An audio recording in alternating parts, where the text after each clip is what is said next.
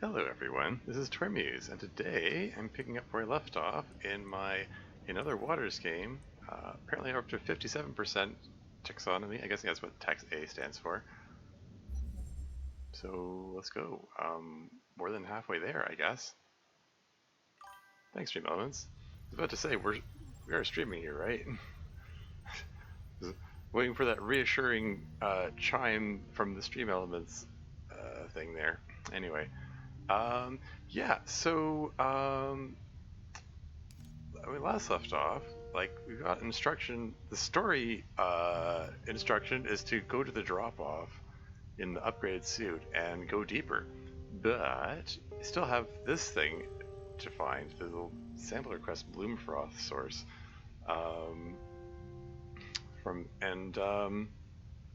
yeah, I felt like I've pretty thoroughly explored down this area here when I was in the last stream, and I'm trying, like, I was reviewing the recording, trying to figure out like where things are in relation to each other. It's not clear. It's the inability to bring up the world map while you're out in the field is a bit of a nuisance. But I did. While reviewing the recording, I did notice there was a bit when I was going through the bloom, I was trying to breeze through it because, you know, running out of oxygen and dying and so on, and Ellery is very unconcerned, just delivering lines of dialogue, and I was saying, okay, just breeze through the dialogue, oh, I need to move, we're dying here. In my rush, I skipped over at least one, hold on. I did skip over at least one thing. The sample collecting opportunity.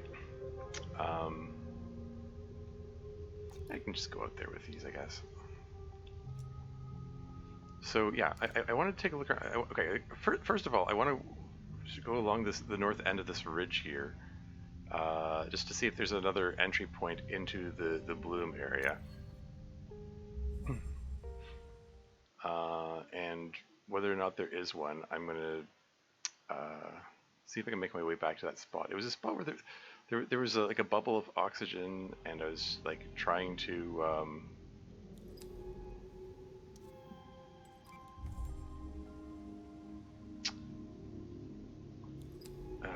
yeah, it's just... yeah, like I just tried to not die, you know. I'm trying to not run out of oxygen. Anyway, we're at the southern border of this ridge thing here, where all the currents are, which require the upgraded propulsion. And I believe that over here, this is the point where I crossed before. But I want to see if I can go along the border here and see if there's another like entry point. I suspect, I mean, there probably isn't. I just want to be thorough, and I figure best to do it right at the beginning of the stream. You know, when there's theoretically less audience, and also there's an ad break coming up imminently, and like.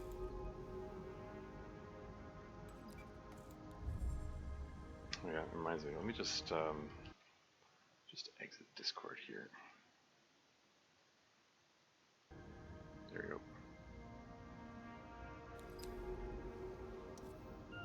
Yeah, like I did search along the southern border early on. Before there is a little white triangle here that I missed. Building stock sample candidate at the edge of the strange terraces of this underwater forest. The stock sits like a sentry, armed with a coating of bubbles. So there's a sample candidate here. I think this is just shrill sacs, though. Yeah. Take a look. Yeah, shrill sacs. I'll grab them, I guess.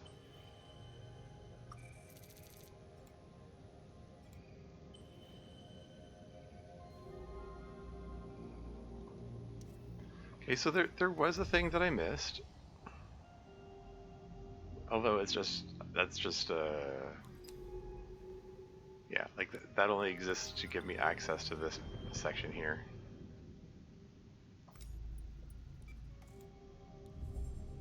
That break starts in 50 seconds. That's 5-0. Okay. Yeah, I thought I remembered there being something in the north there. Um,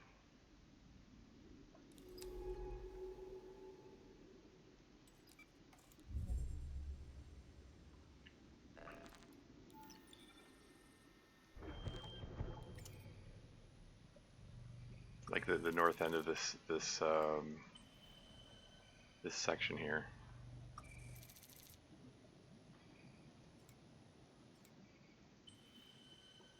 Should I toss one down there too? Why not?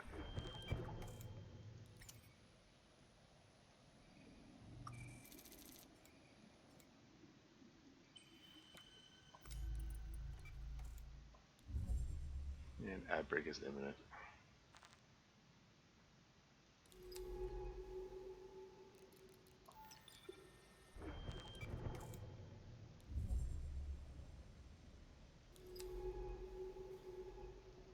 Yeah, not really expecting there to be anything here, but I just want to knock this out like at the beginning of the stream right off the bat. Just confirm that there's nothing there. I mean, there was one beacon I hadn't traveled to. I mean, it only existed for purposes of providing some spare shrill sacks in case you didn't have an overabundance of them yet. But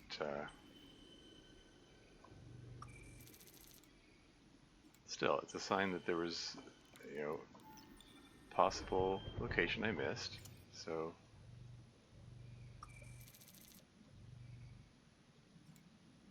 it's worth taking a look, I think.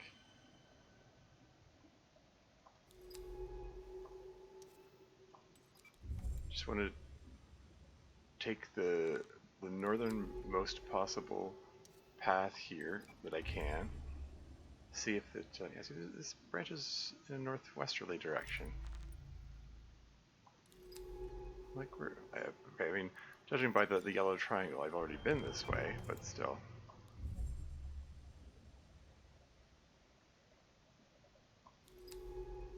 I'm gonna keep scanning because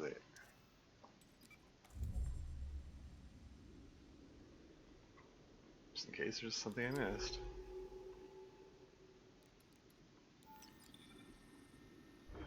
Once I'm satisfied there's nothing here, I'll recall myself home and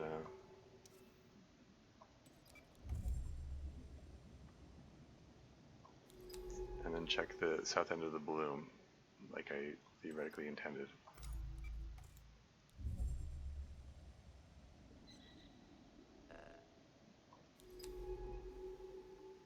Yeah, I've already been here.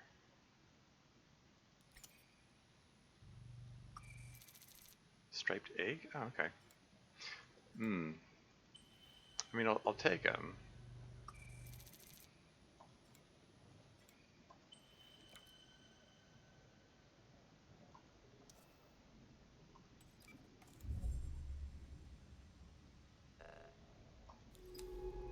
Yeah, there's nothing else here. Okay. Well, I'll return home and drop off the striped eggs. Yeah, this is, I mean, I already had the striped eggs. They were the second level sample of one of the things. Which one was it? I think it was the I think it was the it wasn't the stock scraper, it was the other one.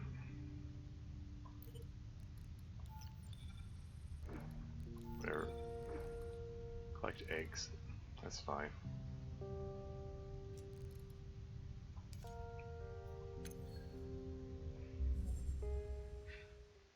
Okay, well, I found one beacon I previously had, and that's something, I suppose, technically. Even though it had things that I already had plenty of.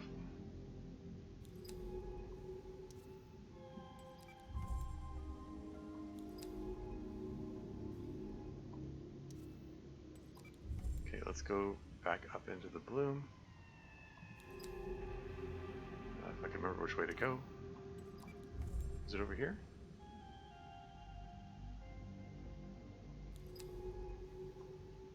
I think it wasn't over here. But let's take a look anyway. Might have been up here.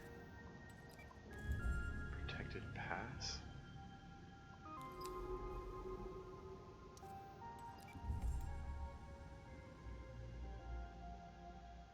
Oh.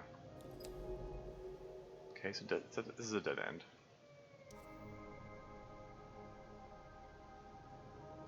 Like I came up here before, judging by the yellow color. Here the reef descends into the unseen deep spore spiral by in the fast-flowing water, or what else lies out there.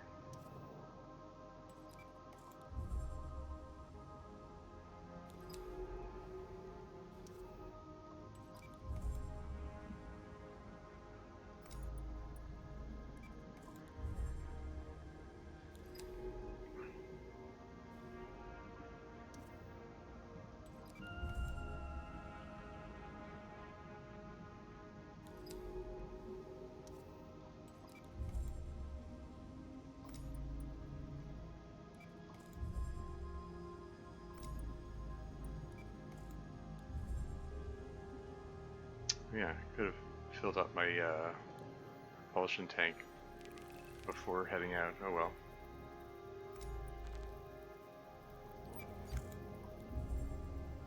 Go propulsion, go!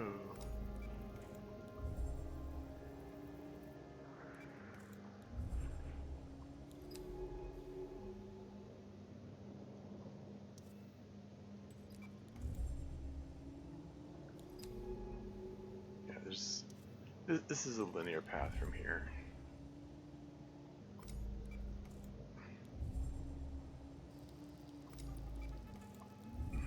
But if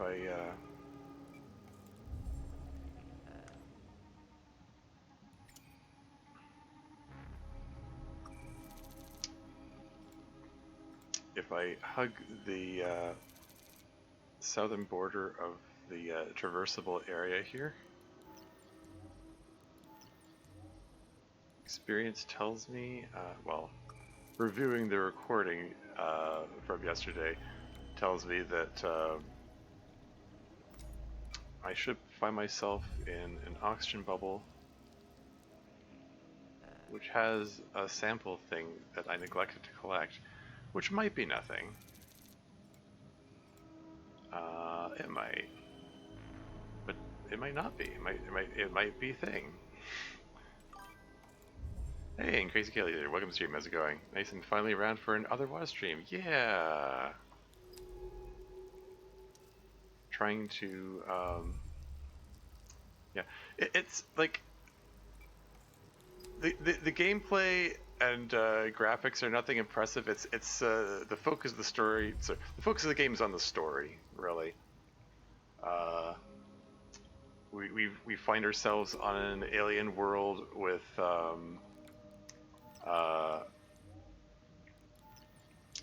you know, it has very Subnautica vibes. Like we suddenly find ourselves stranded on an alien world with little life forms to collect and so on, and trying to uncover some kind of mystery. Play this game was very fun, but no spoilers of course. Oh, okay.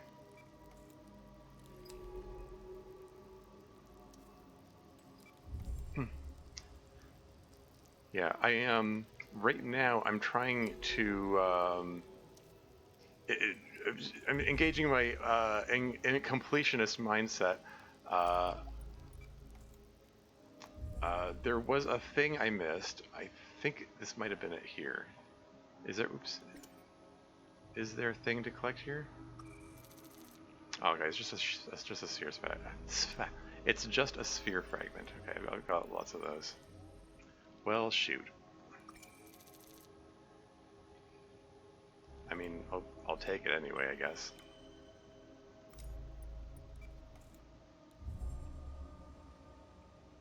And I've already been here. This is just, yeah, more of these nest workers. Yeah, I'm not crazy about the fact that I can't bring up the map. Like, I can't bring up the world map from here. It's a bit of a nuisance. Definitely one of the most aggravating things. Yeah, like I would love to be able to bring up the map and mark locations that I've been or where I am. Like if there was just a "You are here" sign and I can relate it to locations of other things around, be very helpful. Yeah, I just have to kind of eyeball the features here, and like this dark spot here might be the cave that I found earlier. Okay, hold on. Let me just recall myself and look at the map again. Just see if I can figure out where things are in relation to each other. Okay, so that bubble where I just was, there was a cave southwest of it, and it might be the same cave where I found that underground structure. And that structure, I think, was around here, which suggests that I was like around here just now. So maybe I need to be a little further northeast to get this thing. Like I've been so keen on trying to find the borders of the traversable area. Maybe there was a little slightly internal area that that I neglected. Huh. Okay. Because this is the last thing that the last thing to collect before going to do the drop off over here, and whatever that entails. Okay. Okay. So I mean, beaming myself back would probably just wasted a bunch of time. But I need to be able to get my bearings, figure out where things are in relation to each other. It's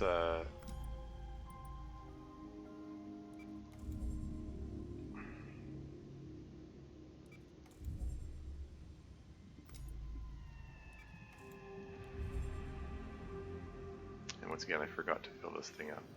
Oh well.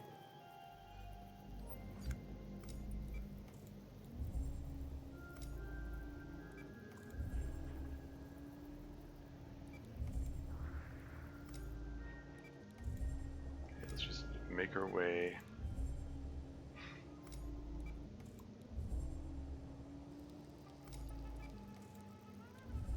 Making my way downtown.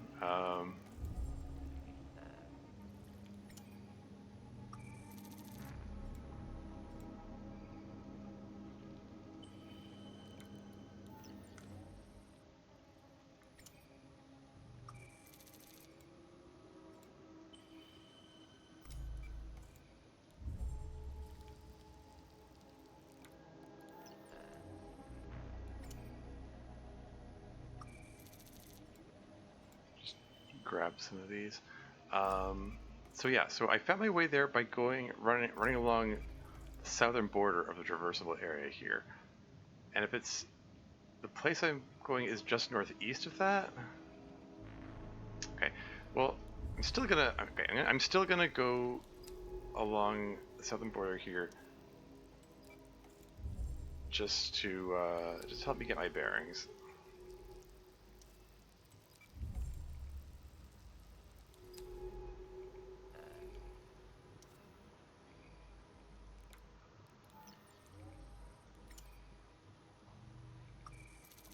Keep feeding the fan dust in there, just because. Okay, so yeah, so I'm gonna go along south here. Just keep an eye out for those white triangles, which indicate something I haven't been to before. And you know, the faster way of traveling is to drag this thing around and point it where I'm trying to go, but I need to stay on top of like scanning for everything.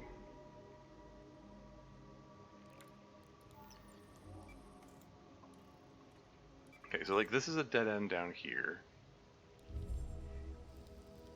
we want to go in a northeasterly direction. Okay, let's try going north from the bubble,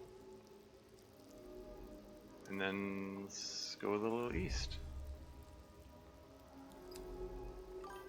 and then a little more east, perhaps. Story fantastic. The gameplay, the navigation challenge. Yes.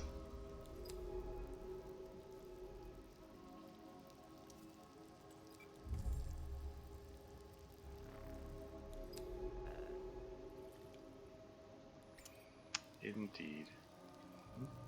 Oh, there's still... Shoot, there's still low oxygen here.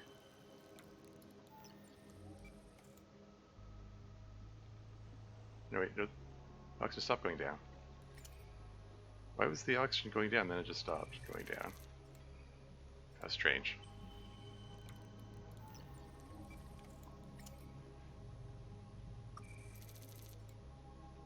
Collecting these fan dust things I've got that give me 7 oxygen when these things give me 40 is maybe a little silly. That's my obsession with being efficient or whatever.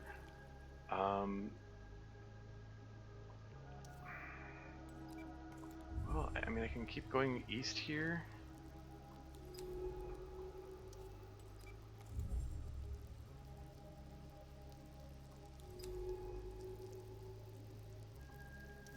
What if I go north?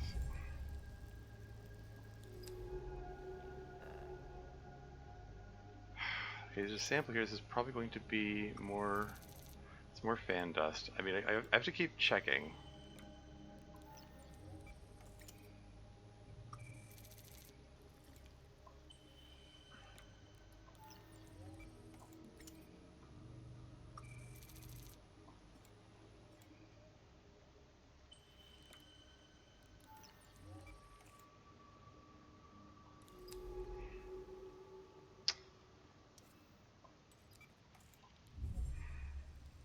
Yeah, I was already pretty thorough in investigating all this, I think. Like, I'm not seeing anything new.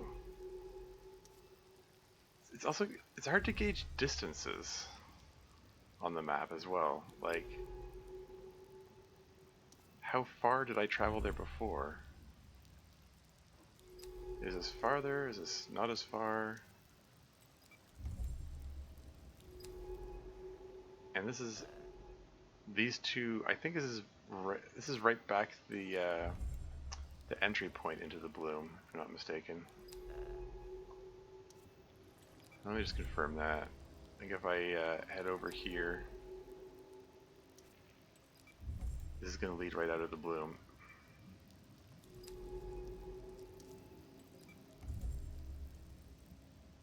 Yeah, see? Here's the clearing. And we're out.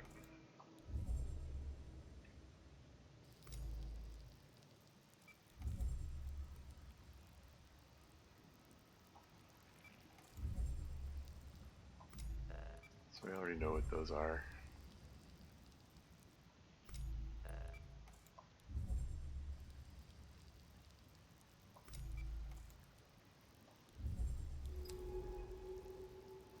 Keep scanning. Yeah, I don't know. See, they're all these yellow triangles. They indicate, like, I've been here before. Okay,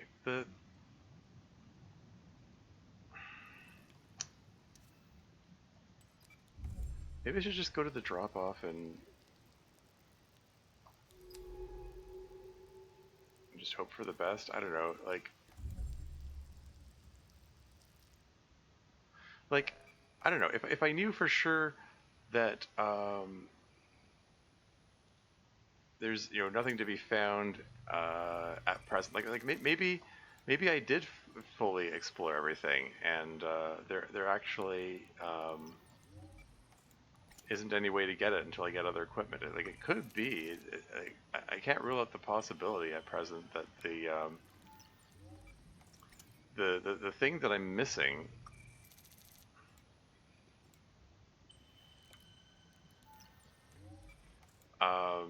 just needs other equipment. I did find there's that cave that had an underground facility which was sealed shut. Said we would need a cutting tool to get in there. It seems to suggest that this last item here might be a cutting tool which gets me in there. And then in the far east end there was also another thing that said that we would need to be able to cut through. So like it seems to be strongly implying that there's I get a cutting tool at some point, but like the whole drop off thing, it feels very end gamey. If I'm like, can we even return from going to the drop off? I don't know. Um,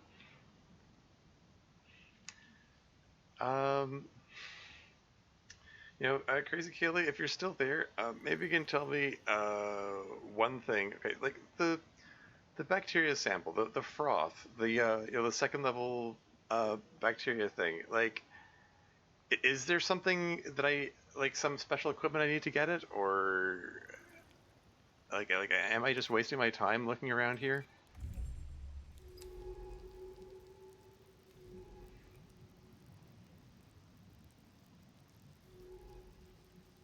Like, if I'm wasting my time, then I'll just get back on the drop off thing.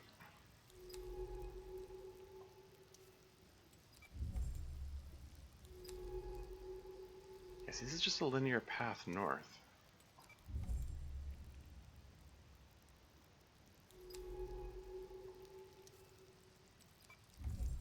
Oxygenated bubble.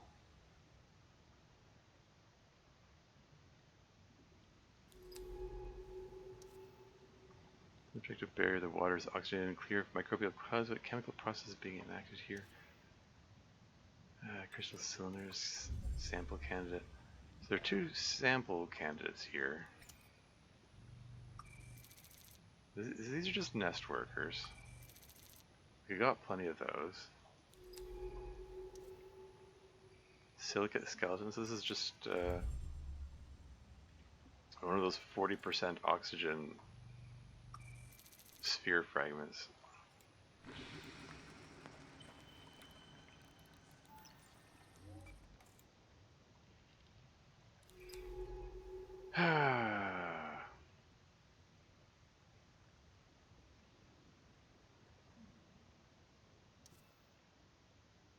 Burnt out drone. Like, this is all stuff that I've explored before. Like, did I just miss something? Or do I just not have the right equipment and I can't get there right now anyway? If it's the former, okay, fine. I'll have to do this again and be more thorough. If it's the latter, then I should quit wasting everybody's time and just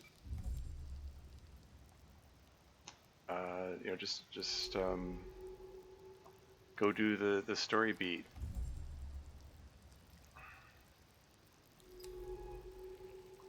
Should probably just go do the story beat anyway.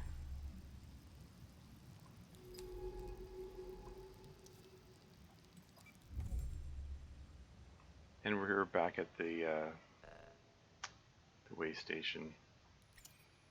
Great. These are nest workers. Okay, so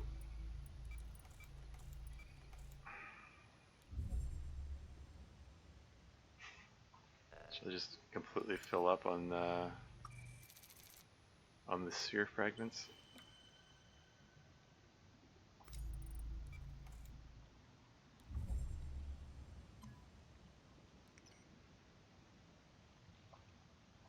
Map data. You can download the map data, but you can't actually look at the map. Okay, whatever. Let's step into the way station.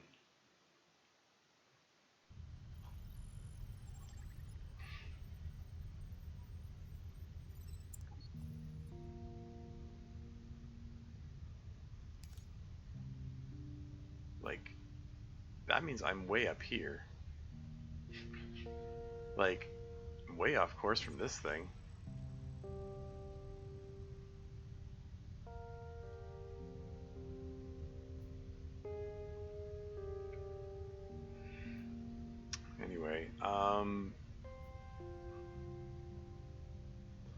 Okay, you know, screw it. I'm gonna go do the drop off. I've got too many of these things here. They got lots of sources of oxygen. Should I bring something that's a fuel source as well?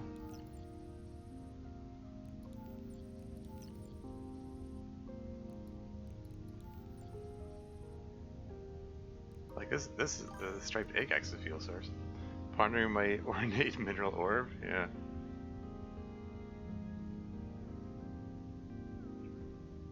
Yeah, seriously though, Crazy Kelly, if you're there, what? Do I have access to this right now, or am I wasting my time? Like, is there something I need for this? Bloom froth source? Like, I could be completely wasting my and anyone who's watching this time. It's actually been years, so I have no idea. Yeah, okay. Yeah, fair enough. I just, yeah, I don't know. I should probably just go do the story beat at the drop off anyway.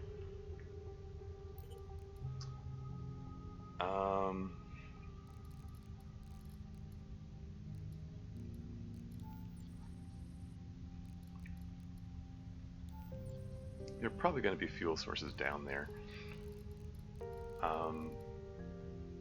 Probably don't need quite so many oxygen sources. I don't know. Let's bring one of these guys along for the fuel, and the rest of these can be for just bring lots of oxygen sources. For all I know, if fuel is more important than oxygen down there. I don't know.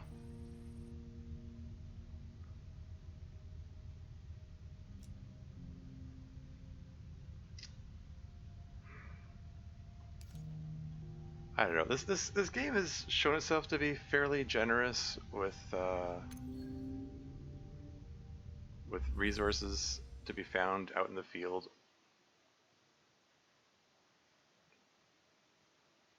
Let's just head on down there. Are you back with me? We are 20 seconds from the ocean floor. 1,400 meters deep.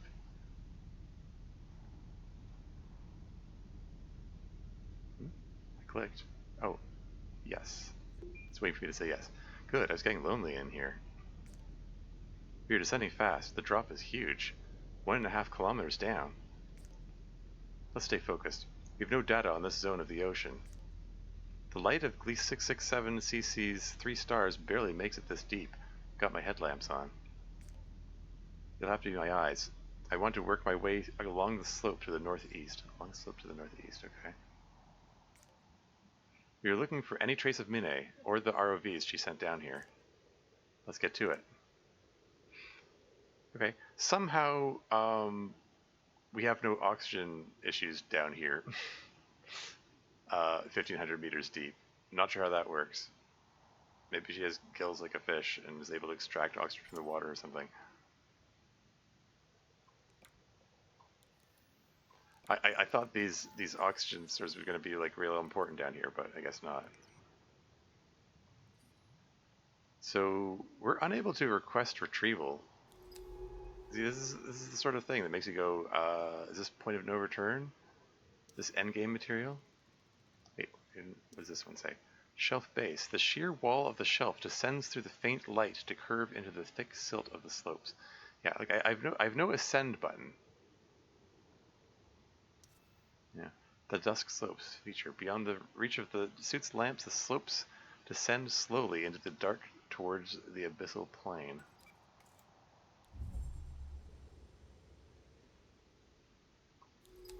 And then we scan, and there's only one way to go.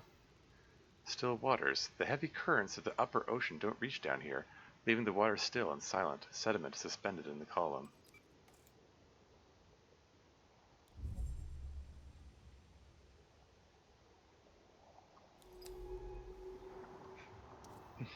Pale glow. A bioluminescent glow drifts through the silt. A faint but noticeable chemical blue. Oh, is there life down here? Hey, life form. Tangled veil. These drifting veils of material appear to be creatures of some kind, and they are pulsing up faintly with pinpricks of light. These silk creatures are almost transparent apart from those lights. What are they? Trailing veil. This veil stretches away from the tangle of the group, reaching towards new territories. Yeah. I regret that I filled up my inventory with these oxygen thingies. I thought they were going to be necessary. I'm probably going to have to throw them away. Oh well. More of them. In the headlamps of the suit, I can occasionally see a vein-like texture to the surface of these veils. What substances sustain them? The veils are gathered in groups, which I am calling tangles. They seem to be intentional formations, but for what purpose? Okay, do I go northeast or east by southeast? Let's try the southern route first. Veil edge. Though their soft shifting forms can be hard to see, this seems to mark the edge of one of the veils. Well, let's check it out. And another one. Tangled veil. The lights of the veils produce some direct... Sorry. The lights the veils produce come directly from beneath their skin. They shift from transparent to light-emitting in undulating waves.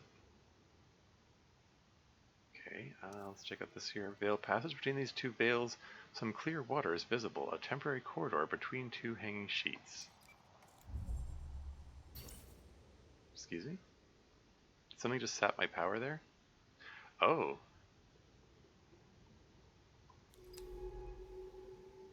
Traveling through the veil sapped my power. Okay, that's just that I need to be careful about where I traverse here. Tangled veil. Though tangled and without any clear sensory organs, these creatures seem to have a strong control over the position in the water. Yeah, I suspect this beacon here was so that I didn't have to travel through the veil. Diaphanous veils twitch suspended in the water. They are seeded with pinpricks of bioluminescence, like distorted star fields. I'm just going to nip on back here, because I have a feeling there isn't an additional path there. Okay. Studded along the veils are the remains of creatures that have been confused by the lights and caught by these transparent hunters. Okay, I think I need to follow the path in between the tangled veils. I think that's the idea here. So I don't want to go up here. I want to take the path which doesn't go through the veil. A gap between the veils. Is it that these are two competing individuals, or is this just a temporary separation of a single group?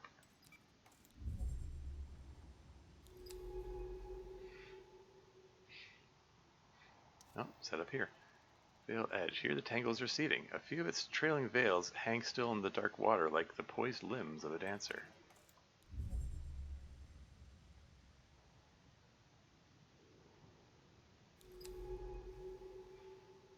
Is there two more of them?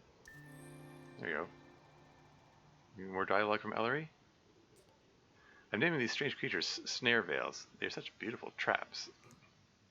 Snare veils. Yeah. Wide, delicate silken panels of bioluminescent cells. They work in unison to entrap and digest creatures which come too close. Alright, set up here. Light patterns. This veil is blinking the same sequence of lights over and over. Perhaps this is a way of attracting curious prey into their grip?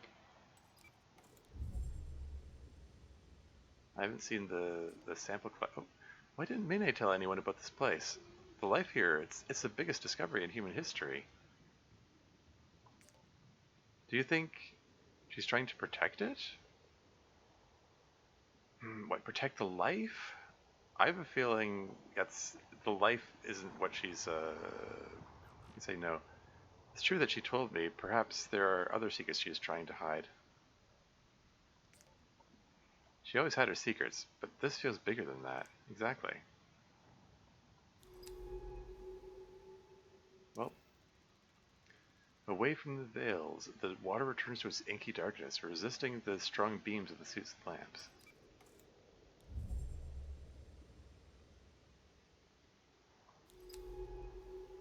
Okay, well, remember there's another path over there. Maybe I'll check it out later. Silt bank. Silt is gathered around the base of two large outcrops, forming a natural respite from the steady downward pitch of the slopes.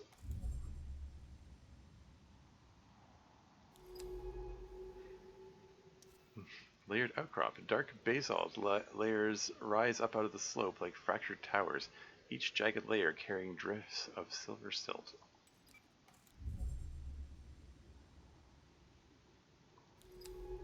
There's still a linear path going along here. Basalt tower. These dark towers of angular stones are the telltale signs of volcanic processes active under the planet's surface.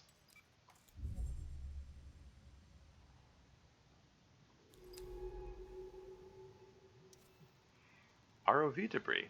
What must be one of Minae's improvised remote vehicles lies twisted in the silt. Could it have been disabled by the veils?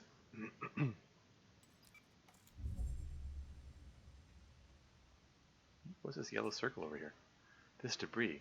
It's one of Minae's ROVs. Wait, to my left, is that ...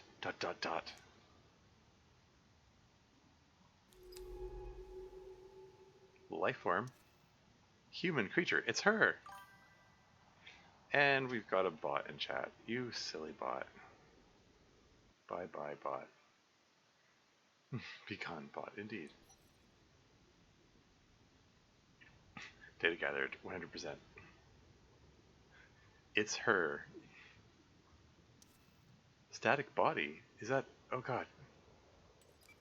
Static, as in she's not moving? Minae! We're here! She's here. She's alive. You're reading life signs and she's breathing. That can't be right. Hmm? How long has she been here, lying in the silt? We have to bring her back to the base, but I don't... Wait, you mean she's not in a suit? And she's breathing? Okay, focus accelerate. What do we do? We can use the ROV to boost our signal to the base, send for the drone, then we can start the ascent. You really came down here without having any means of getting back up, eh? Get me back to the ROV debris and hook us up with the terminal. Collect sample. No?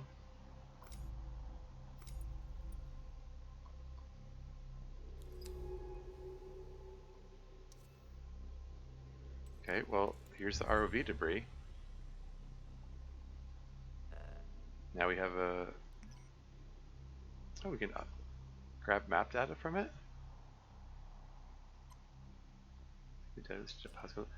Okay, we are synced. Call the drone now. We need to get her out of here. So we can pull her up? We can do that?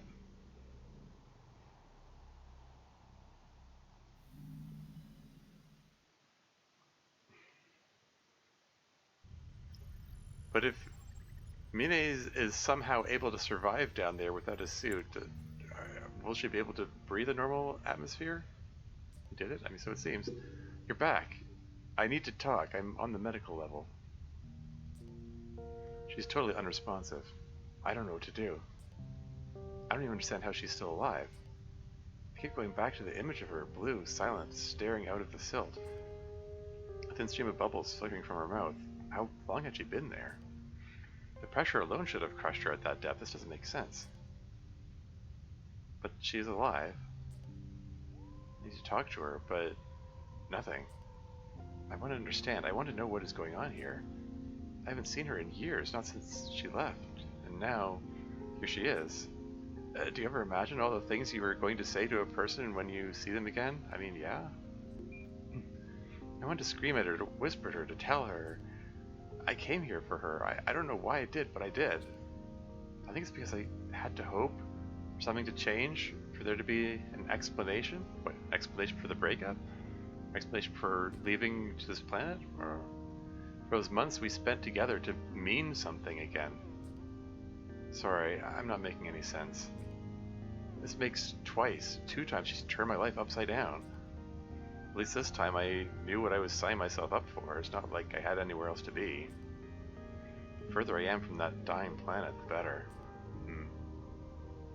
What comes next? ... We keep going. She was looking for something out here, something important enough to leave her like this. It's our turn to take that forward, to find that explanation. I think she built that lab in the Bloom to study those mineral skeletons, artificers she called them. But something was leading her deeper, beyond the drop-off. Let's start with those ROVs she sent out. Maybe they found something we didn't. I'll mark their last known positions on the dive map, and I'll be here until you're ready to go.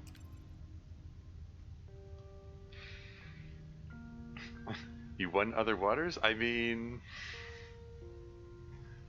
I found Minae. I don't know if that's, Ellery Inland Empire Legendary says this is the big one. Once I investigate this planet, that will win her back. Oh no! Oh yeah, the Disco Elysium reference. Okay, guess we got a new log entry. Crew terminal, user Ellery Bass. Yep, new log entry. I only read the third one, right?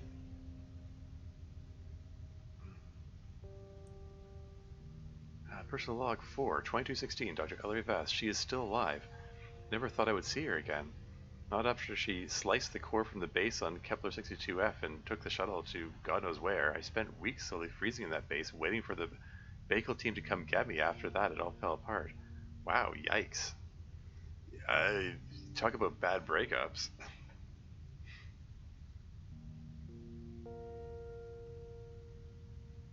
Like, Minae just sabotaged the core and left Ellery to die? But then later called Ellery to this planet? Like years later? There's never any life on Kepler 62F. Minae had faked the whole thing. She wanted the data core she knew Bakel would provide when she gave them evidence of first contact. Huh, okay. Bakel blamed me and my work as a consulting biologist collapsed. I limped back to Earth to take a post-grad position on that dying planet. There is little need for marine biologists in a place where the only oceanic life is kept in tourist-choked reserves. Oof. Referring to Earth as a dying planet. Little need for marine biologists on Earth, because there's almost no oceanic life left. That's a bleak future. This imagines. Oh well. Yeah, that's where I stayed, watching the endless exodus of humans with enough money to leave, looking out across the dead ocean at the pinpricks of their shuttles' rocket flares. Until Minae called me here. I should blame her for everything, but I just want to know why. Perhaps now, if she ever wakes up, I can ask her.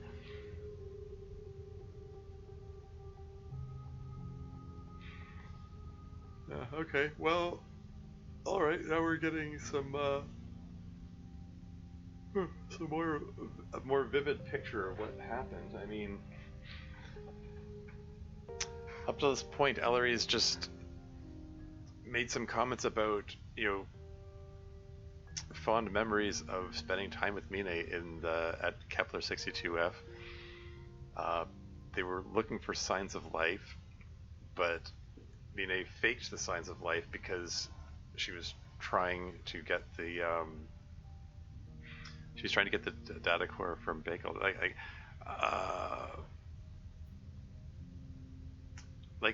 We only know like little hints about Bakel, that they're apparently some big company or something that does. I mean, it says on the tin, exoplanet extraction. So they're like company in charge of.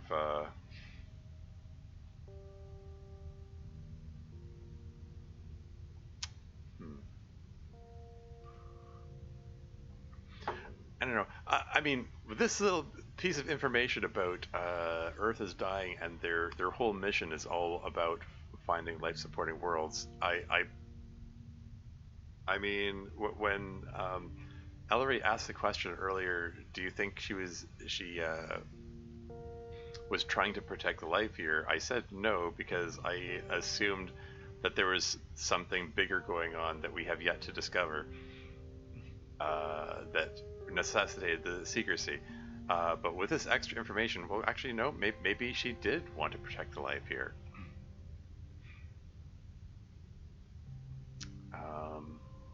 Because if Earth is indeed dying, then and we've got this life-supporting world here with a rich ecosystem, it's probably Earth is probably going to colonize the heck out of it,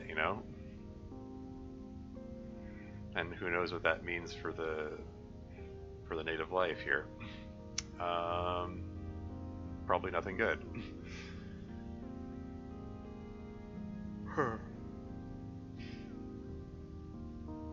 But yeah, I don't know.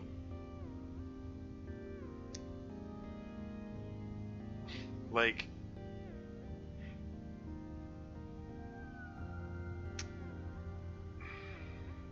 sliced the core from the base and took it God knows where.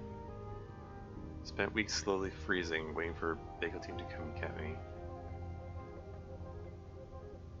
She wanted the data core.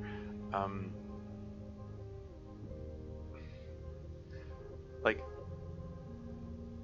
the paragraph up here says, slice the core, left me freezing at that base. Like, I kind of wonder if is this some kind of power core? No, it's just like a data core. Like I guess she needed information.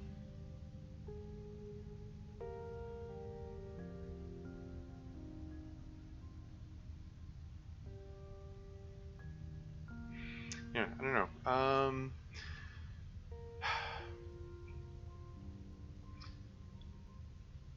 So I guess presumably, I don't know. There's still that underground base thing. Like I assumed it was there before Minae got here. I discussed it in any spoiler-free way. I know. No, I'm just speculating a lot. I'm not trying to invite responses necessarily. I'm just sort of puzzling it out. I mean, it's clear, we had there was only one bed moment on the moon Kepler 62F. Like like Minae was basically using Ellery to get access to the data core, and then just kind of left her there to take the fall and take the blame when the data core was stolen. Obviously, Ellery feels hurt by that, but as she said, she is hoping to find some meaning in that, and that, hoping to believe that the time they spent together meant something to Minae. Just kind of, I know you are just kind of making sense, yeah. I don't know, there's some complicated feelings being expressed here. I'm just gonna... Okay. So in the bay, sample store.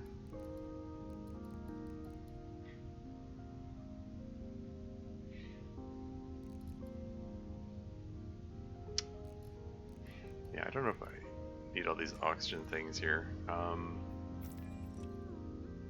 In the lab, sample analysis. I've already scanned everything. Taxonomy. There's a new entry in taxonomy. It's animals. Is it going to be Minae here?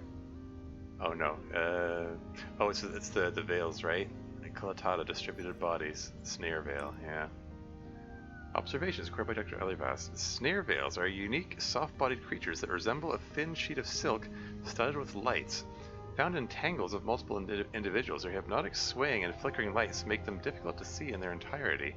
But from my initial observations, they appear to be flat panels of bioluminescent cells, which are faintly veined with both a nervous and digestive system. Veils survive by capturing creatures that swim into their surface, somehow stunning or killing them and then digesting them on the exterior of their bodies.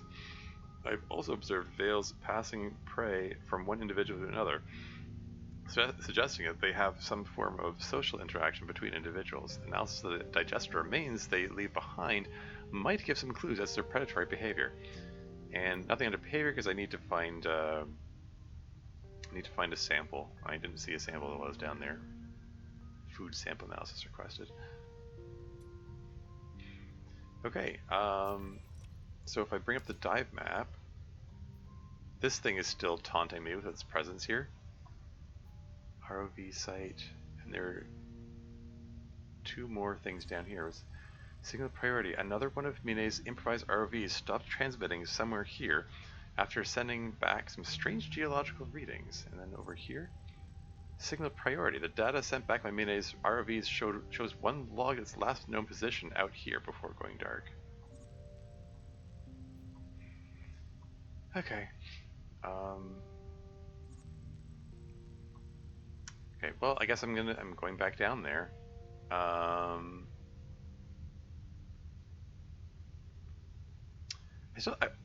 just don't want to know. Like, did I just miss something here, or do I need other equipment? It's entirely possible that I'm misjudging locations on the map, and this is inside that that structure that needs to be cut open, and so I don't have access to this yet. Anyway, oops, nope. Hold on. I want to change my loadout here. Yeah, because I don't need all these oxygen-producing thingies. I don't need to contemplate these orbs.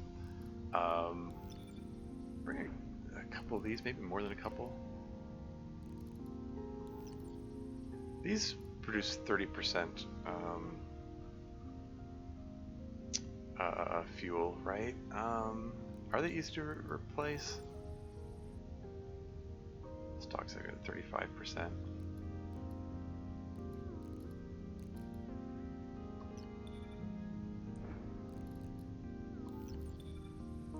Just gonna bring some fuel sources down because I have a feeling I might need to dive through the veils down there, and they're gonna drain my power. I'm gonna need to replace it.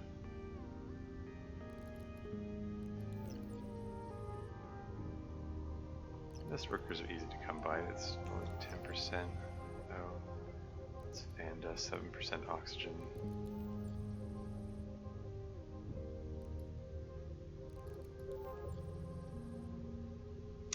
Percent power.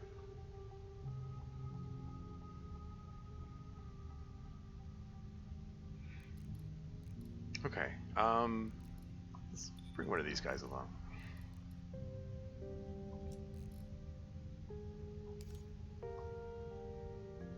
Alright, let's go down to the ROV site.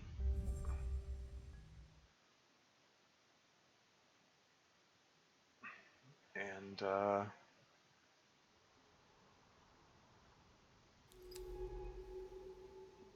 wait, this is okay. It didn't drop me off in the same place, so I'm a little confused. ROV debris. So hold on, back up. This basalt tower.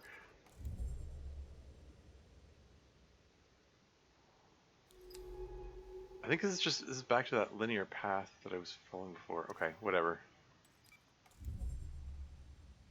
Let's just follow the linear path as it goes. Terminal available? Huh.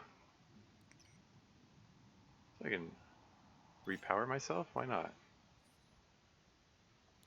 Oh, maybe I can just fill this thing up and then reoxygenate myself too.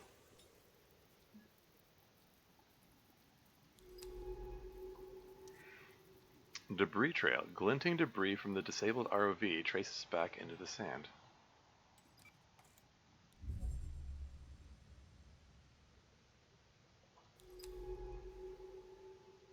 And we got volcanic outcrop. Unmistakably basalt formed in some volcanic trench eons ago. This outcrop is outlined by the faint light of Gliese 667 cc's suns. Something 67. Should I be going this way? I packed all these fuel sources. Part of me is going like, maybe I should go back to where those veils are first, because that seems to be where I need the power source the most. I mean, if I'm gonna fill up on these, yeah, screw it. Okay, I'm gonna come back here later. Right now, I'm gonna go back to, because I might as well top up the power. It's free after all. Yeah, I'm gonna go. I'm gonna go through the veils first. So let's just go back this way.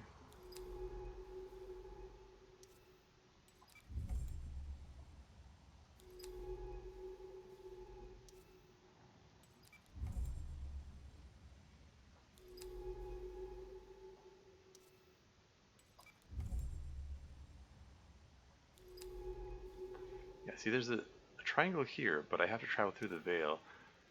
Digesting veil. At closer inspection, these veils are jeweled with the half-digested remains of other life passing conveyor-like from one veil to the next. So how much power does it drain when I travel through this thing? Just watching it. Yeah. But there's a sample available. Okay. Animal tissue. Source of power. It's a very small amount of power.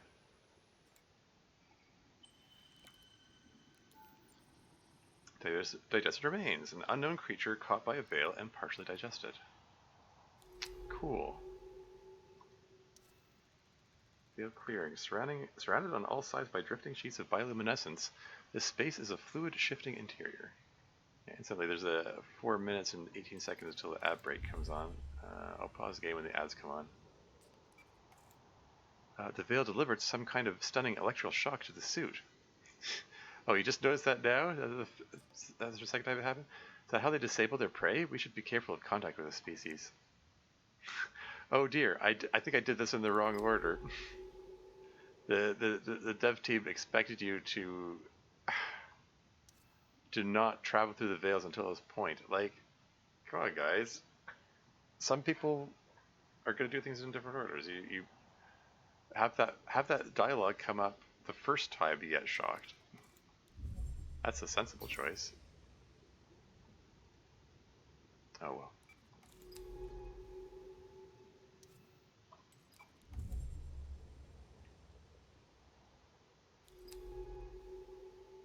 Now, is that it?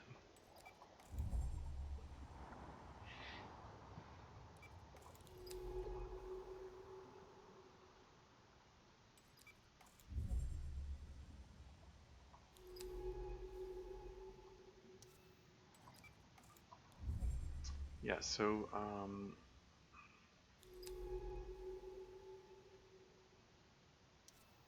shelf base.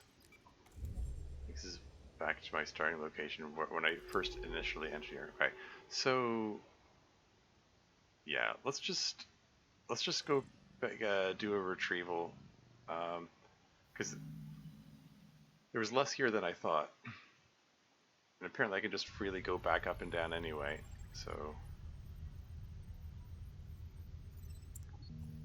I was expecting that the network of veils is going to continue a lot longer, and there's going to have to travel through multiples of them, and it's going to drain my power like crazy. So I figured, best to go there first and use up the my power requirements. But no, it turned to be less necessary than I thought. It's fine.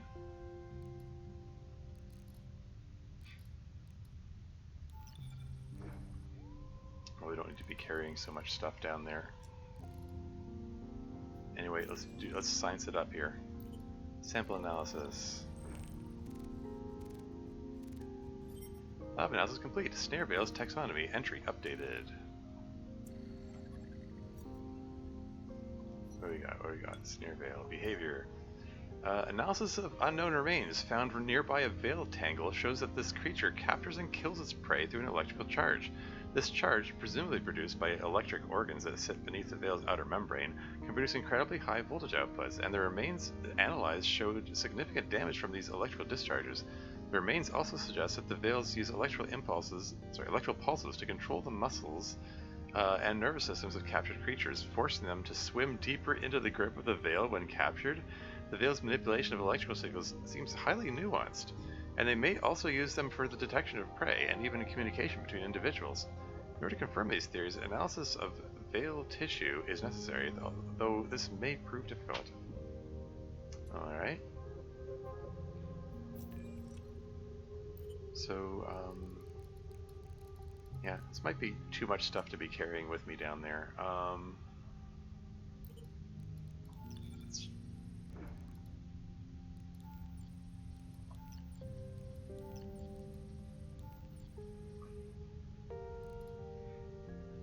Yeah, it's probably fine. Let's dive back down there again.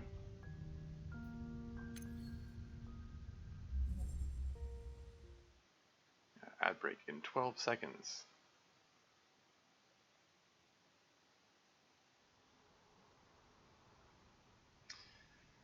Yeah, ad break is imminent, so I'm just going to take a break, and I'll be right back.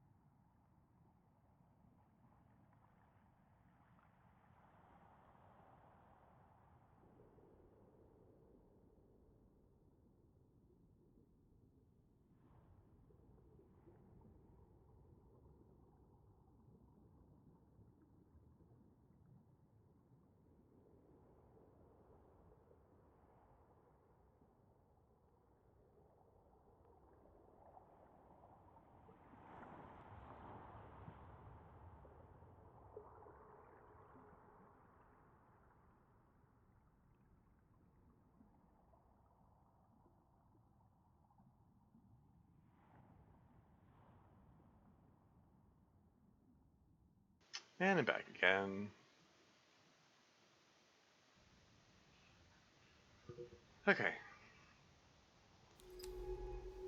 Alright, let's follow the debris trail.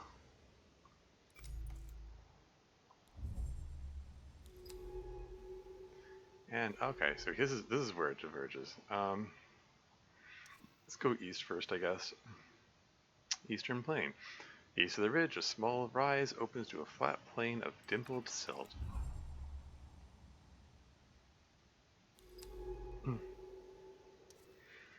Silt plain feature. Featureless expanse, lit flatly by the suit's lamps.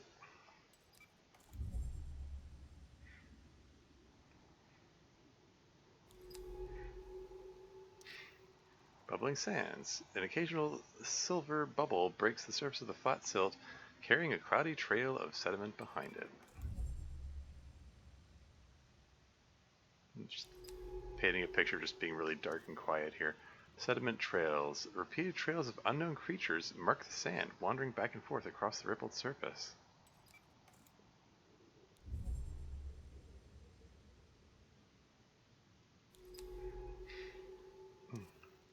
Cold water seeps. Bubbles of methane trickle out from beneath the silt, creating silvery columns wreathed in sand.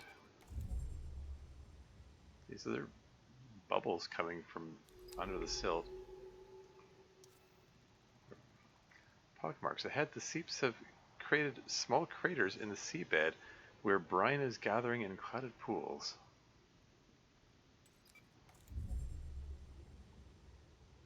Huh. Pools of brine, you say? Brine pools. A shimmering landscape of ghostly pools stretches out in the lamps, the dense brine sitting in the craters like undersea ponds. I'm getting Subnautica flashbacks again. They're rivers of brine in that game too. Brine pools. The methane seeps here must be forming them. Got a color change going on.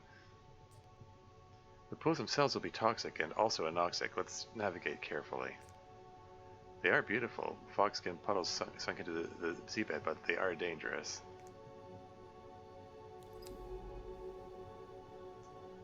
But you're gonna make me cross through it anyway. All right. Okay.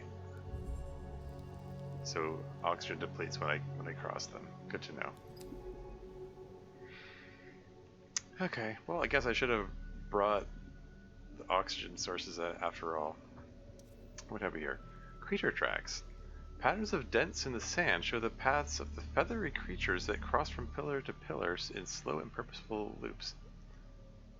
Feathery creatures, you say? Not like the ones we saw on the surface, presumably.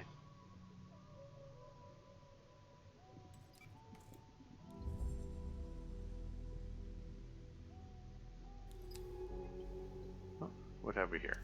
New life form. Bristling fronds. Oh, she's gonna have something to say about it, right? There we go. These swaying frogs, are they a colony or a single creature? I'll start recording my observations. Swaying fronds, you say? These feathery fronds are growing along the edge of the brine, waving their matted leaf-like limbs through the water. Each of the many limbs of these branching creatures is carefully dipped into the brine pools, one by one, before pulling back. Occasionally, this creature will sweep its limbs back into the hairy mass of its body before thrusting them out again. What is it doing? Is it collecting the brine or something?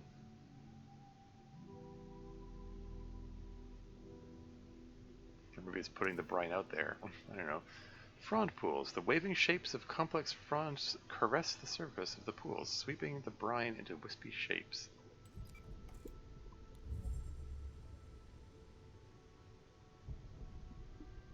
So the brine gets really thick over there. Oh, we got some animal life. Crab-like creature. What have you got to say about that, Ellery? These crawling creatures seem to keep to themselves. Let's keep track of where we find them. This crab-like creature is moving slowly across the seafloor, with a large translucent crest protruding from its back. Well, that's evolution tends towards the crab form. On closer inspection, the large translucent crest appears to be a gas-filled organ or bubble of some kind, rising from a slit in the shell. Yeah, real world on Earth, like crabs or crab-like creatures have evolved something like, was it like 8 separate times? For whatever reason, there's just a strong tendency for life to develop in a crab-like direction. Some dramatic music playing here. Oh, there's another one. Oh, it's something different. How can these creatures survive out here among the brine? I'll start keeping notes on their behavior. Stilt-legged stone. This tall crab-like creature towers above the brine pool, and an unusual assortment of rocks, shells, and bones adorn its back. Cool. Let's see what they've got here. Glistening bubble. Sample candidate. A mucus bubble sits on the silt shed from the back of the bubble-skinned creatures which are trekking the perimeter of the pools. What do we got? 40% oxygen? So we've got mucus bubble. Multi-chambered mucus bubble found on the ocean floor. Lovely.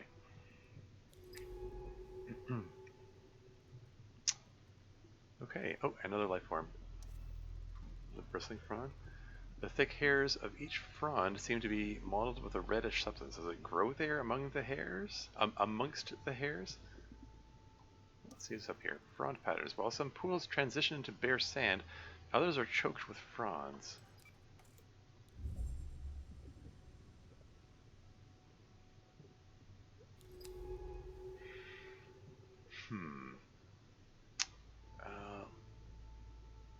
Got a few different paths. Let's try this one here.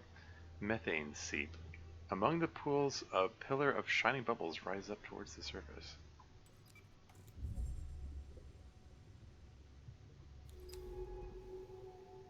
More life. When a limb is removed from the brine, the red substance matted into the hair seems to glow brighter, shifting in color.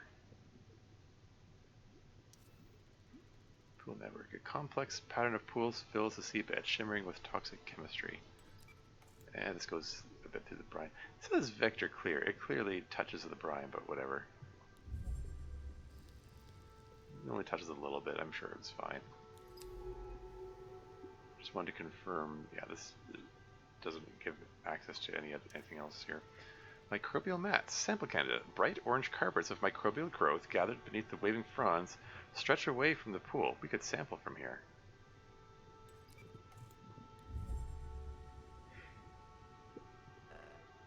Works for me. Just question marks. Bacterial sample. Brine mat. An orange bacterial mat sampled from beside a brine pool. Cool. Sandy rise. From this slight elevation from the gleaming surface of a huge brine lake can be seen out to the east.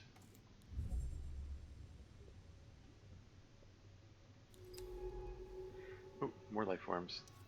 Is this the last one? Oh, we just need one more of these. Bristling fronds. It seems that the substance caked into these creatures' hair is reacting to the brine somehow. Perhaps it is helping them feed.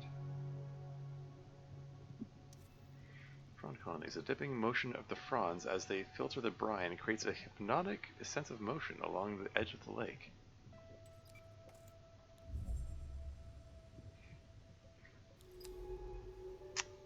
Oh, life form. Animal. Crab-like creature.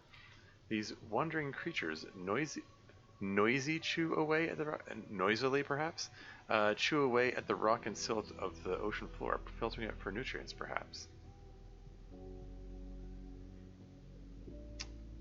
Ooh, it looks like there's a path here. Do you want to try going through here, or do you want to try exploring over there?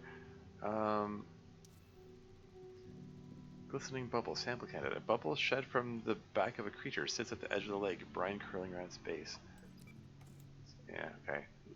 We'll lose a bit of oxygen. I'm sure it's manageable. Yeah, that's not bad. I mean,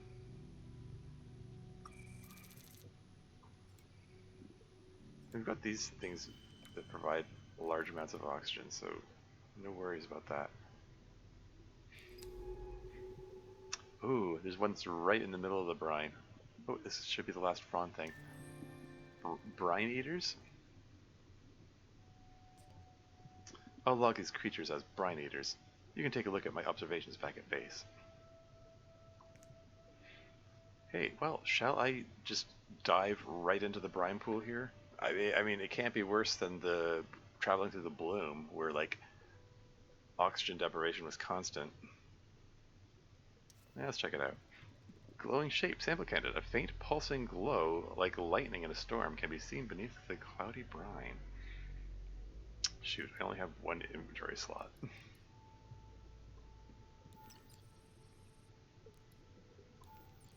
And I kind of want all of these things.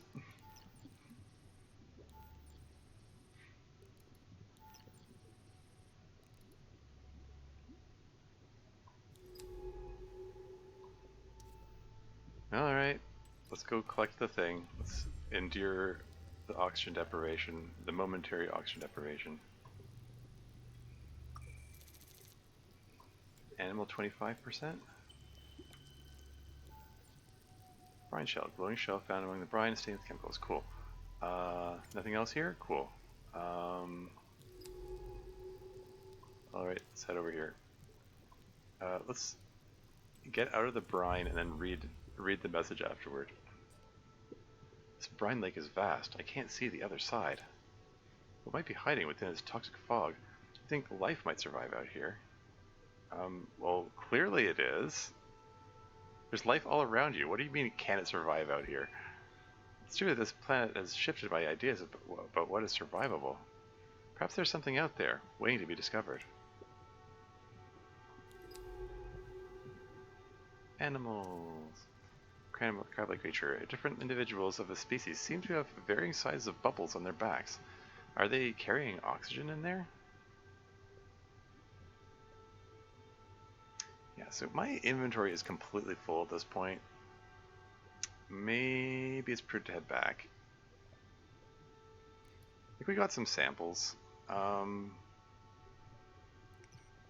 Let's head back. Oh, I can't. I'm unable to request retrieval. Well, shoot. I guess I need to travel back in order to do that. Like, it's just that there are multiple different directions to go, and I'm like, yeah, this seems okay. I'm just gonna manually travel back.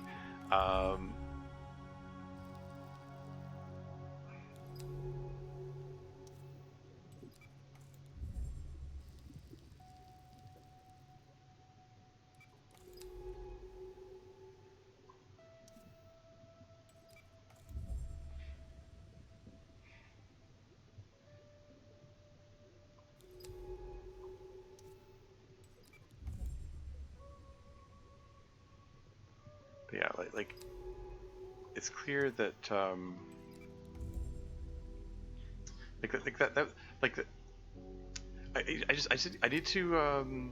just need to be mindful of where like recognizable landmarks are, so I can so I don't get lost.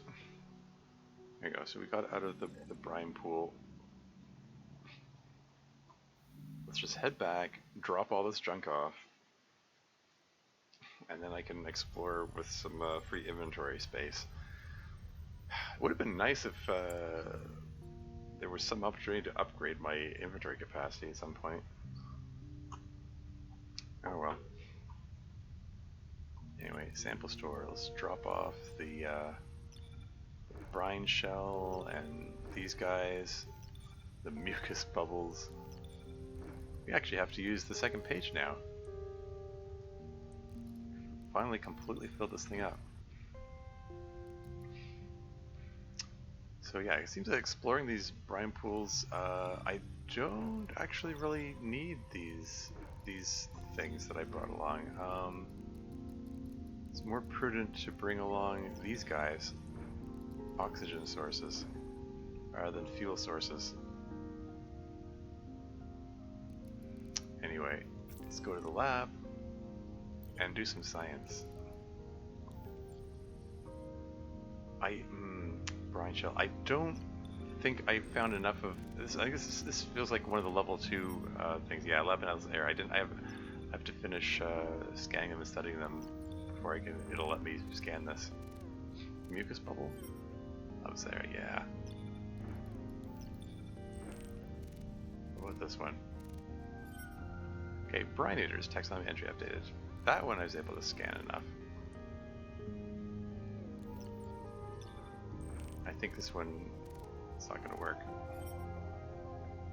Oh well, at least I got a bit of information. One of the animals, Setophora, bristle carriers. Brine eaters. Plumosus muriavorus. Brine eaters are hairy, frond-like creatures that live in clumps around at least 667 cc's deep ocean brine pools. Looking like large, dark, overgrown ferns, they sway their branching limbs through the pools, whisking the cloudy brine as they do. Each frond is thick with bristles, which are often caked in a bright orange substance that reacts to the brine on contact.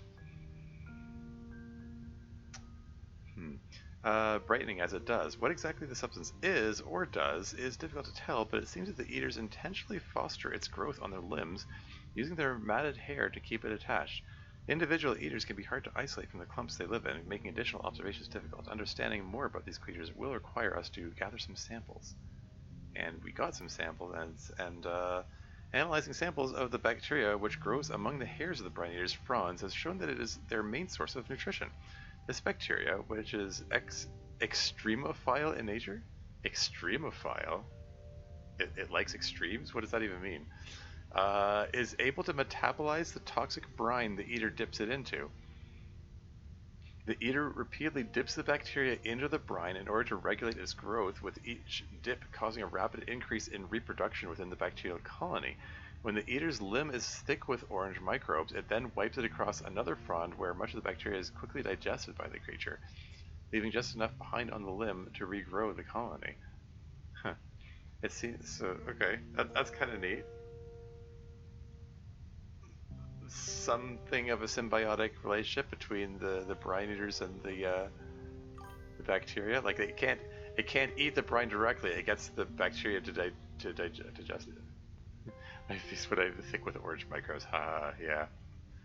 Seems the name brine eaters a misnomer. It is the bacteria which eats the brine, and eaters just consume the bacteria. Well, there you go.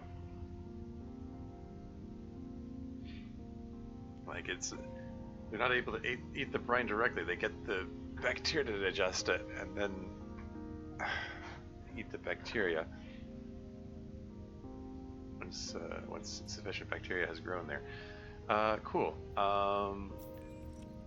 So I've got 3 of these oxygen guys. Is that a good number for this trip? I want to keep some inventory space free. That's the thing.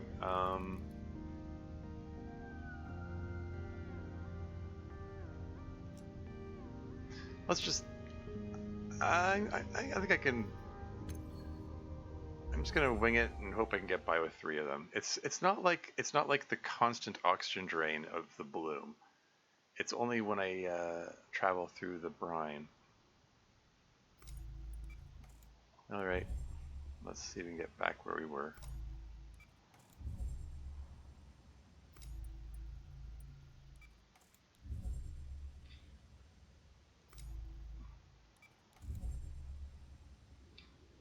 Should be a pretty. It was a pretty linear path. We can just breeze through this bit here.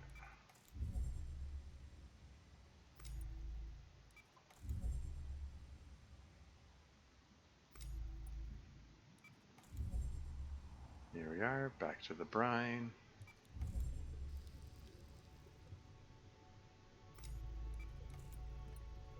Okay, so now we have to get back to the habit of scanning.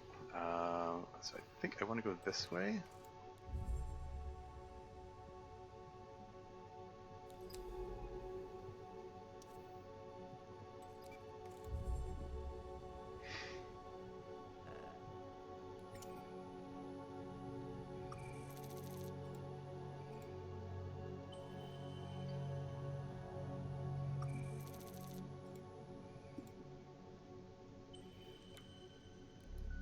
Get some more of these guys as a treat.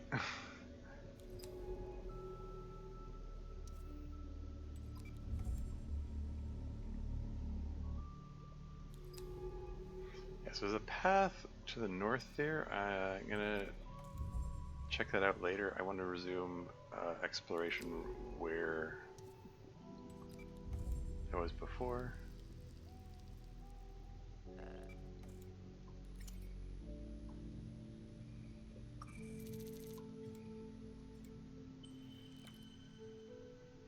Collect some more mucus bubbles as a treat.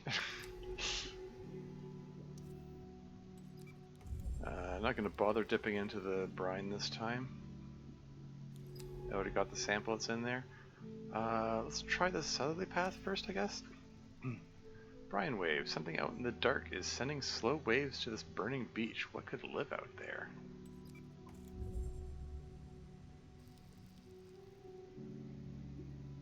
Ooh. Okay, now we're into the deep brine here. Now it's going to be more akin to the to traveling through the bloom. Man,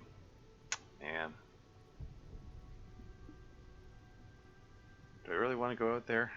I have 3 of these oxygen-producing things, and this also produces oxygen.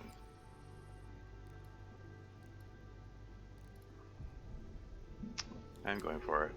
Oh, animal. Stilt-legged stone. I'm seeing this creature take dead remains from the brine pool and decorate itself with them. Trophies of shell and bone. Brine lake. The water is a blinding milky white flow in the headlamps. Here we go. Into the brine lake. We're gonna get a little singed in here. Toxic waters. I swear I could hear the brine eating away at the suit.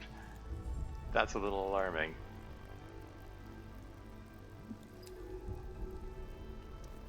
Pool network. The ocean floor rises back out of the pale brine into a series of rounded pools. I'm watching the rate at which the oxygen is dropping. Okay, there's a clearing. That's good. Just get in the clearing. We'll read what this says afterward.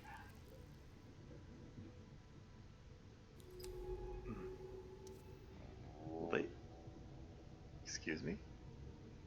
What was that noise? Lake Island. This meager patch of high ground provides a dreamlike respite from the milky waters. Strange creatures call across the lake. And yeah, I can't recall myself from here. So wherever I go, I have to be able to get back without running out of oxygen. So I have to be careful. Glistening bubble. Sample candidate. A creature has shed its bubble crest out on this desolate island. The carrier is nowhere to be seen, perhaps lost to the brine. Well, we're going to collect that sample. He braved the brine lake to get it. Oh, it's another mucus bubble. Okay, it provides oxygen. So that's cool. So I can go further south, or I can venture to the west. Let's go to this westerly one first. Shed carapace. Oh, another sample candidate. A small, smooth carapace sits between the pools, half sunk in sand. Could this island be a refuge for juvenile creatures? Got a couple of samples from coming this way. Score. 0%? It's the first one I've seen that provides 0. Young carapace, a stony carapace shed by a creature near the brine pools. Okay, so it's probably going to be the stilted thing. Okay, so there's no path going to the west from here. That was the dead end of sorts. Okay, that's cool. Let's try going further south. You gotta very carefully monitor my oxygen. Another sample candidate. A glowing shape from this small pool at the lake's edge. A pale blue pulse is flashing. I swear I see lights blinking in response out above the brine, above the brine lake. Okay, we're gonna head there and we're gonna consume one of these guys in transit. And sample, collect the sample quick. What do we got? Another brine shell. Fine, I'll take it, I guess. And nothing further south. Okay. Okay. So that was a wee dead end there. And what if we go this way? Brine Inlet. The sand between the pools runs down into the lake. Is this island being slowly swallowed, or is that just my paranoia? I mean, it would be hard to not be a little paranoid in this area, I think. Watching the oxygen alarmingly tick down. Toxic waters. Is there anything out here? I see tall shapes in the dark. How ominous. Oh, animal. Silted like a stone, blue smears glow faintly on the remains piled on the strider's back. Are there these bioluminescent creatures or chemical phenomena? Distant lights. Pale beacons flicker across the lake. What are those? I don't know, but we're going to feed oxygen into the tank here on the way. And another one. Toxic waters. The sharp shapes of remains jut out from the pale brine like mountain peaks below clouds.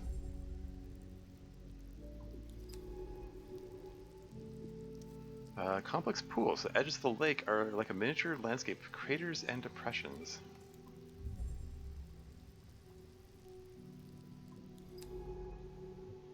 Okay. Oh, the oxygen stopped taking down.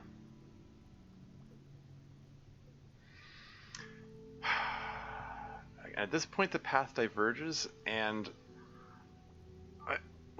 some part of me wants to push on, but another part is like, I should probably play it safe and return.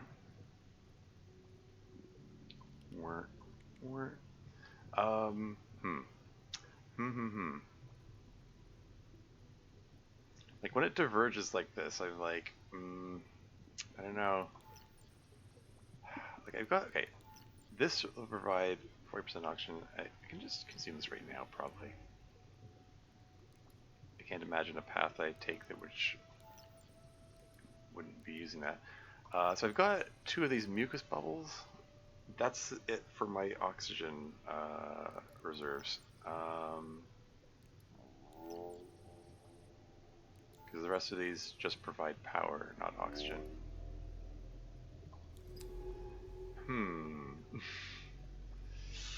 I'm just,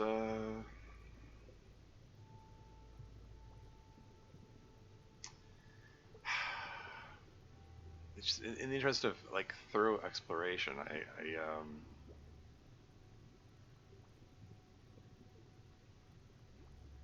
like, the inability to recall myself is unnerving. Like, we went in a bit of a semicircle here. This might connect up with where I was before. I'm not 100% sure though. Okay, maybe this is a risk. I'm gonna press on a little bit. Pale rise. A small bank of silt is slowly slipping away beneath the cloudy surface of the brine pools.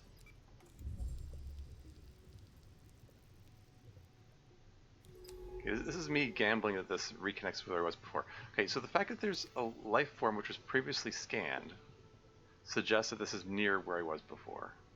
So, okay. Sand Peninsula. A thin strip of sand pushes out into the lake, surrounded by toxic pools.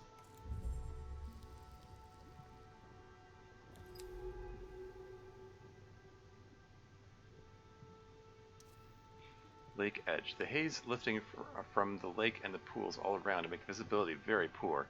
Vague shapes flit in and out of columns of bubbles.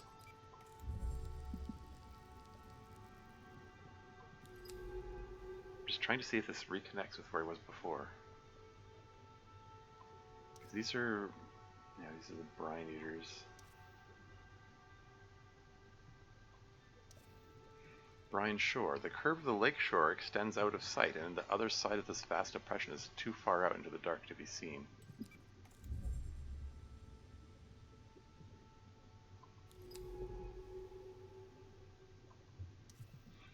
Burning beach. The edge of the lake is stained with brightly colored bacterial mats which recede beneath the cloudy, toxic mass of the brine itself.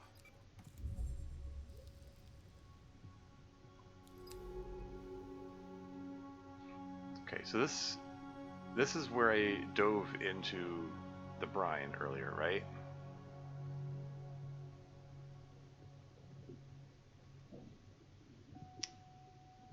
Okay. Just pass through this brine pool briefly, just to. I'm just confirming my location. Okay, yeah, I recognize this feature.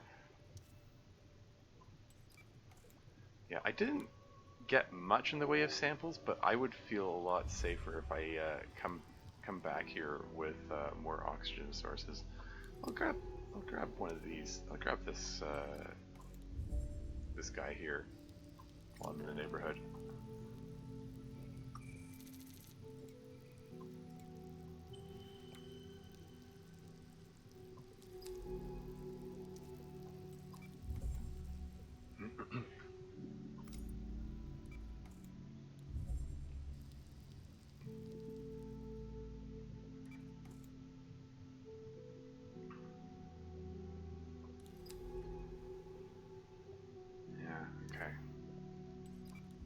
Yeah, I'm gonna.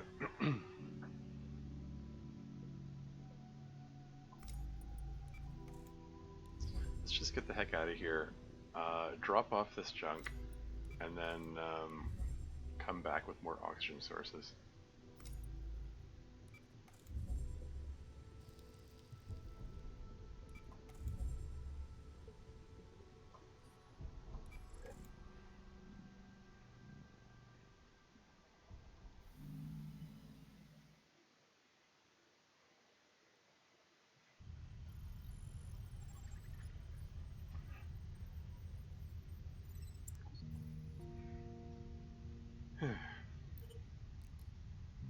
Okay, yeah, just drop all the things in here.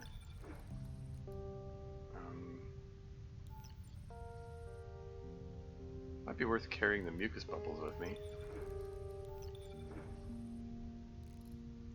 Those provide large amounts of oxygen.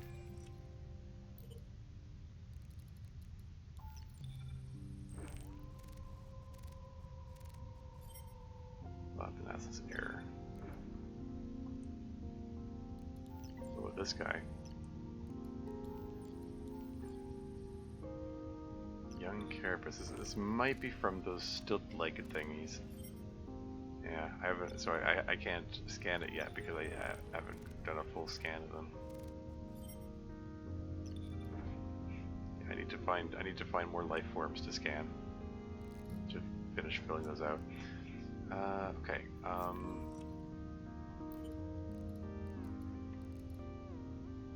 So yeah, let's fill up on these guys.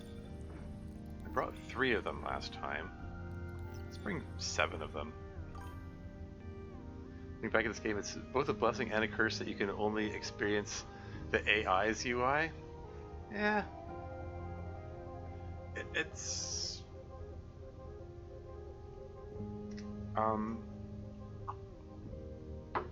Yeah, like, I mean, I've commented on it before. Like, it's a lot of point-and-click gameplay. And, the fact that, excuse me, the fact that it has some extra unnecessary clicks, it feel like they were put in there just so that it feels a little more gameplay-like. But in practice, it just makes it a little more annoying to have extra clicks that I need to do. You know, those are my thoughts on it. Anyway, let's just.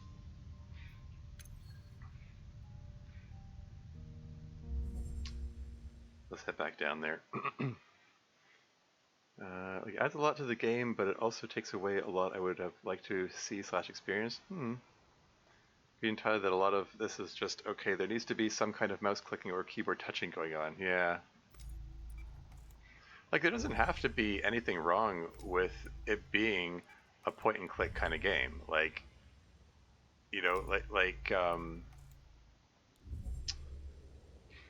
I mean,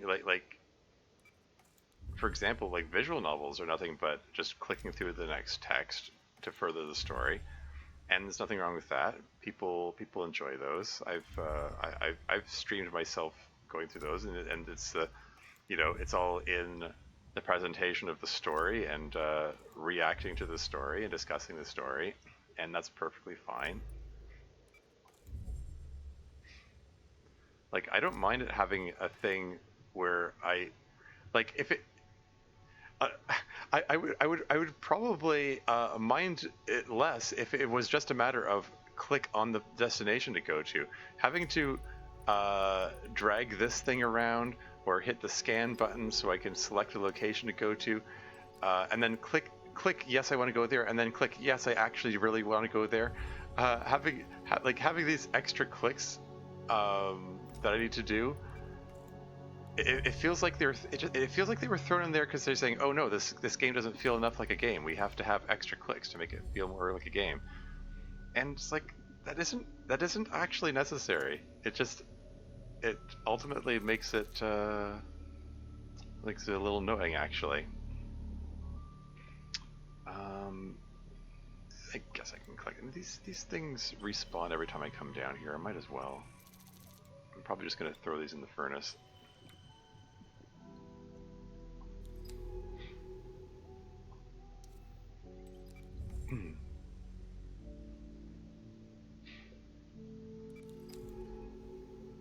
Okay, I do want to explore there at some point.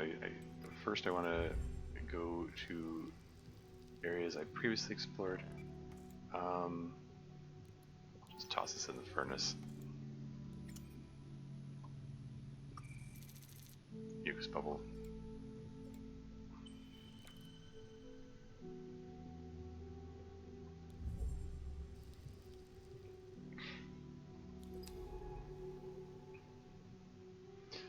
Okay, so like going down here, this led to where I dove into the brine pool, and then I came out the other side. I don't. I probably don't actually need to dive in there again. These oxygen thingies that I gather, may end up being totally redundant because I've already gone through the worst of the brine.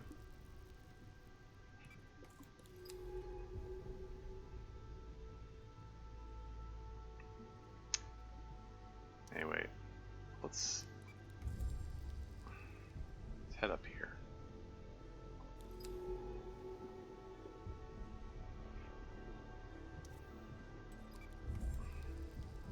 I think this is where I came out of the brine pool.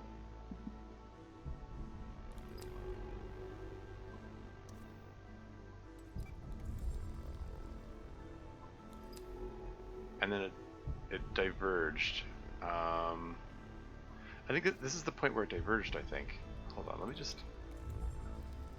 Yeah, because this is that brief respite moment I remember.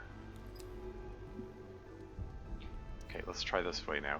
Flat rock. A stained slab of basalt juts out of the brine pools, providing a tiny safe zone from the toxic liquid.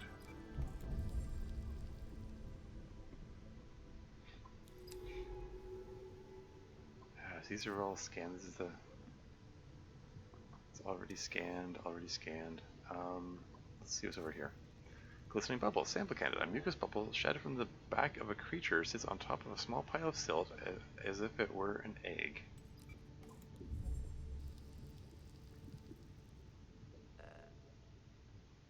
And this is probably going to be an oxygen source. Well, I guess we're just going to feed this in, even though it's a little premature. Let's feed this into the fuel tank. Just need that inventory space.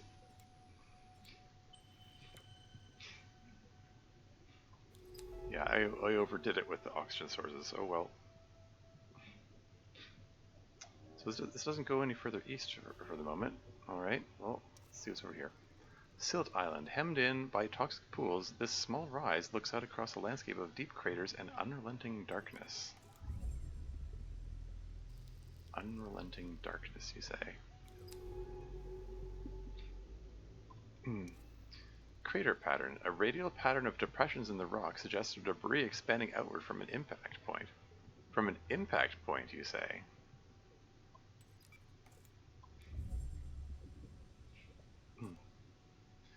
These aren't sea pools. Something impacted the seafloor here.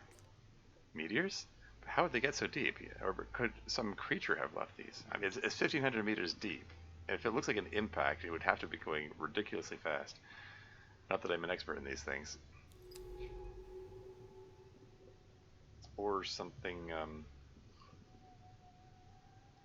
like, I mean, if we're talking about, like, meteor impacts, I can't imagine a meteor, no, like, a meteor falling through 1,500 meters of water. Like, I say ridiculously fast because it wouldn't have any momentum left by the time it reached that deep. It wouldn't be able to leave an impact, I would think. Anyway, let's go for the north. Sandy Rise. The small plain is strangely clear of creature tracks. They must not cross into the northern zone.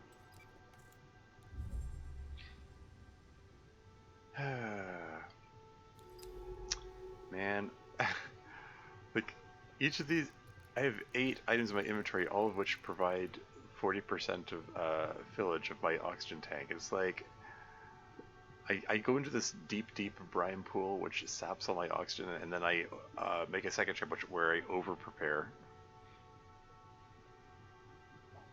It seems to be the pattern. Oh well. Disable RV. Okay, here we are. We found it. The ROV must have been attracted by some signal among the pools, but it became another victim of the corrosive brine. One of Minae's ROVs.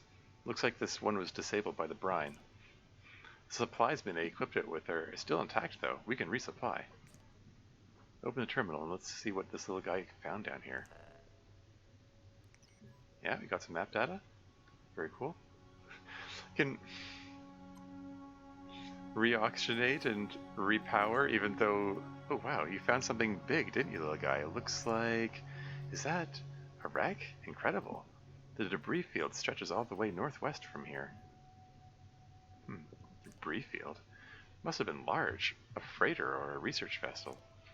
We have to go see this thing. Come on, we can head back to base after. Does that mean I just...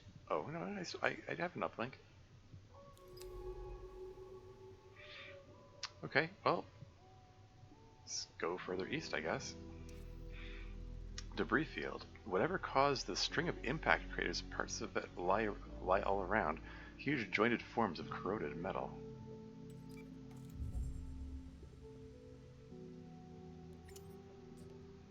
Here's the edge of the debris trail. Something sank here. By the spread of debris, exploded. It has been here for years, decades. The metal is corroded to little more than a frame. That means Minae wasn't the first person to come here. I mean, I thought we already figured that out. Something big happened here. Something no one was meant to find. Well, I mean, again, that's why I suggested that maybe the life wasn't the only reason that Minae didn't want anyone to come here. Oh well. Corroded debris. This huge piece of debris has been distorted and twisted by the brine, leaving it totally unrecognizable. Yeah, the one time when I clicked the little no button when Ellery asked, "Do you think like hiding the life from Bako was the reason Minae didn't want to report this the find?" Like it made a sound which seemed to indicate disapproval, and it just I don't know. It made me feel like, was it a mistake to click no? Anyway, moving right along.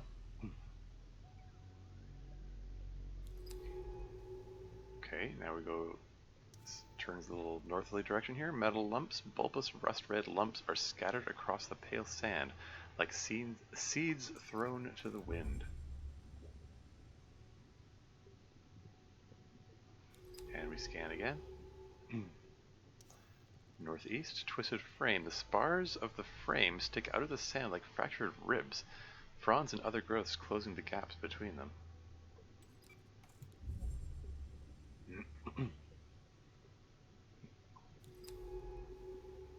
Now we're going more north. Fractured plates.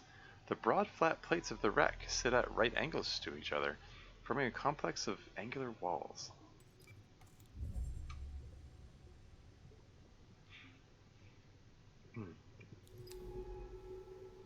Oh, okay, the path diverges again. Alright, just remember that's there, I guess. Let's go east first. Silt strip. A curved strip forms a narrow walkway between the pools beside the wreck.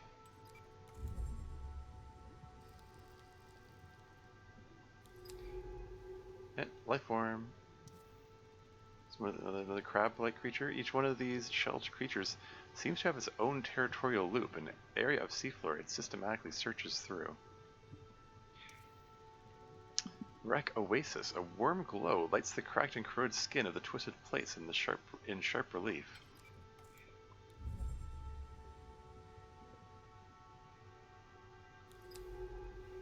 Oh, more life forms. What have we got?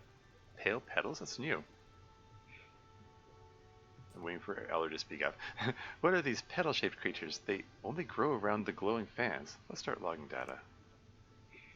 Trefoil petals which gather around the glowing fans of the deep. They angle themselves towards the light like expectant children.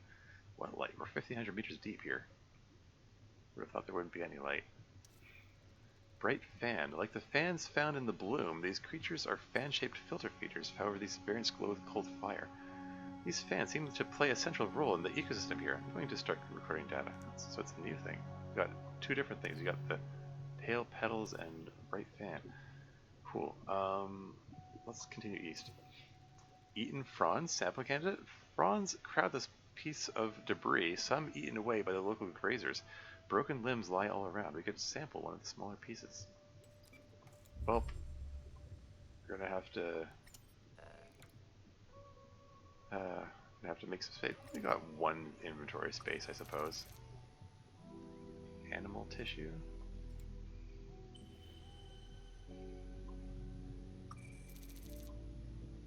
I can get a second one, but I would need to dump something. What do we got here? Bristly limb, a piece of a hairy branch broken off from a creature. I'm just gonna feed this thing into my oxygen tank to get the teensy tiny bit of oxygen just so I have space to collect this guy here.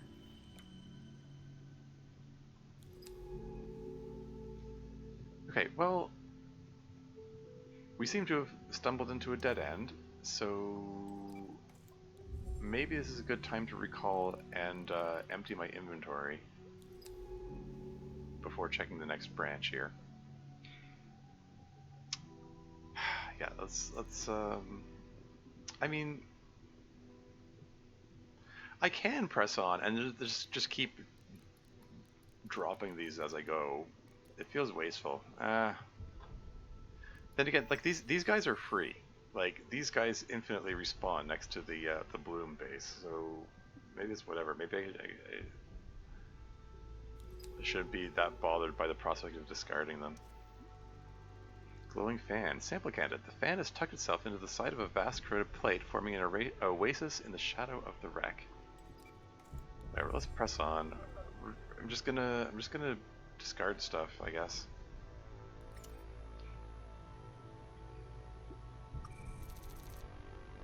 Mucal tissue? Okay. Well. Bye-bye. Such a waste. Fan sheath. The filtering sheath of a glowing fan studded with pollen. Pollen, you say? Okay, so this came to a dead end here. So let's retrace steps. And then head back here and look for the next branch off point. I do believe there was another point where it branched off earlier. Up here. Hull entry. A split in what must have once been the vessel's hull allows passage into the overgrown interior. Is that so? You can go inside the ship that crashed here? I mean, it said it exploded, so is there anything left of it? Oh, life form. Ovoid creature? New. Something new. These pale pulsing creatures seem so passive. We need to start taking notes on them. It's like Ellery's catchphrase at this point. Like, we're gonna start taking notes on them. Anyway, these ovoid creatures sit pulsing on the edge of the deep oases. They are glassy and soft like partially boiled shellless eggs. And we've got an ad break coming up in 4 minutes and 30 seconds. You're 2 hours into the stream already. Huh. Anyway, melted corridor. The brine has left everything but the vaguest shape of the vessel impossible to define. I still feel like the graphics here should reflect the fact that we've found a ship. Like, so much of the landscape is just this. I don't know if this is like procedurally generated or if someone actually drew this or what. But it feels like there should be some features which are actually like recognizable shapes from time to time, you know? It helps. It helps navigating it if there are recognizable landmarks. Like, put some landmarks here and there, darn it. Oh well. Like, it helps from a navigation standpoint and also from, you know, an immersion standpoint. This is no pun intended. Like, it makes the world feel lived in if there are things like you know, these recognizable shapes. But whatever. Moving right along. You're entering the main body of the wreck now. It's little more than a husk. It is impossible to tell anything from these rusted plates. Whose ship was this? The local ecosystem looks to have been scraping away at this thing for decades. Nothing much left for us. But is this an Earth ship? Or could it possibly be a sign of sentient life from elsewhere, perhaps? Overgrown bay. This bay, perhaps once a cargo hold, is being scraped away at by frond-like creatures, releasing flakes of orange rust into the water.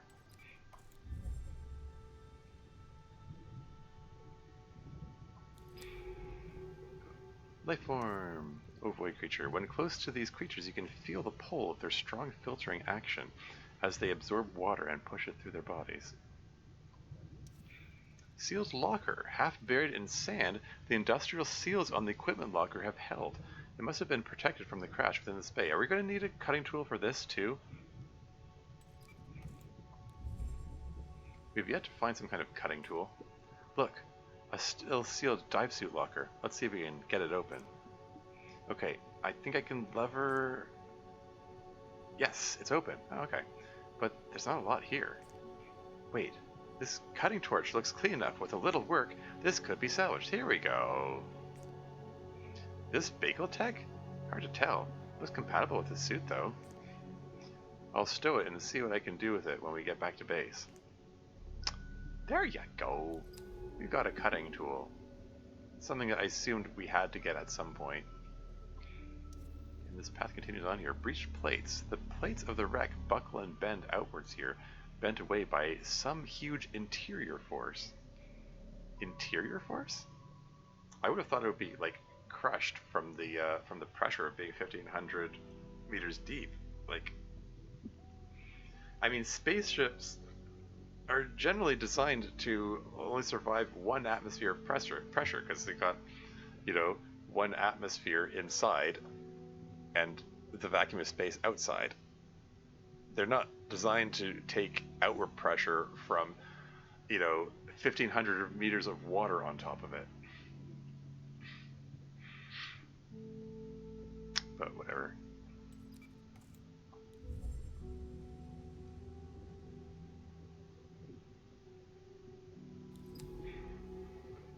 Oh, another life form.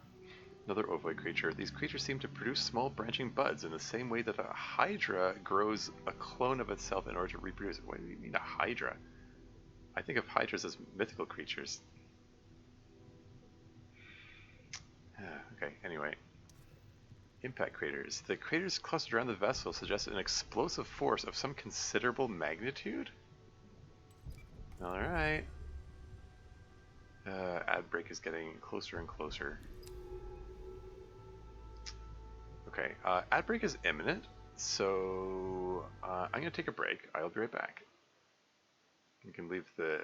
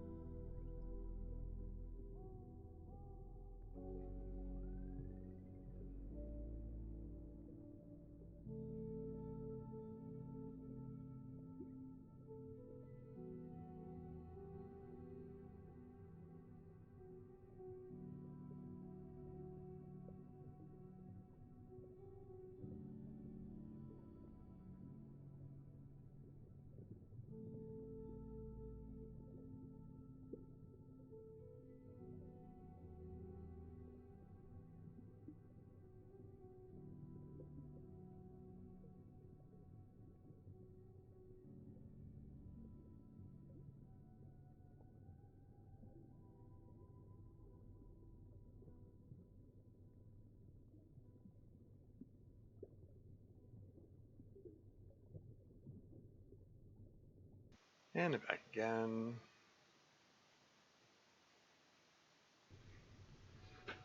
Okay. Alright. Yeah, if I have to drop these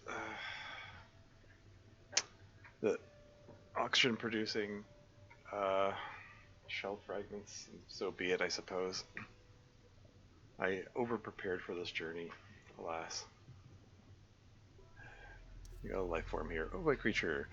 At this creature's interior sits a sphere surrounded by a reflective membrane, bathed in light from the transparent sections in its body. Okay, what we got here? Melted debris. Most of the wreck must have already been lost to the brine. Only this section remains, precariously settled on the silt bank.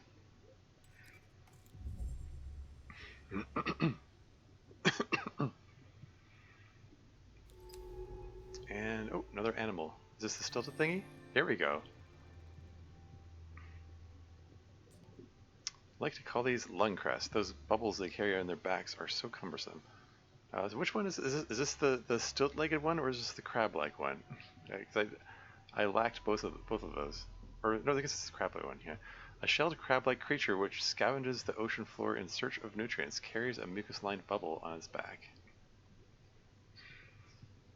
Cool. So shoot, I can go back west, or I can go further east. I guess I want to go further east first. Wreck Garden.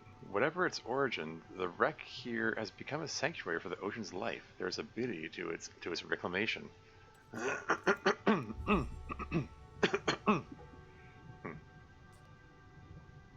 None of this adds up.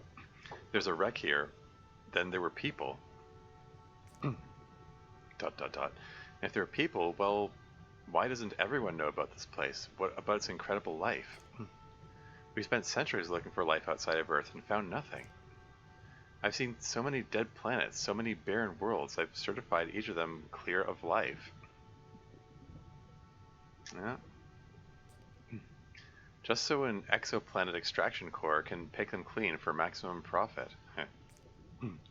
Strip mine them for the resources our ever-expanding species needs.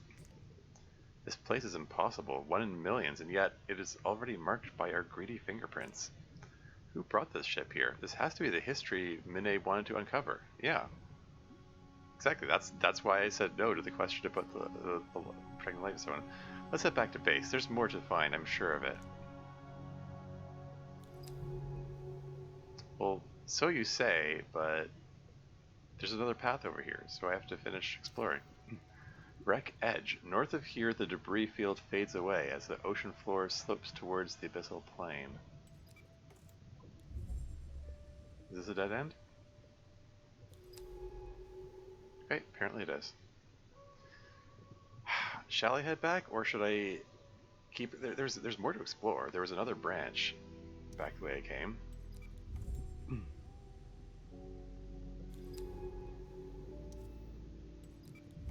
I mean, she's directing me to head back, but no, I want to explore this here. Flooded craters. Could this set of seeps have been created by the wreck's impact?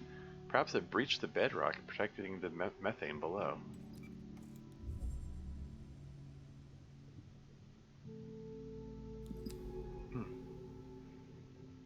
Okay, back into the brine. Discarded shell. Sample candidate. A crested shell sits on the edge of the brine pool. Its former inhabitant nowhere to be seen. We could sample it here.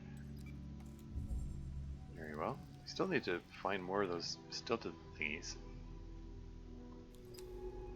Need more of the life form. Okay, there's another dead end? Okay, I'm glad I checked this now then. So is this a new thing, or is this something we already have? Animal 20% shell 10%. It's question marks. I'm getting question marks here. Alright. Let's consume one of these guys so that we have space for it. So it's an unidentified sample. New thing. Crested shell. A shell striped with crests found among the brine pools. But yeah, the fact that it's so isolated and out of the way makes us feel like it's one of those secondary samples that I need to uncover the theories section. But that doesn't do me any good unless I observe enough of the life forms in the first place. Anyway, let's retrace steps, see if this path branched off anywhere else.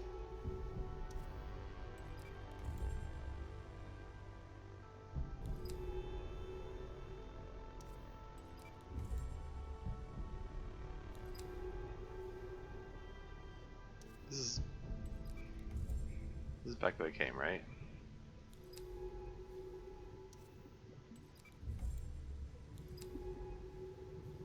Just keep scanning. Scanning for other branching paths, but also branching for other life forms, perhaps, that I have not yet observed.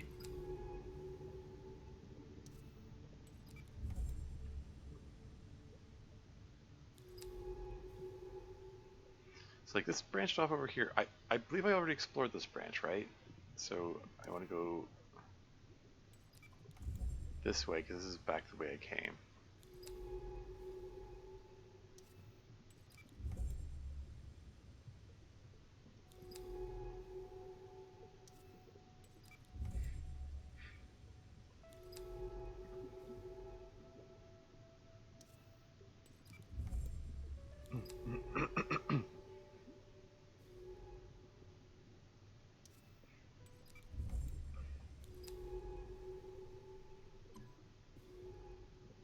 Terminalville? Oh, right.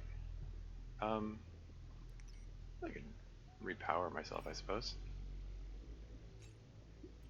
And reoxidate just for the heck of it. Just top them up. And there is also a branch here. Were those ticking sounds the sound of these things repowering and reoxygenating? Okay. Alright, let's see what's over here. Pool network. The pools seem to cover a huge part of the seabed, radiating out from the lake in ornate patterns. Okay, let's see where this branches off. Ah, it branches off in lots of directions. Well, shoot.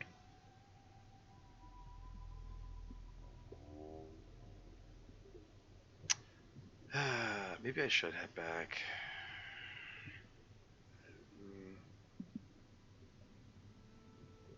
How much inventory space?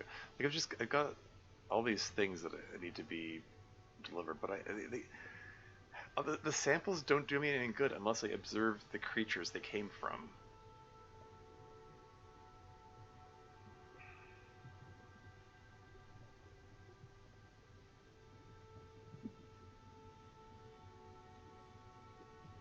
Okay, well, let's just press on here. Draining pool. Some of these more northern pools are emptying of brine, leaving only shallow layers at their base.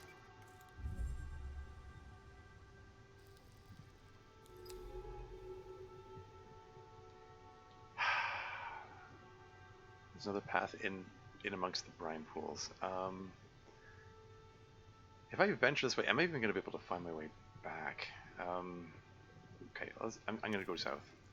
Silt strip. Between the wall of the ridge and the corroded shelf is a wide strip of pale and silvery silt. I mean, going in amongst the brine pools is a better chance of finding more life forms, theoretically, hopefully. And this diverges again. Brine shore. This lake is bigger than any seep I've seen on Earth. The volume of methane trapped in the bedrock must be impossibly vast.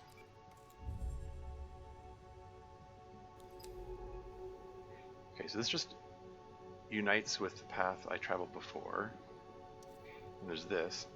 Pools like fogged cauldrons model the seafloor. Bacterial mats bring bright smears of color to the scene.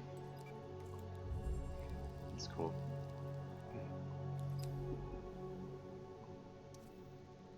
Microbial mats. Sample candidate. Among the ornate fronds, I can see the neon orange of microbial carpets spreading out from the pool in complex growth patterns. I think this is going to be the sample that I've already collected before. We'll take a peek. Yeah, it's just more brine mats.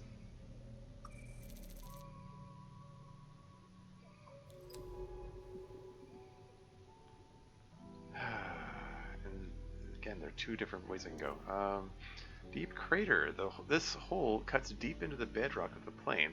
Could this be caused by a seep? It looks more like an impact crater. Another early sign that we were about to find a wreck. Okay, this merges with the path I've traveled before. Let's see where this goes. Brine pools mark the plain on all sides, densely packed around the vast lake.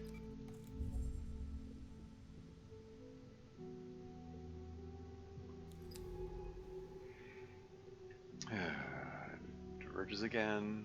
Let's take the southern one. This rise projects out towards the vast brine lake to the east, cutting between deep pools.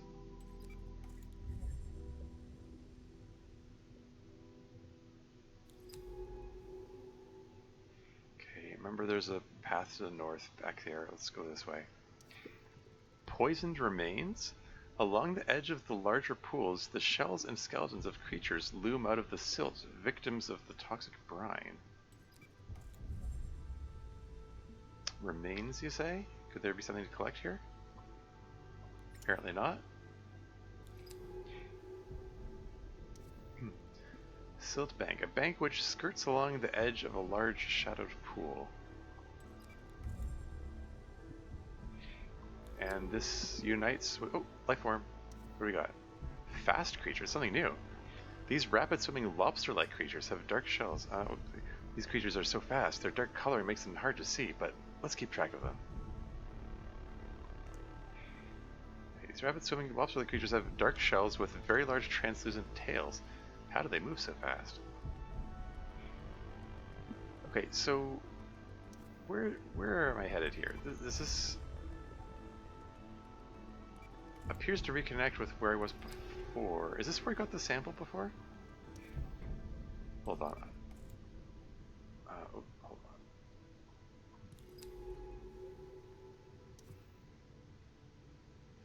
Yeah, I think this is where I was before. I think this is like the area where I come into it. Yeah, this area looks familiar.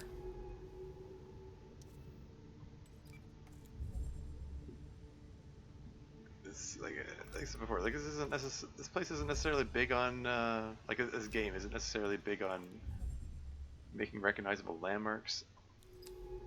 You just gotta take what you can get sometimes. Anyway, there was another branch north that I haven't explored. Crater strip. Unlike the shallow seep marks in the south, these deep craters plunge through the silt into the bedrock.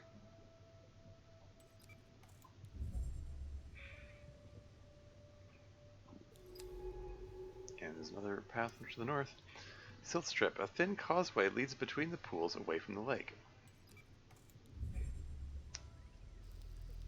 Yeah, even though my inventory is full, I wanted to explore as much of this as I can while I'm down here. Let's get as much done in one trip as I can. Because now that I've got the cutting tool, I fully intend to go back to that weird facility that was sealed shut. Like, it's unclear if it was left behind by somebody else or if Minae... Like, maybe Minae was the one that sealed it shut. Or... I don't know. Cloudy pool. The brine gathers in a small crater like a settled storm. It would be beautiful if it wasn't so toxic. They can be both beautiful and toxic. Those don't have to be mutually exclusive. Oh man, this branches again. 3 different ways to go. Okay, let's take the southern one first. Sandy Rise. The pools seem to continue to the north, but why do they stretch so far away from the main body of the lake?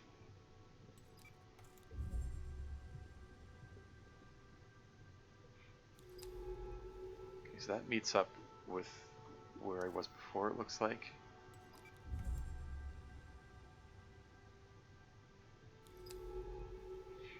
Okay, well, let's take this eastern one here, I guess. Empty crater. Empty of brine, this crater was clearly caused by a large impact showing radial cracks in the rock spreading from a single point. Yeah, 1,500 meters deep, though.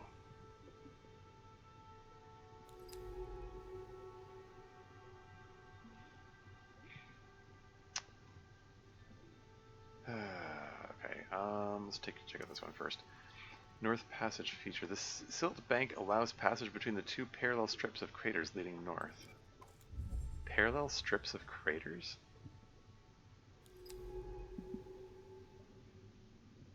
Okay, yeah. I do want to check out that northern one there. It's probably best to pick this one here because it blends in with the brine, making it awkward to spot. Glowing shape, sample candidate. Something is emitting a faint glow beneath the brine. It has the sharp shape of a shell or perhaps skeletal remains. Okay, sounds like it might be another secondary sample thing. Yes, it's dead end. Okay. Okay, into the oxygen tank you go, and we need the space for brine shell. Oh, it's another one of these. Pfft. I already have that.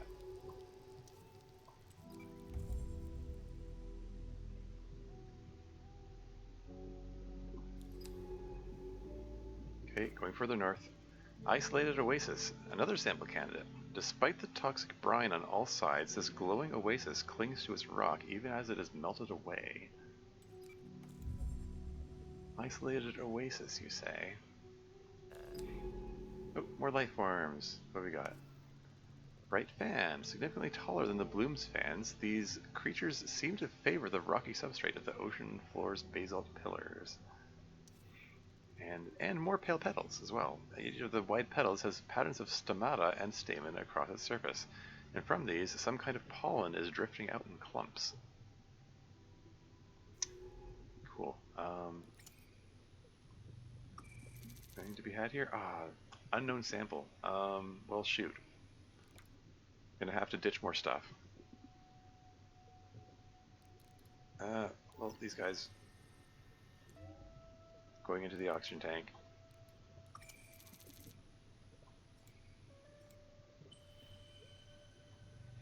Now I can get more of them, but I'd have to ditch another thing.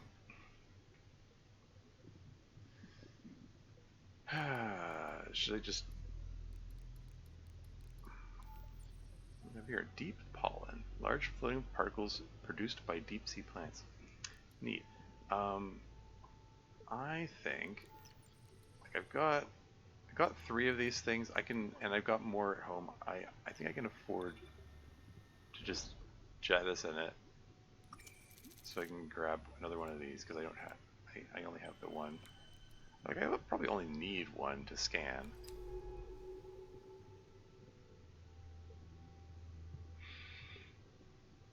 Can I? Okay, uplink is available, so I can recall myself if need be. Glowing fan, another sample candidate here, precariously seated among the pools. This fan shows signs of decay, its amber waves of light stuttering and flickering unevenly.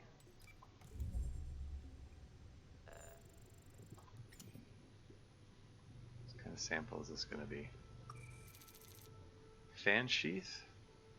Do I have that one? Can't remember. Mucus bubble, bristly limb, fan sheath. Okay, so I have one other fan sheath. Yeah, screw it. Let's get a second one.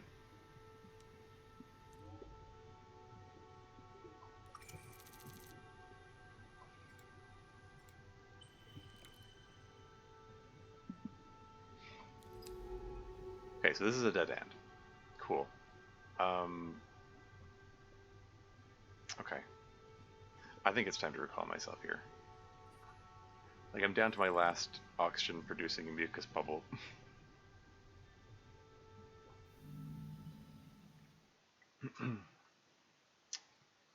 There weren't enough life forms to scan. I didn't get to fill up on life form scans, sadly. I'm gonna have to go back down there. Oh, Ellie has something to say. Something has happened. Come to medical now. Minae is growing. I haven't dared to go in. I can't make sense of the readouts. Her vitals are unreadable, but she's still alive. Whatever kept her alive on the slopes is changing her somehow. I've been sat here watching her. I don't know what to do. Do you think she's in pain? I mean, she's unconscious, so probably not. I hope so. She doesn't seem to be suffering, but then I don't know what this is. There are procedures. Every base stack is equipped with quarantine systems. I can authorize the lab to be purged. End it now. No! But it's Minae!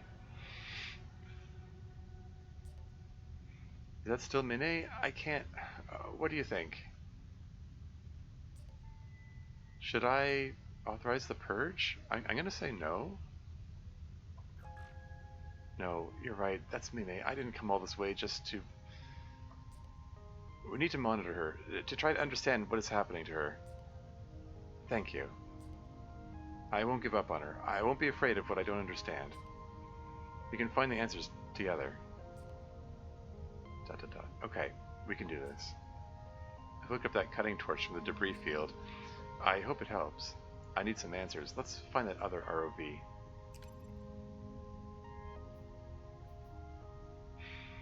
Well, when you say she's growing, you mean there are things growing on her, or she's actually physically growing?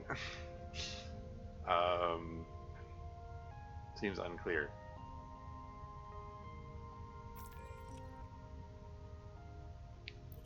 And we've got a new log entry. Personal log 5, 2216, Dr. Ellery Vass. Is Minae still Minae? What has this place done to her? I've barely been able to leave the medical level, though I dare not enter the surgery. Did she do this by choice? For those few months on Kepler 62F, it was clear that Minae was struggling with something. We never spoke about it, but behind her intensity lay a frenzied self-doubt. She never talked about her family. All I knew was that she was a rare spacer, born out in the black on some orbital military base. Some days she wouldn't leave the berth, just curled up so small, staring silently out. Would she do this on purpose? Open up her suit and willingly slip into the deep? I suppose it doesn't matter now. All I can do is monitor her. At least I'm not alone.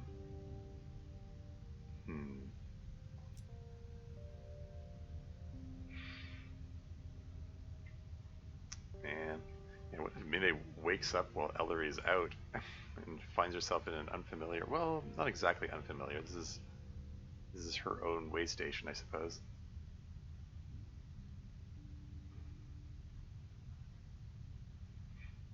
But I don't know, just imagining what if she wakes up while Ellery's out. I don't know. Anyway, yeah, let's deposit these samples. Just deposit all of them. Everything must go. Or something. And lab. I don't suppose it's going to let me scan this now.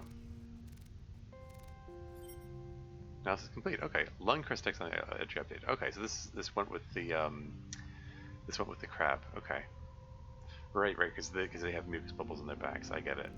I get the connection.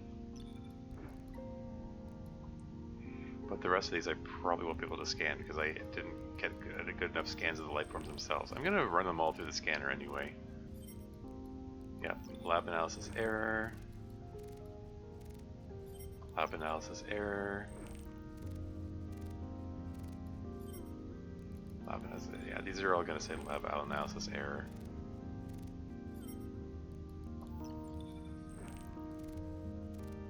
Oh wait, crested shell. This is part of the crab guy.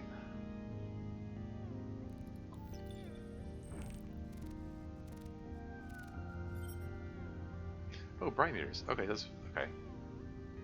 Okay, so a couple of them yielded results.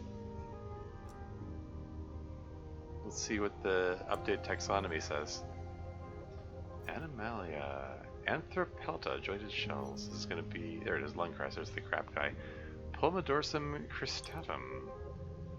Lungcrests resemble large crabs in their basic anatomy, though they are instantly recognizable by the large multi-chambered bubbles they carry on their backs.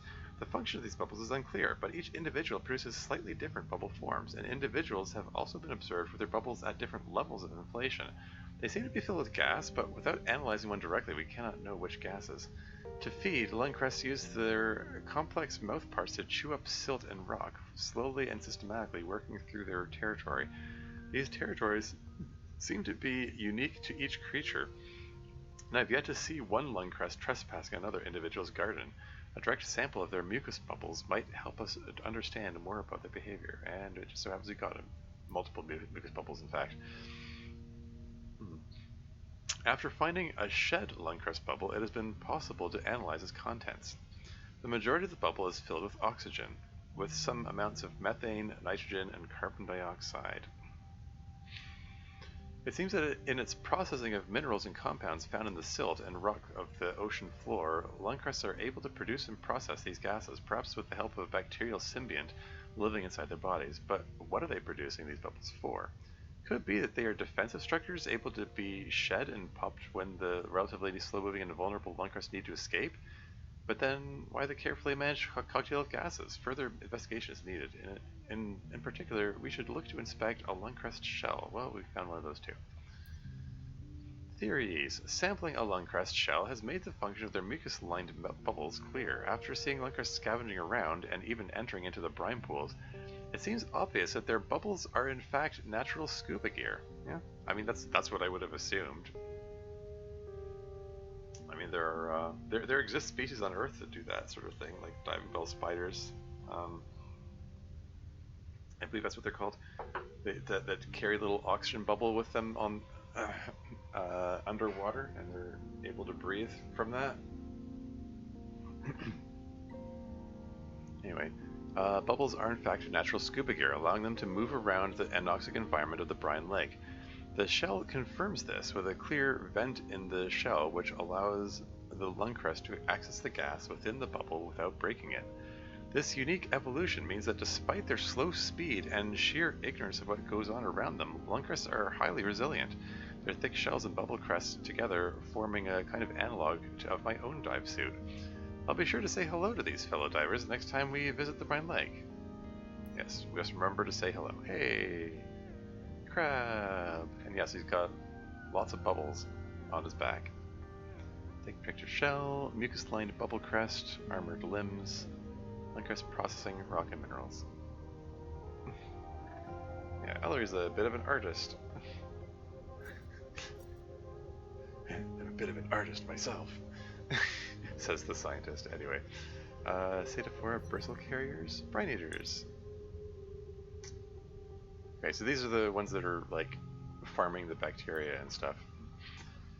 Theories. Inspecting the tissue of a brine eater shows that despite a full nervous system, they have no central brain. In fact, regeneration present in the tissue sample suggests that a brine eater could be regrown from just a single piece of an individual, and is highly resistant to predatory damage. With no central self to orient themselves around, brine eaters are a highly resilient form of life, which is perhaps how they have come to exist in one of the harshest environments of Gliese 667 cc, the shore of a brine lake. They are so resilient, in fact, that I would expect that brine eaters and their variants might be found all across this ocean, each one grown from the smallest fragment of one original individual deep in the past of this planet. And we've got a sketch. Branch structure, bristly frond, hairless digestive frond, sessile base, bristle pattern, bacterial growth within bristle mesh. Yeah, but there's still little life forms which I have not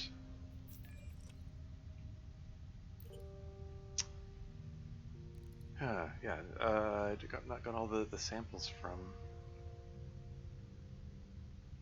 I mean scans, I should say. Okay.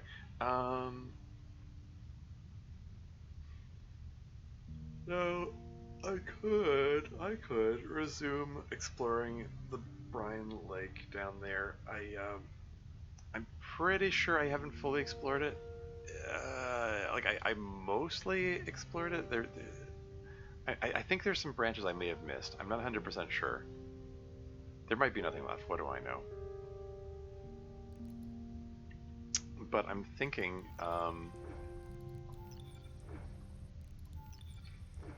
also thinking, I kind of would like to see what's inside that strange facility that was sealed shut.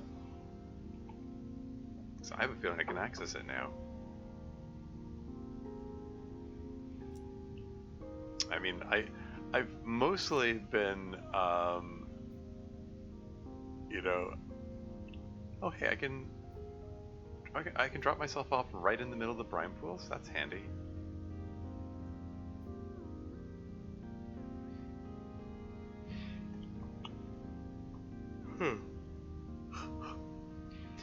and I'm still curious about this guy here. I wondered if going into the cave, the facility there, is if that's how I access it. Just for the sake of my own sanity, I think I have to investigate. I have to see if that's has a possibility.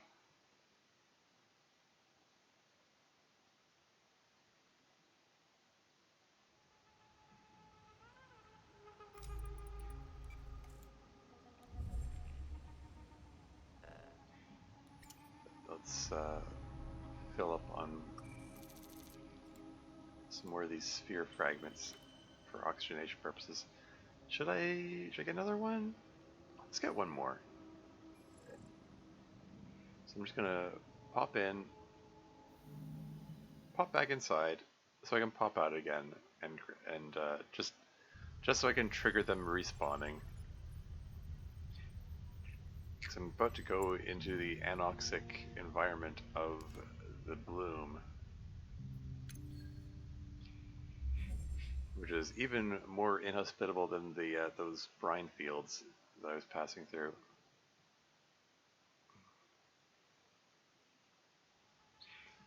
Yeah, the fact that she's still able to get oxygen even when 1,500 meters deep, I get the impression that the dive suit just generally it siphons oxygen out of the water like gills on a fish.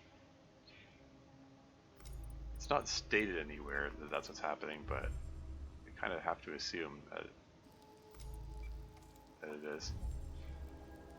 Anyway, we'll just go in a generally southerly direction and see if we can find our way back to that cave.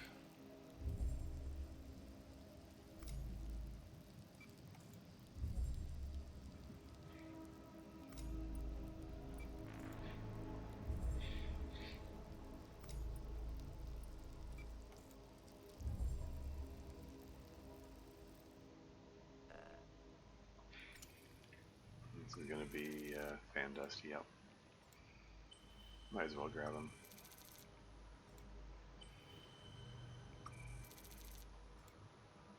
Even though I'm going to feed them immediately into my oxygen tank.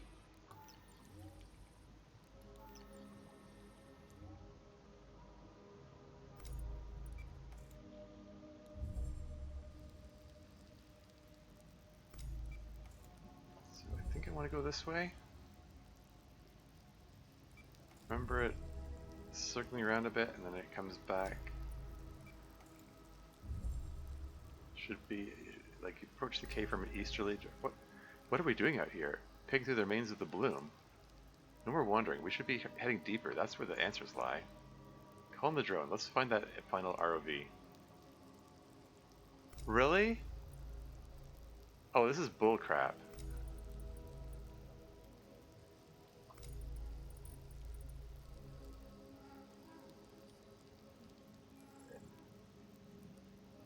I guess they're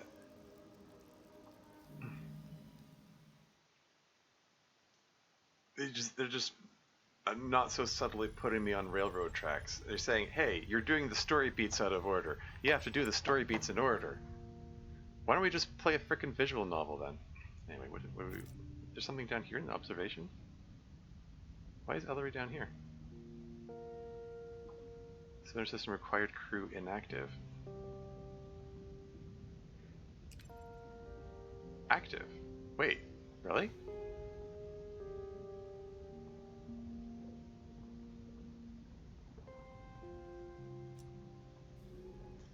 Like, Ellery usually hangs out in like the Hab complex or the bay or in the lab. She doesn't usually come down here.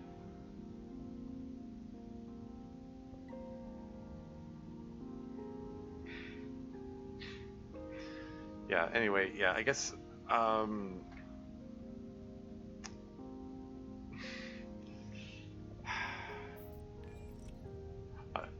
I confess to being slightly annoyed that the game just put me on very clear railway tracks there. Like it just it said like I'm trying to I have this cutting tool which presumably lets me cut into the, you know, cut in through that strange sealed door in the lab there.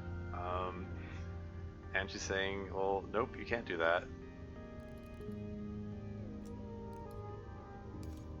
You have to do the story piece in order, whatever. Okay, let's go back to the brine pools.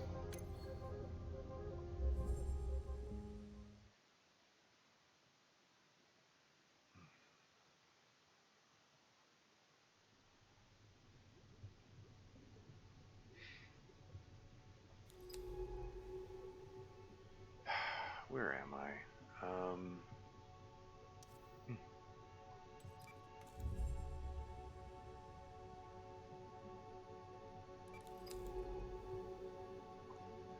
I'm heading in a westerly direction just so I can find the border of the brine pool, figure out where I am in relation to other things.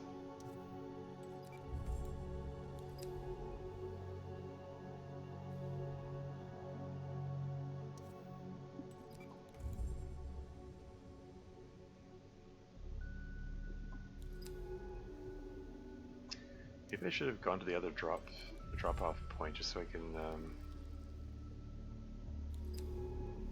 be sure of knowing where I am in relation to things. I don't know.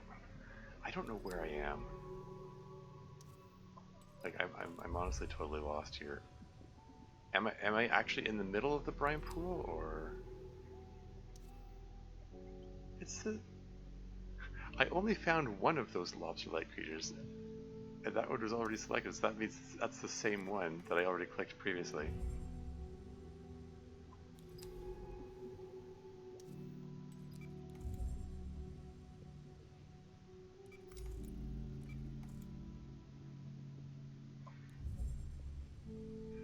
Microbial mats.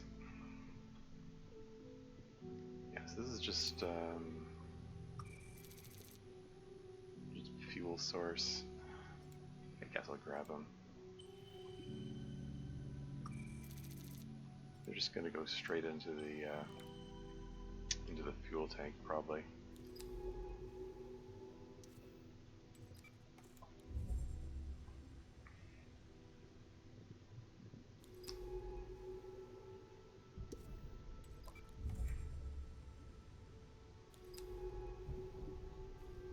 So this here is the original entry point into the brine pool area. I don't think there were any branching paths before this. Like, yeah, like this is just, it was just a linear path up to this point, right?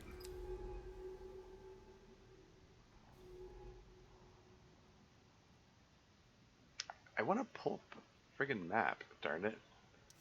Okay, whatever.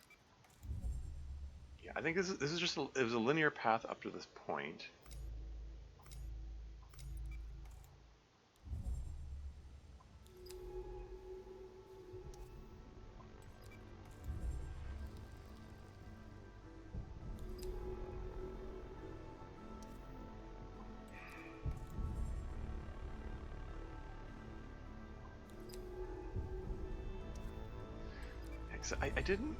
I didn't get enough animal scans. That's the thing. Like, did I miss some somewhere, or do I just need to go to other areas?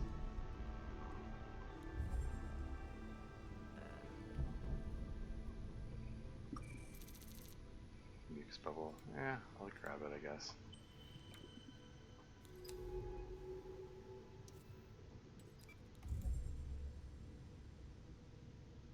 Yeah, maybe I was thorough enough.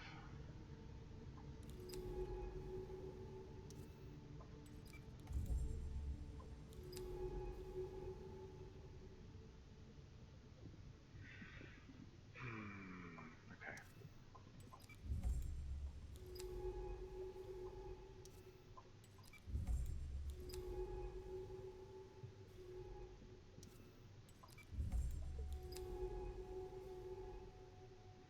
This leads into the area where we go deep into the brine. I'm gonna dive into the brine again. I just want to confirm I didn't miss anything there. Like all these animals, yeah, like these still like it's stones. Data gathered, it's incomplete. I only have 75% of it, so that there have to be more of them in there, which I have yet to click. And they travel around in the brine. If that's where they're found, then this little yellow triangle is that's hard to spot. I'm just gonna dive in here. Are there any triangles outside of that? This gives me access to. It doesn't look like it.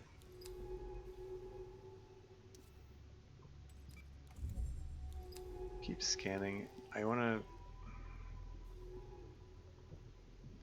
I'm diving back in there. I want to see if there are any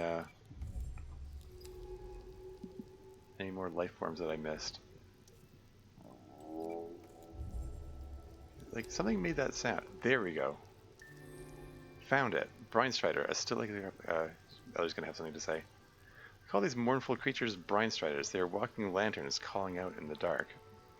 Still like a crab-like creature that clears the brine pool of dead remains, providing a habitat for glowing life on its wide shell. Cool.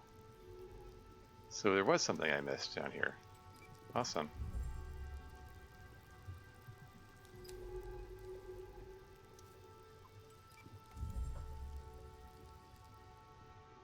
There you go. You can just feed this guy into the oxygen tank.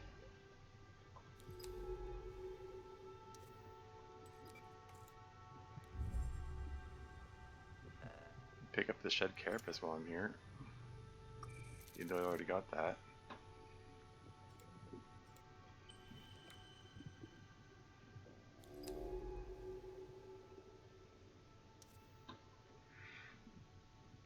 Okay, I think that's all there is to be had here.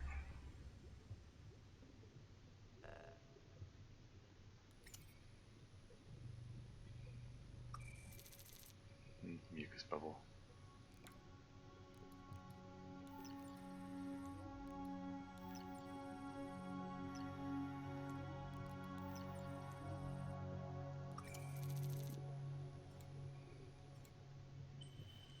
More oxygen.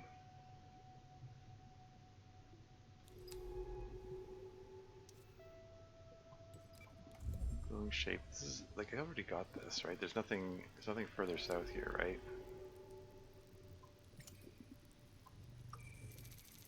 It's more brine shell. These are redundant samples I'm collecting here. The only significant thing was the one rocky stilt-legged thing, the brine strider, as it's apparently called. That was the only item of significance here.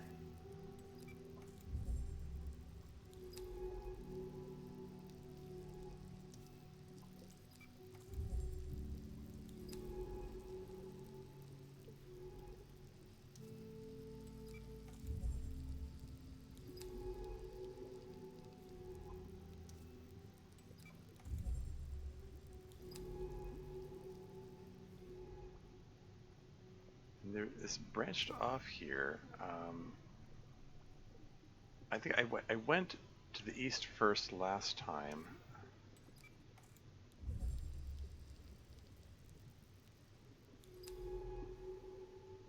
I think I was pretty thorough in my exploration of this area. Like it branches off in a whole bunch of different directions.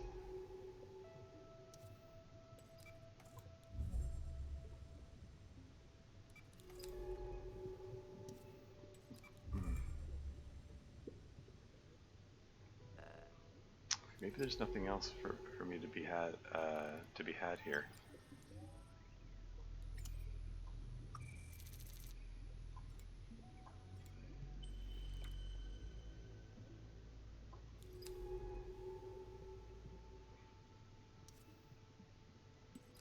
Yeah, at this point it's feeling like a bit of a waste of time. I think it's just I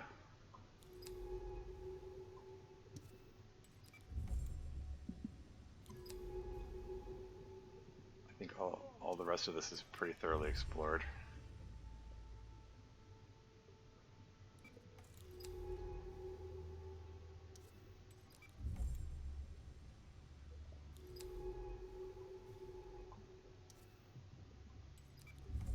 there were some life forms which I haven't finished scanning that were around here.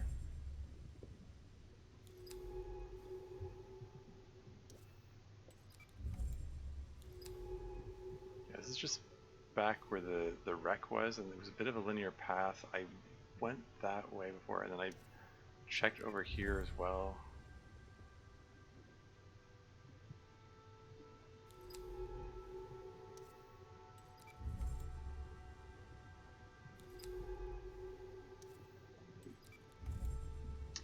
Maybe I should progress with the story beats. Like, look for the site of the other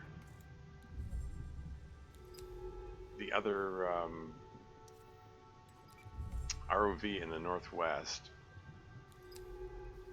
and save the more thorough exploration for like off stream, so I'm not wasting everybody's time. That might be the better choice.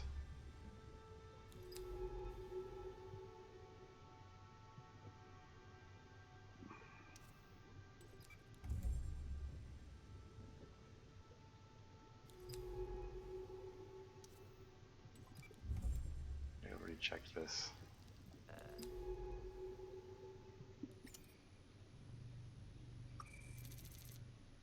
Crested shell. Already got it. Grab another one, why not?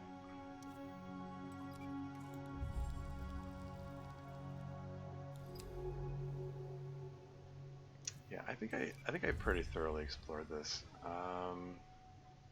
This is feeling like a waste of time.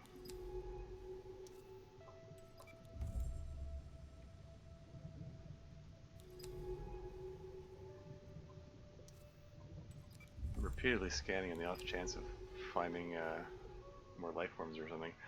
Yeah, let's I'm gonna head back. Let's check out the other ROV.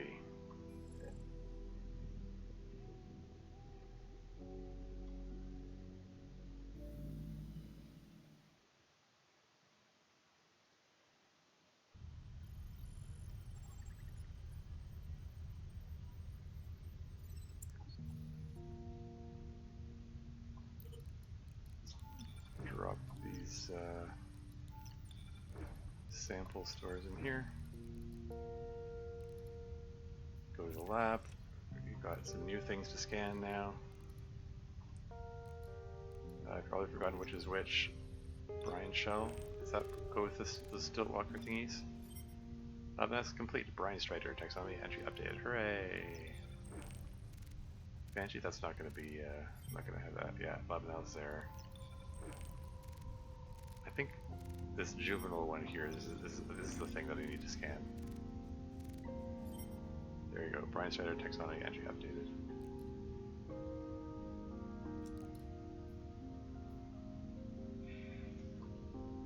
Woohoo! More information about Brine Striders. Well, and by more information I mean all of the information, because I got all of it at once. Anyway, observations. Brine Striders are towering crab-like creatures which live among the brine pools. Their tall reed-like legs keep their carapace from the toxic waters that claim most other creatures. The bones and shells of creatures that died in the brine pools adorn the Striders' carapaces. Pulled from the brine by a pair of extended claws, among these rocky piles, smears of bioluminescence glow blue.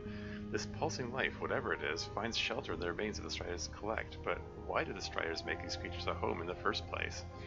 I'm also curious how, if the Striders are vulnerable to the brine, do adolescents reach the heights required to survive? In order to understand more about these obscure creatures, perhaps we need to analyze the glowing brine-clogged remains they gather. And now I'm reminded of hermit crabs. I get the definite feeling like every life form in this game has like expresses some kind of unusual trait that it has, but every one of them is actually something that's found on Earth, like the what do you call them? Which one was it? The crab one, the lung crest, how it keeps bubbles on its back, just like diebell spiders, and this is like, it's using the shells of other creatures to adorn itself, much like a hermit crab. various other life forms do things that various other Earth life forms do. I'm reminded of there was a Subnautica playthrough I watched on YouTube of someone she's a marine biologist, and she was like commenting on the life forms in the underwater environments in that game, and compare them to you know, Earth oceanic life. I'll bet she'd get a kick out of this game. I wonder if she's played it. Anyway, we've got an ad break coming up in 3 minutes and 8 seconds. It's been 3 hours in the stream. Oh dear. Should probably get a move on, getting these story beats out of the way, I suppose. Anyway, behavior of brine striders. Analysis of a brine-clogged shell reveals a complex chain of chemical reactions. Among this chemical richness, a form of extremophile bacteria feeds in the brine's chemical traces. When the striders collect these remains, they also collect the bacterial colonies that live on them. What does extremophile even mean? I think we have to look that up. Maybe I'll do it later.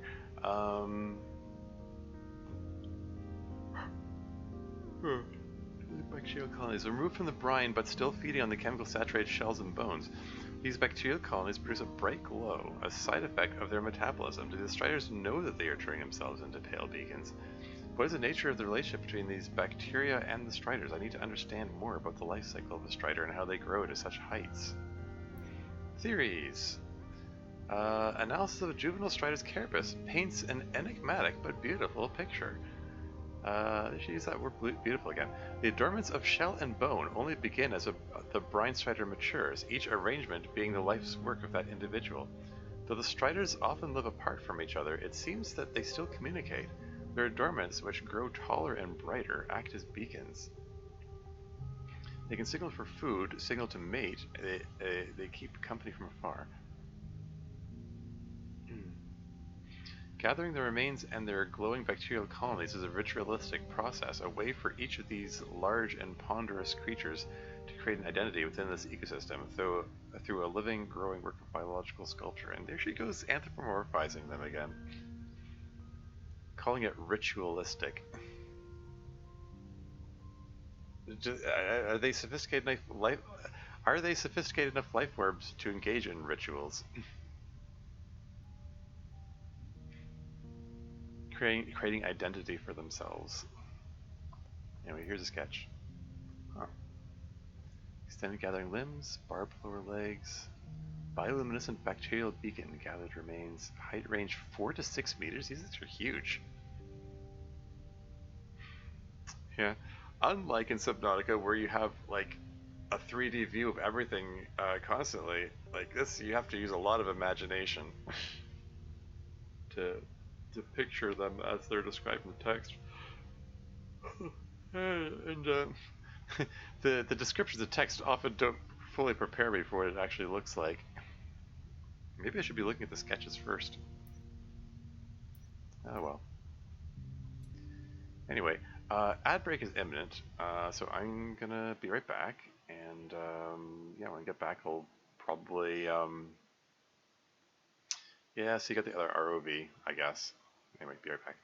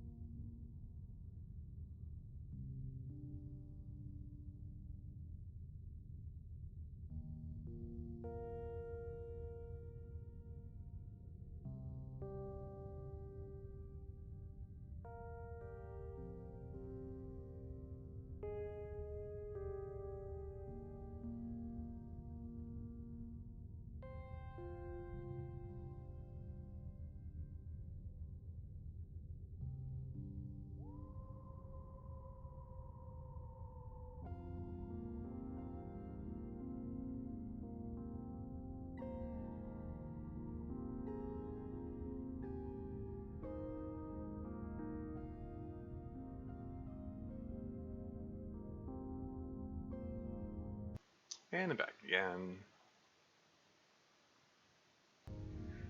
Alright. Med subject. Minae Nomura. Error. Vital signs unclear. Foreign genetic material detected. Rapid tissue growth. Error.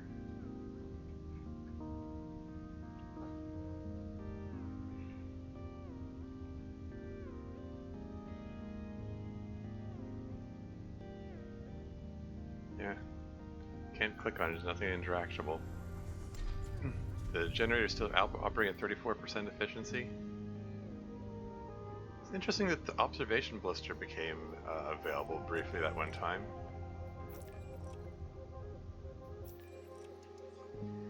Communication antenna is still damaged. Oh well.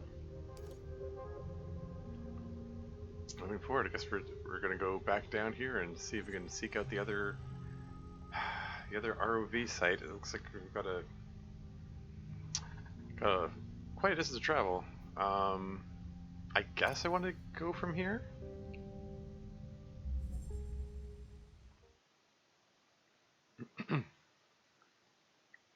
Because I'm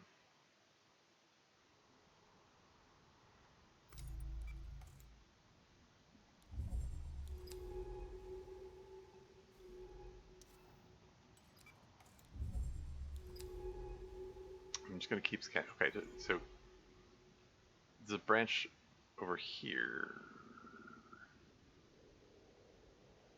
I don't think this branching path was here before, or was it? I remember there being a branching path further on. I don't think this was here before. I think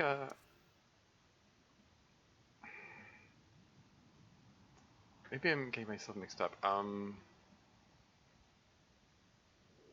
Shoot. Okay, hold on. I'm just, for the sake of orienting myself, because this thing dropped me off in excuse me, 2 different places, right? Shoot, I didn't even look at my inventory. Oxygen-based stuff.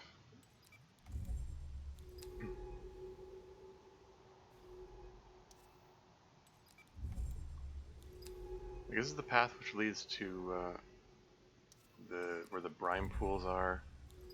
Yeah, they're the brine pools. Okay, I guess that is the path that I want then.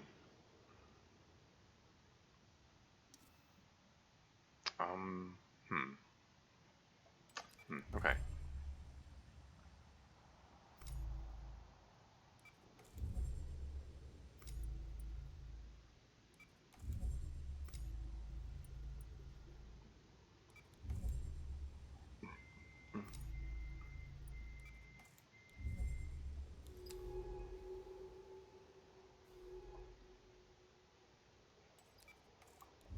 Why do they have to make that button smaller? I don't have the greatest manual dexterity with my left hand. Much better with my right hand. Anyway, declining slope. The pale floor descends rapidly away from the ridge in this direction towards a field of shadowy outcrops. So hopefully I'm going to find more of those like fans and things. Oh, new animal? Complex creature? Waiting for Ellery. What is that? Looks like a whole menagerie of creatures caught in a silken net. Massive tentacles and growths, unlike anything I've seen. It's difficult to understand the anatomy of these creatures just by looking. Uh-oh. It's like one of Cthulhu's minions. The mere existence drives people insane. Anyway, basalt towers. Another group of towers rises towards the pale light. Each strata piled with silver silt. I just noticed there's a new option here. Prime and ignite. Oh, so it uses fuel to cut. Huh. Neat. Okay.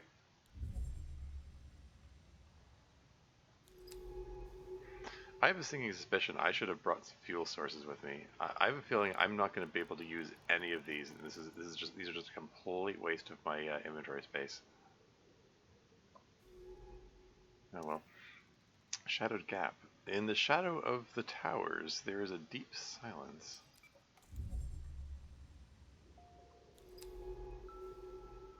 And it diverges, of course it does. Let's check the southern one first. Well, western, really. Pale passage. From between the towers, a pale blue light flickers over the rocks. The one that's comparatively south. And we're back into these guys. Yeah, I knew I should have brought more fuel sources. My bad. Veil tangle. The veils reach out towards the black basalt towers, emanating flashes of cyan light. More veils. We need to be careful. There has to be a way to find the path through. Clear water. A gap has opened up between the veils, allowing the passage between their gauzy bodies.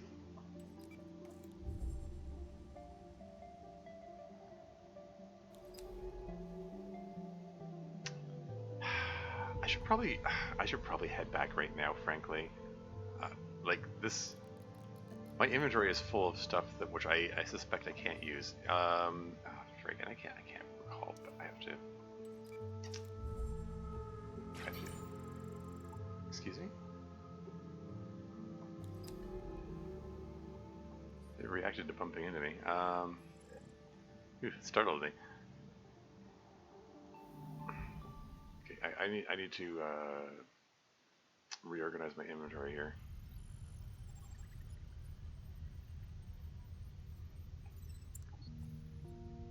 I'm gonna be like halfway through and realize, oh crap, I can't actually use these. I'll still bring a couple of the oxygen thingies, but I need something that produces fuel. Like this was pretty fuel efficient, right? 40%.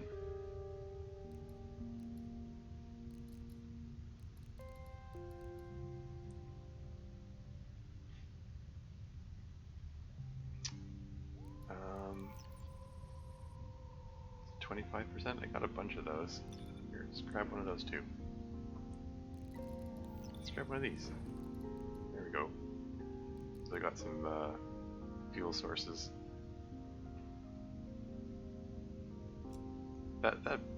That'll make me feel better about it.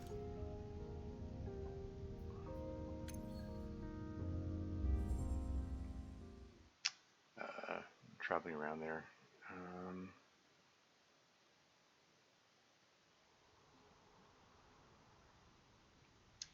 Can I like link up with this thing and get power and oxygen? Yeah, terminal available. There you go. So I'm gonna just fill this thing up with oxygen. Can I like fuel this thing up? I can't. I'm unable to prime it. Okay. Yeah, just curious. Yeah, this leads back to where the other veiled things were. I think that's what threw me. I was expecting, for some reason, I was expecting to go to the original place that I dropped off the first time.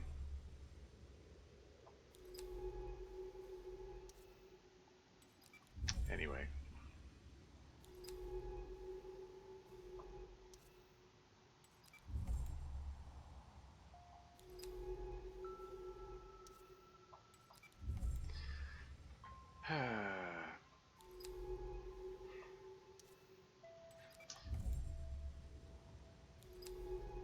This repeated pattern of having to hit the scan button actually might be less tedious if I had a second hand to push the space bar with. I mean, I suppose I could.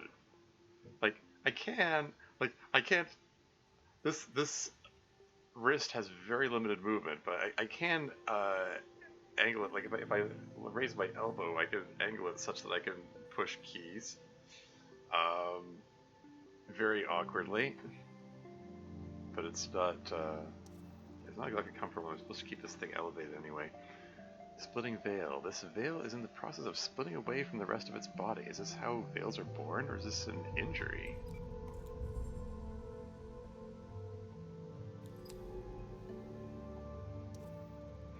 Tangle edge. Even on the far side of the tangle, the veil's lights can be overwhelming, multiplying my shadow in all directions.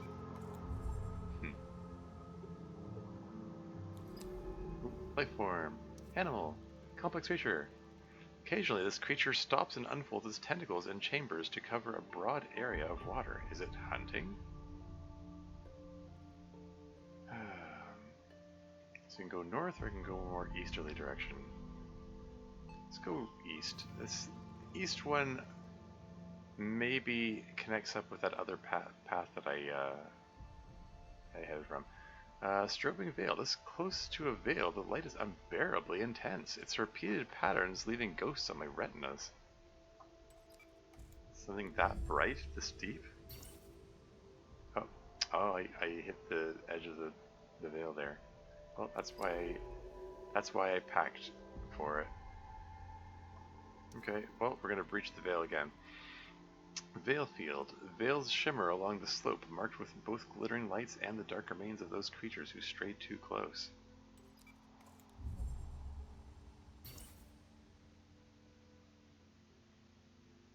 Oh, this thing lit up.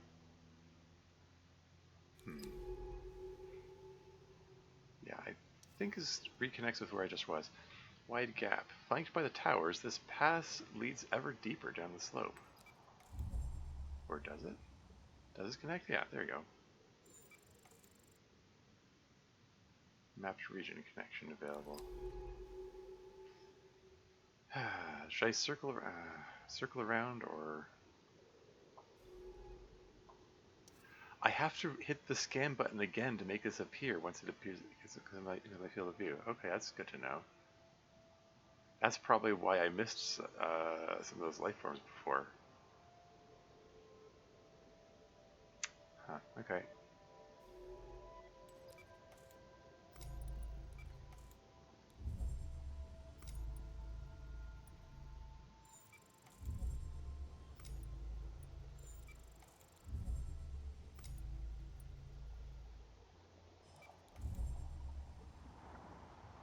Unknown region, additional data required.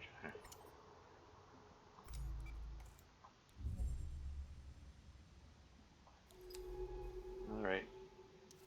So those branching paths reconnected with each other. Confirmed. Points of light. With the blinding veils behind me, I notice smaller pinpricks of light moving across the slope. There are other creatures here.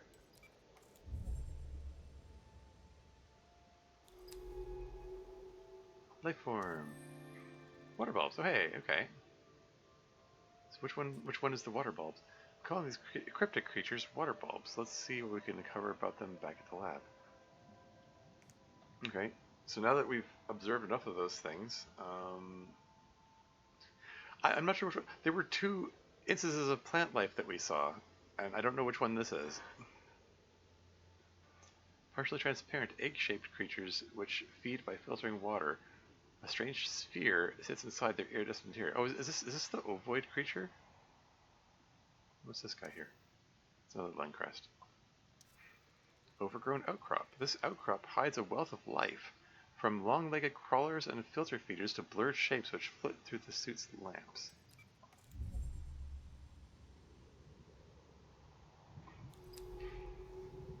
More life. Pale petals. Okay, so more of these guys. On closer inspection, these petals are solid growths, not fragile objects. They sit like thin tree stumps in the sand, each on its own wide stalk. Yeah, 'cause we got the ovoid creatures and the pale petals, and what's this? And the bright fans. Unlike the blooms fans, these deep water variants. Oh, there's a thing that's moving in there, and I hit the scan button. And now I can just click it. Anyway. Bright fan. Unlike the blooms fans, these deep water variants are covered with a translucent sheath of mucus which protects their delicate spines. Yeah, like the plant life,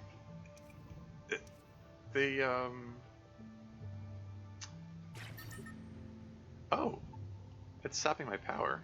Well, that's not good.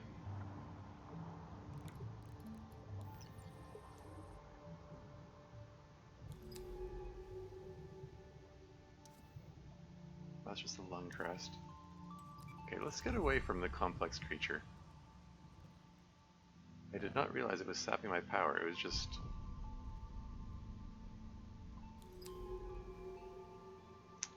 So which one is this? Cold Fire Bathers. Now, which one is the Cold Fire Bather? Is that the petals one, or is it the ovoid, or is it the fan? I don't know. I'm going to name these Cold Fire Bathers. They seem to be strongly linked to the light of these fans. Is that another complex creature? It's a fast creature. Oh, hey, it's a lobster one. Better look at these creatures shows they are swimming with their rear legs while using their tails to propel themselves somehow. That's just a lung crest.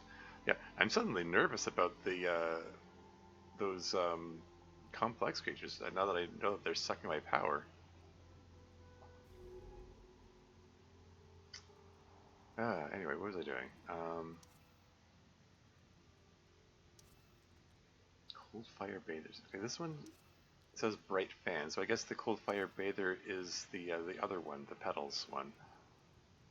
These wide petal-shaped plants gather in groups and grow in the light of deep-sea fans. Their pollen fills the water around each stem. Okay, well, let's see what's over here. Deep Oasis. From this side, this arrangement of pulsing and glowing forms nestled into the basalt is a sanctuary of life and warming light.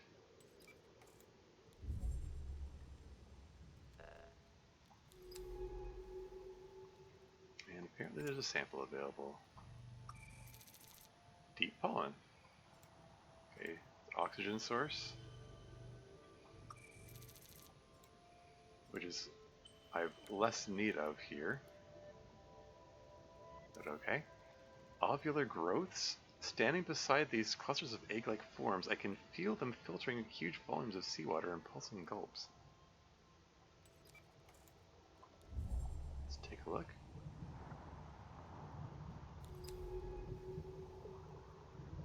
And downward slope. Away from the outcrop, the silty slope begins to descend again.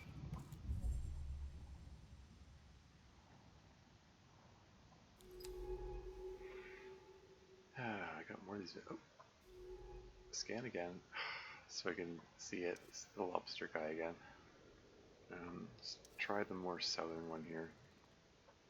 Westerly direction.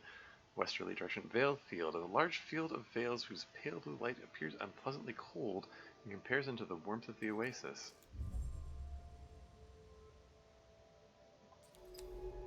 No wonder Minae's ROVs never returned. These veils are everywhere.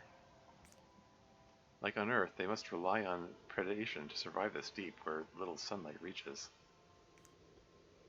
Okay, the only source of power I've got is this guy and this guy. I'm going to feed this one in right now. I am concerned about the power situation now. I think I'm going to need to go back real soon to resupply myself with power. Fast creature, complex creature. I want to keep my distance from that one, apparently.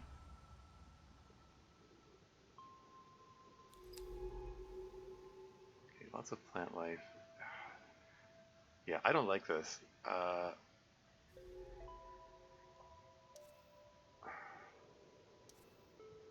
Yeah, I'm down to my last fuel item here, and I don't like it. Like my power level is already halfway down, and I can't get. I'm too deep to recall. I can't recall myself out of here if something goes wrong. I'm playing it safe. Oh, sample collect. Yeah, might as well while I'm here, I guess. Oh, fan sheath, fuel source. It's handy. I didn't see that when I came in.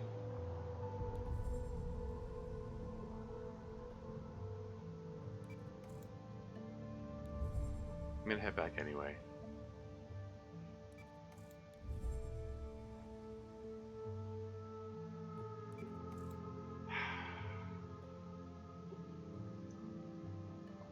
Do I travel through traveling through the veil is a shortcut, but it's like, yeah, now let's just play it safe, go the long way.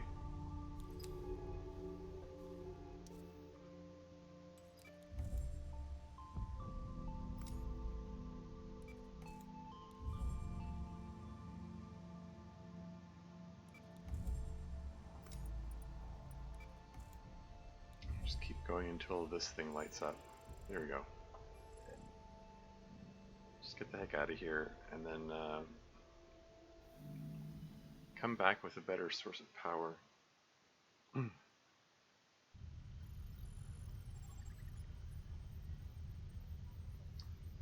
I mean, this time re-entering, oh, text on it. Oh yeah, found a new thing. The little overweight guy. And also, the water bulb. Falls in the category of animals? I thought that the water bulbs were... I don't know, whatever. Anyway, moving on. Pale, soft, egg-shaped creatures with transparent sections in their outer membrane. Water bulbs filter water through their interiors, which are hollow apart from a single gelatinous sphere which sits at their center. Their anatomy is so unique that it is difficult to understand exactly what these incredibly passive creatures are doing. They seem to have small stump-like legs at their base for stability, but it is unclear if they can use them to move. Water bulbs seem to simply sit and filter water while bathing in the pale light at the edge of the fan oases. Perhaps we could understand more by analyzing the petal pollen and other particles they seem to absorb when filtering the oasis' water. Oh, right, I need to go scan them, don't I? And punctifolia? Pore petals? Cold fire bathers? Sulcular febris? Observations. Cold fire bathers are pale, thick-stalked trefoil. You know what? I'm going to hold off on reading that until I've fed the samples into the... hold on. For the bay, sample store. Drop all these things in here. Then go to the lab. Sample analysis. Okay, most of these are crossed out. There are a few items which need to be scanned still. Okay, this is fan sheet. Okay, so right, because the fan thingy I didn't finish scanning yet. This one should be in there. There you go. Lab analysis complete. Multiple text on the entries updated.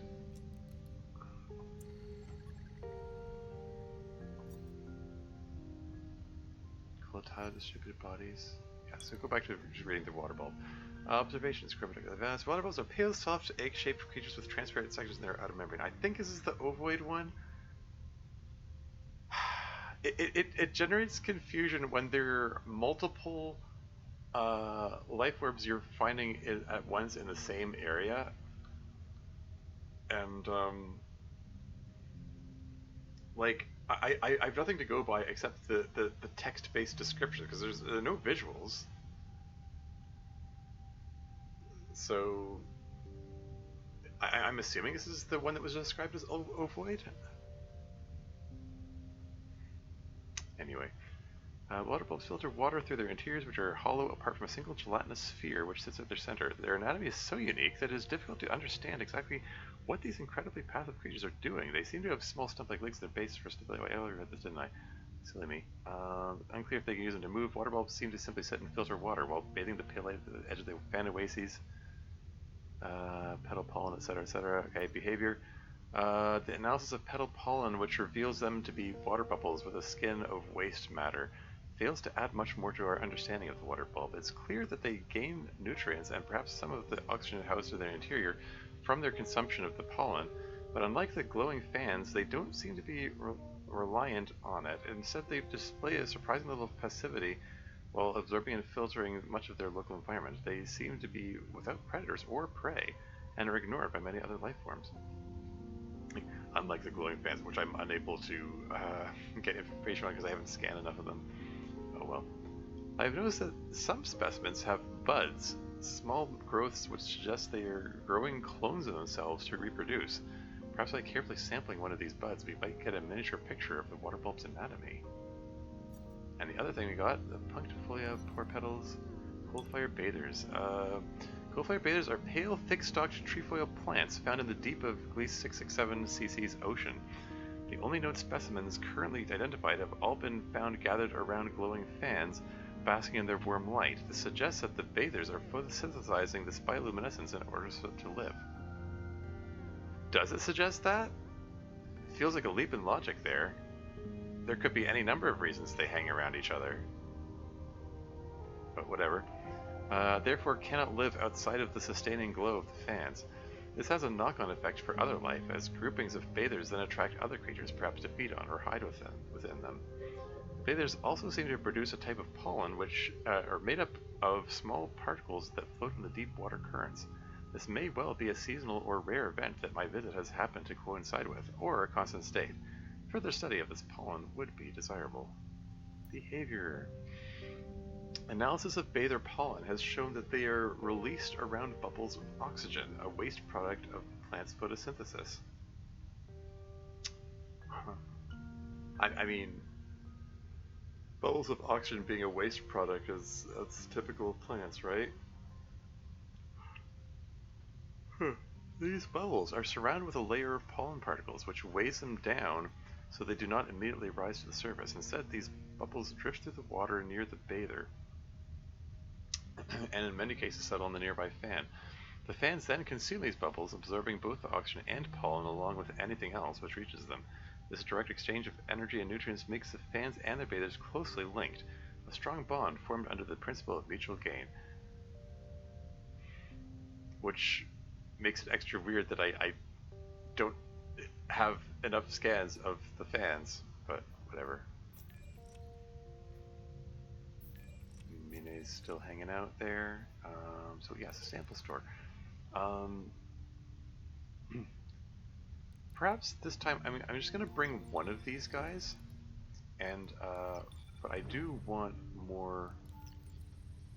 I do want more fuel sources. So a couple of these, maybe a couple of these, even though these are like much lesser of them. How is this guy? This is like, it's like 10%. This is the Bandus, that's oxygen. This is got 6 of these, but these are for oxygen. These provide fuel.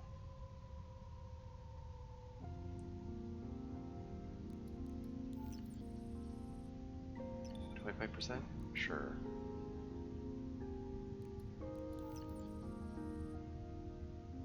This is oxygen producing.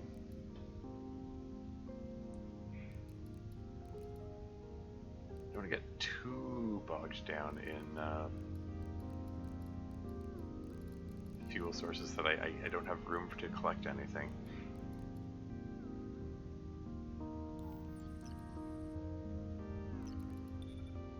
Here. Come on, dude. Yeah, okay. Okay, that's probably enough. Whoa, hey! Drama Llama raid again. Welcome to the stream, Raiders. Thank you very much for the raid, Drama Llama. Welcome to Raiders. I'm Tormuse. I'm a variety gaming streamer. Savage Carter, welcome in. Were you playing The Long Dark today? What were you playing? I don't know. I'm gonna do a thing. I have to remember that I could do this. Shout out. Wait, it's X underscore Drama Llama. There we go. Because my channel has a thing where you can do a shout out and it plays a clip. I'm a magical creature from a Bobby movie. I did not catch what you said in that clip there. Oh well. And hi indeed. Yes, it looks like you're playing Oxygen Included. Very cool. I've never played that game. It looks cool. I've seen bits of streams of other people playing it. It looks very complicated. Shady. Yeah. There's a random little clip. Well, yeah, no kidding. Yeah. Today I'm playing In Other Waters, which is very interesting. Very story focused game. Imagine like Subnautica only as a text-based adventure. So there's a lot of reading involved and lots of like sciencey stuff. It's the main character is seemingly stranded on this ocean-covered world where there's all kinds of alien life around, and there's some mystery to be uncovered. And that's basically where I am right now.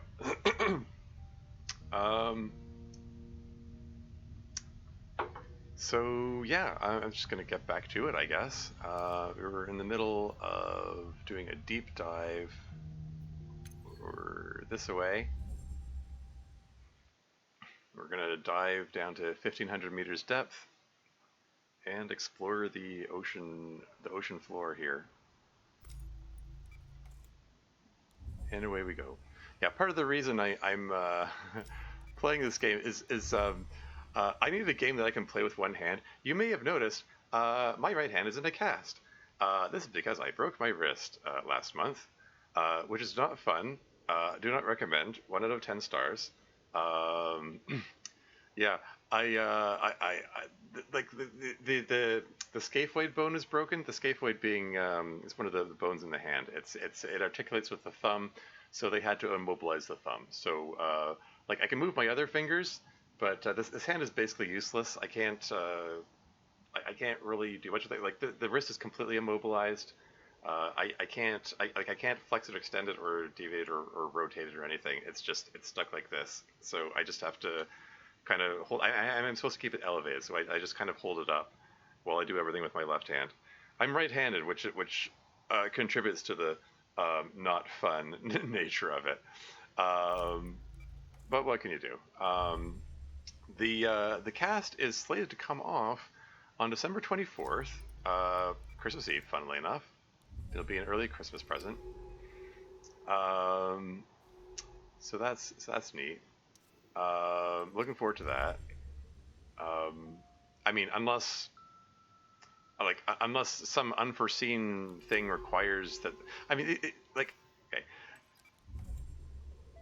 The doctor, the specialist, which saw, my injury in the first place, keeps changing the treatment plan. Like when I initially went to the emergency room at the hospital, the doctor said, keep a cast on for 2 weeks, and then, we'll reassess it and see if we can get away with having a splint instead of a cast. And then the specialist saw me and said, no, not 2 weeks, 5 weeks.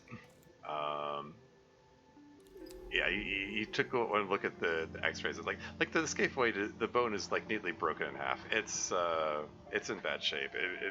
He said it needs to be put away for longer. Said 5 weeks, and then I saw him again later, and he said, well, actually, maybe we can get away with 4 weeks.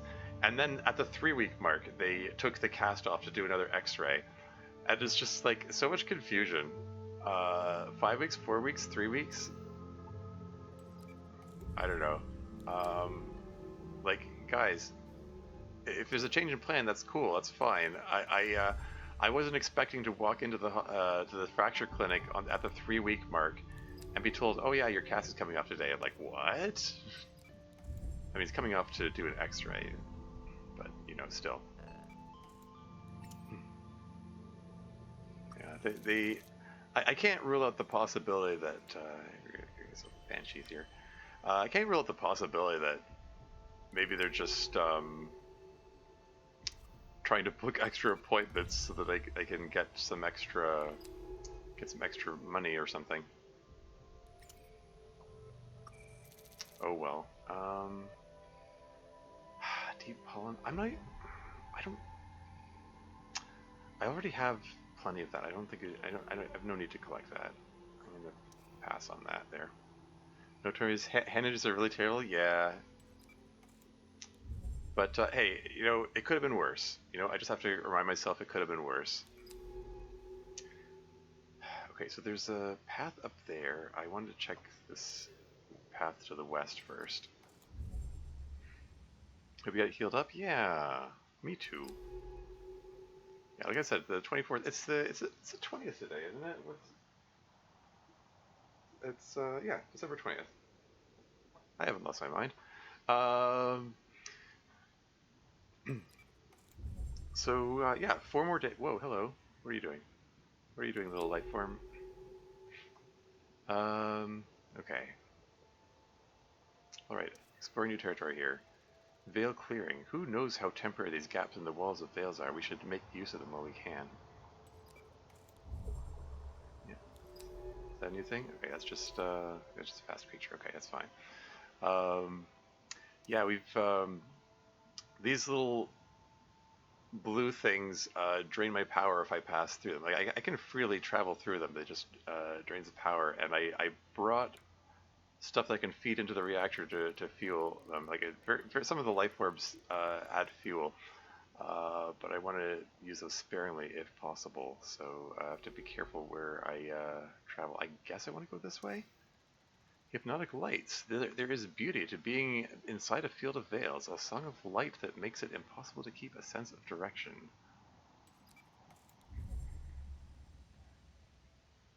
And we're going to scan again. Yeah, like I'm curious about these paths over here, but this one, yeah. These looped veils are carrying a wave of light that passes from one individual to another and back again. What does this mean? So I think this path, yeah, this path looks like it just clips the. This guy keeps passing by me. It's making me nervous because one of the creatures sapped my power when he collided with me. Anyway, this is probably gonna give my power level a hit. Yep, knew it.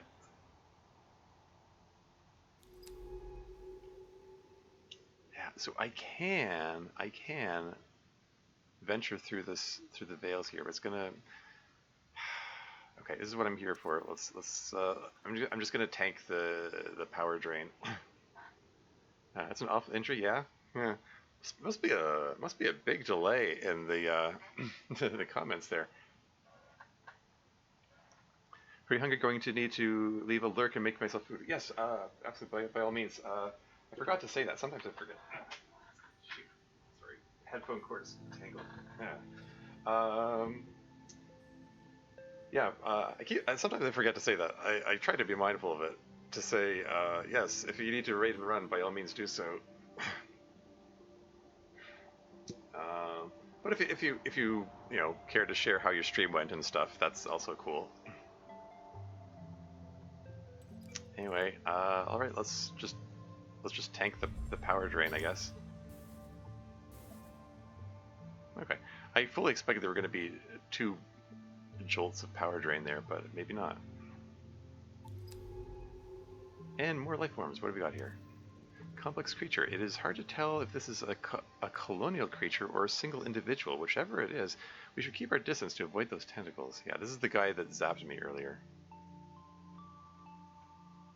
And is there another guy over here? So there is. Bear outcrop feed. Oh wait, that was. Oh shoot, that was. I think I didn't want to click on that. Oh well.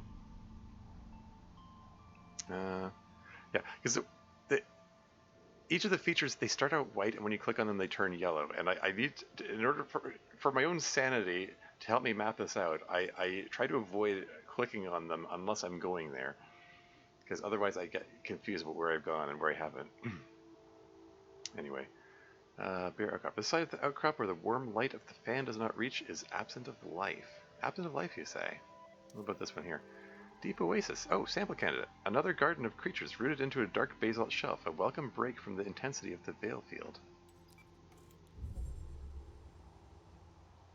Okay, so we got something to sample here. What do we got? Okay, so it's more deep pollen. We've already got that. We don't need it. So I'm gonna... Yeah, just... Yeah, never mind that. Oh, we got another life form. Is this, it's gonna be the Coldfire Fan.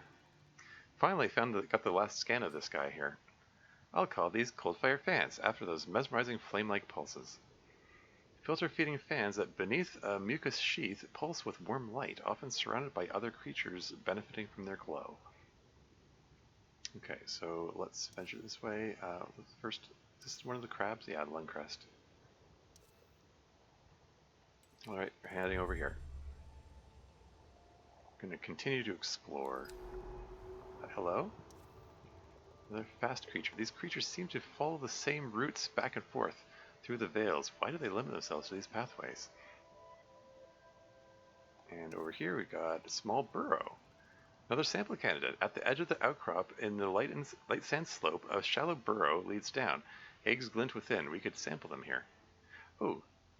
So eggs, you say? You said you needed eggs from the whatchamacallit. Which one of the life forms said we wanted to get a sample of the eggs to get further information. Yeah, like a lot of this game is just you have to really like reading about these various alien life forms because there's some very detailed like marine biologist style analysis of the life forms like life cycles and stuff and how they operate. I'm just nerdy enough to appreciate that, so it's all good. Anyway, let's see what's up here. Basalt pillar at the northern. Oh, hold on. Scan. What's that? Yeah, it's just this guy again. Okay. Okay, this guy makes me nervous. Anyway, basalt pillar. At the northernmost tip of this outcrop, a dark pillar rises up. Its stacked layers edged with pale silt. Ooh, wait, someone else? Ah, shoot. Oh no, that one was white. That means I haven't scanned him yet. He just.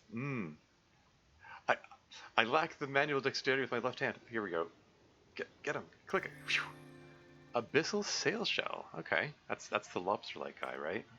I'm calling these abyssal sail shells. Those wide tail plates are instantly recognizable. A small dark creature with a large translucent tail shell that allows it to rapidly move through the water, navigating the veil tangle safely. Hooray! He got another. We completed a scan of another creature. Anyway, did I read this yet? At the northernmost tip of this outcrop, a dark pillar rises up its stacked layers edged with pale silt. Here we go. And then we scan. Okay, so there's two different paths to go here. I think I want to go the northern one here. Shelf edge. As the basalt shelf sinks back into the silt, the ocean floor falls away into a huge field of glittering veils. Yeah, see, like, it just has... This game is full of descriptions like these. Like, every single one of these beacons that I travel to has a different description.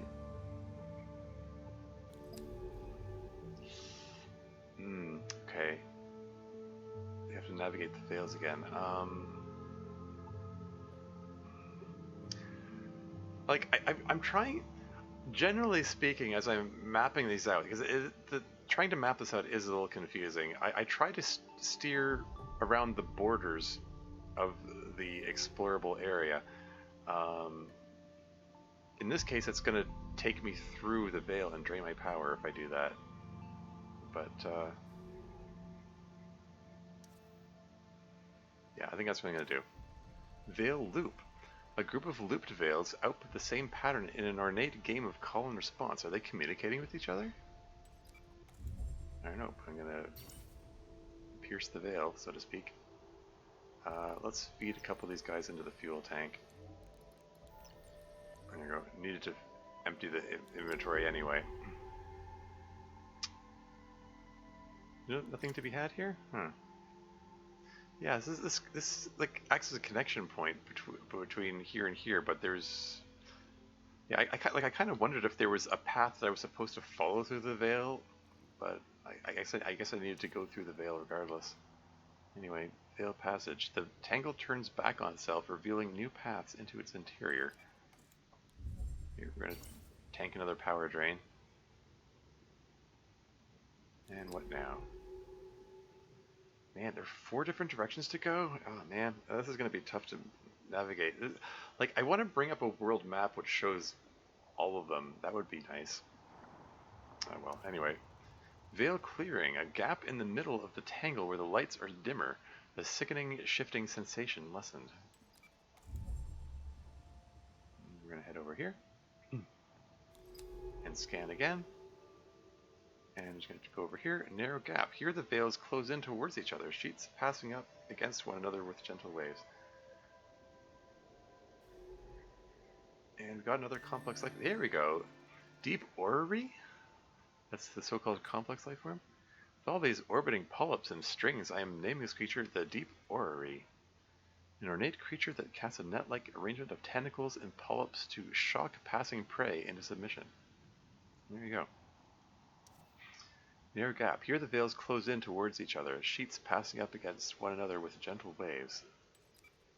We're about to have a really dense collection of these things. That could be troublesome. Do I want to? Do I want to go south down here, or do I want to continue in a westerly direction? This keeps branching off. Okay. Let's go south first. Tangled outcrop. Unlike the other outcrops, this dark rock is being invaded by the veils, subsumed by the tangles.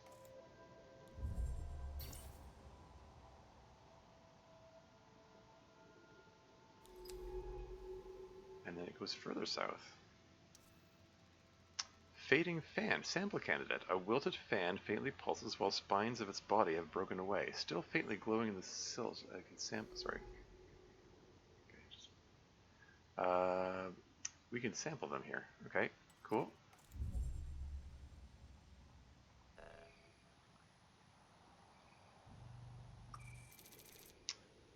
Question mark. Unknown sample. Excellent. More science to do.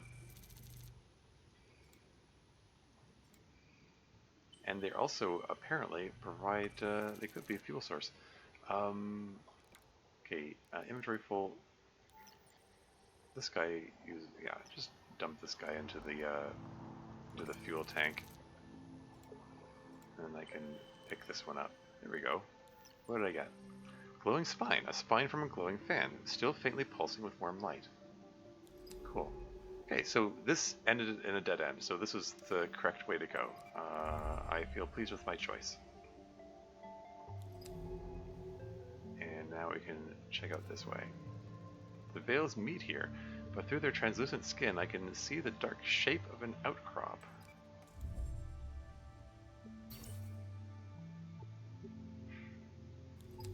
And, okay.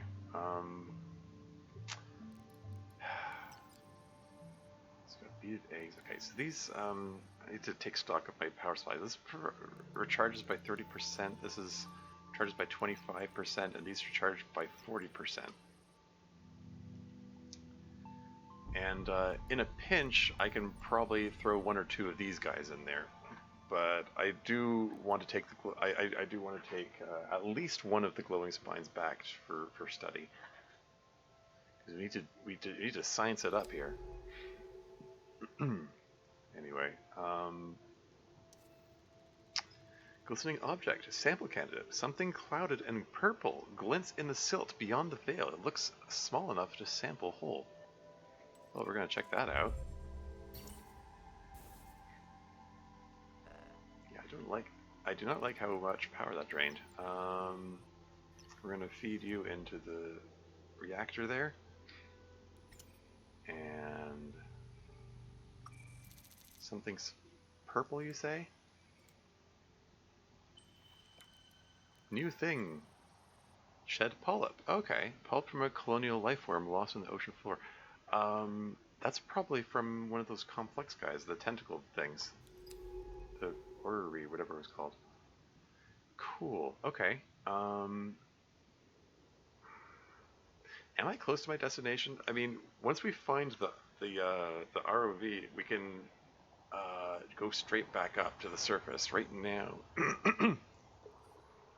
I'm unable to request retrieval from the drone, so I'm on my own here. Dark outcrop. Though the veils are encroaching on its position, the outcrop silently holds out against their cold chemical light.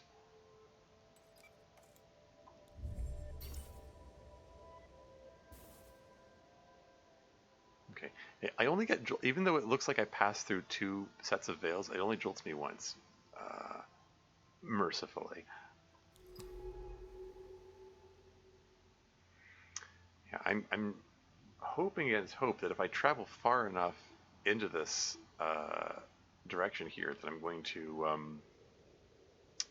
find the ROV, and that it's going to allow me to just recall the drone to take me back up immediately. And I don't have to, so I don't have to navigate all the way back through this again. Anyway, glowing garden, another refuge in these dark waters, glowing with life. And we're gonna head over there. And we're gonna scan again. Okay, this path, I'm pretty sure, like, there was a branching path earlier. I have a feeling it unites with this one. I think this is going to double back on itself, so this is the way forward here. Glowing fan, sample candidate. Okay. The complex life forms, I think, move more slower than this guy.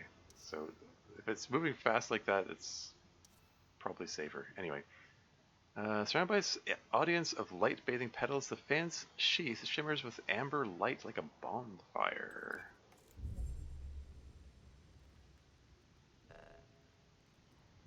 Okay, so yeah, it'd be cool to collect that, but I need to feed something into... No, I already scanned the fan sheath, right? I've already got that at home. So I can toss this into the reactor, I think. Like these ones I want to take home. Like I don't want to throw those in the furnace. But I think I can throw this one in safely enough.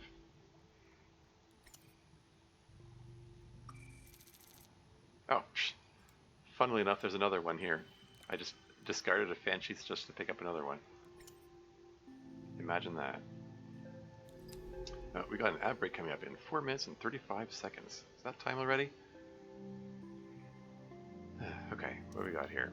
Deep Oasis, sample candidate. Another sample candidate. Among the elegant shapes of the petals, small stilts. Sorry. Punctuation is confusing in this sentence here. Among the elegant shapes of the petals, small stilt-legged creatures stride, cleaning particles from their pitted surfaces.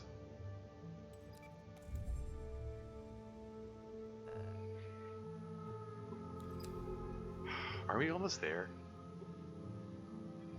Okay, there's a sample to be found here. It's deep pollen. Okay, I don't care about that then. I already have deep pollen. These only provide oxygen, they don't provide power.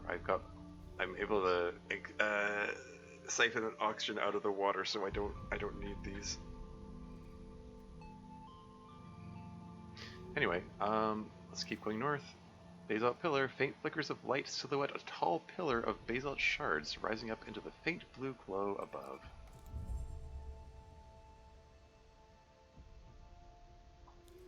And I scan again, and what have we here? Dying Veil, sample candidate, twisted back on itself as Veil is being eaten away by creatures, its defensive abilities neutered. We could sample some tissue here. Okay. This is going to be like this secondary sample here? The second tier of sample? Okay, so this is a thing I haven't found before, so yeah. Okay, so the fan sheath I already have, so I can feed this in and be fine. Or there's also this one's 30%. These are all 30%. And this thing zipping up to me is probably going to move in one of those lobster guys again. Okay, so that goes in the reactor. This goes into my inventory. There you go. Veil tissue, an almost transparent panel taken from a dying veil. This is a dead end. Well, darn. Okay. Just start heading back, I guess. Where's the ROV? I'm out here looking for an ROV. There's another branching path over here. Let's check this over here. Fading petals. At the edge of the light from the fan, the petals are pale and twisted away, perhaps turning to another source of food. I'm keeping my eye on that complex guy, the what is it called? The deep orrery. I'm gonna wait for him to move on before I venture over there. Okay, I don't want him zapping me again. Although maybe I should let him zap me just so I have an excuse to burn up through some of my fuel because my inventory is full. Veil field feature. The tangles of veils close around the outcrop here, encasing it in a prison of glinting light. Okay. Oh. The veils go on. Okay. Heading further north, I guess. Ad break in 1 minute and 15 seconds. Large tangle where the veils intersect strips of bioluminescence flower, creating bright folds in their gossamer material.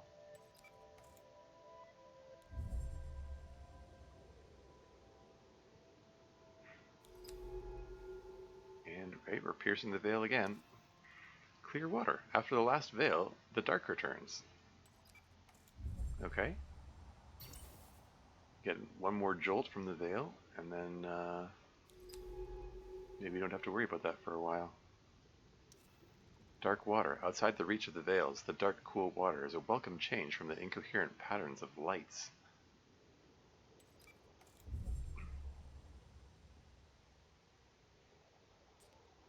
We seem to be through. No more veils ahead. So we're almost there then, I guess? Basal outcrop. Unlike the other outcrops, this one is free of life. Is proximity to the veils vital for the other colonies' coexistence? Hey, it could be.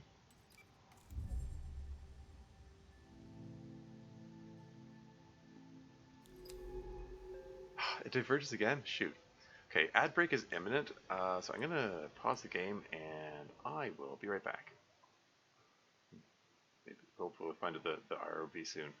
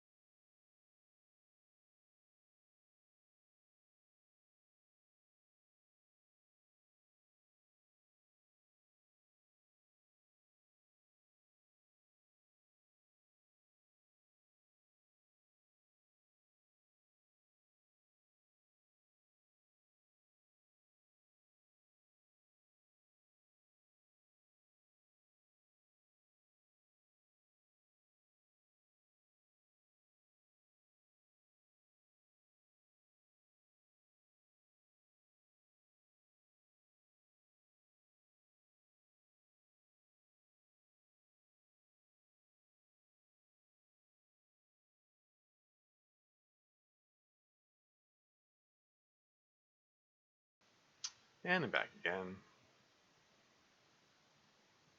Oh, right. Shoot, I forgot to click back on the window, so it was like totally silent during the break. Because there wasn't much to hear anyway. Anyway, resume. So, I suspect that there was a branching path earlier. This could meet up with that branching path, so I probably want to go further north. Here we go. Disabled ROV. This is the object of my search. Another of Minae's ROVs scattered across the outcrop. We should still be able, okay, that's a typo. We should still be able to use its transmission core to reach the base. Here we go. Here, in the middle of the outcrop. ROV? Oh, wait. Have I been mispronouncing it? Should I pronounce it Rove or something? Anyway, this one was carrying a supply cache too. We can recharge and refill our oxygen. Let's access its map data. Open up the terminal when you're ready. Map data updated. Oh man, we're updating map data. Are we gonna have further to go? Seems like this ROV was disabled by the Veils, like the other one. This can't be right. The mapping scans report a large physical anomaly just north of here. Yeah, I had a feeling. From the data, it looks like a structure. That's impossible. Maybe the Veils fried the sensors? Either way, we should go check it out. A structure 1,500 meters deep under the water? Well, we can charge our power here. Whee! And yeah, we have an uplink. We can tell the drone to retrieve us now. That's cool. So yeah, we can go further north, but I kind of want to double back and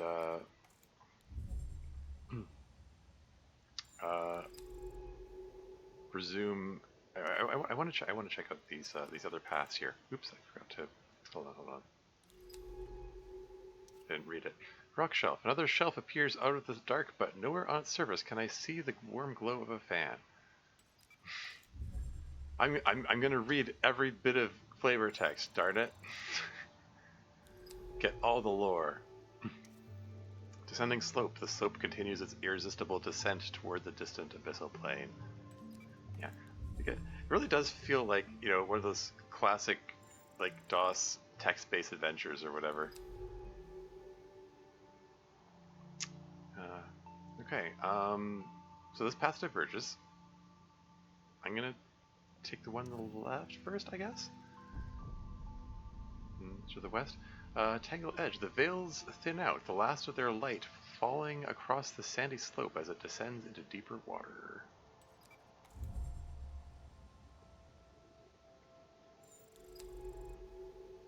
Yeah, since now that I have the uplink, like, I'm considerably safer regarding having my power sucked by these things.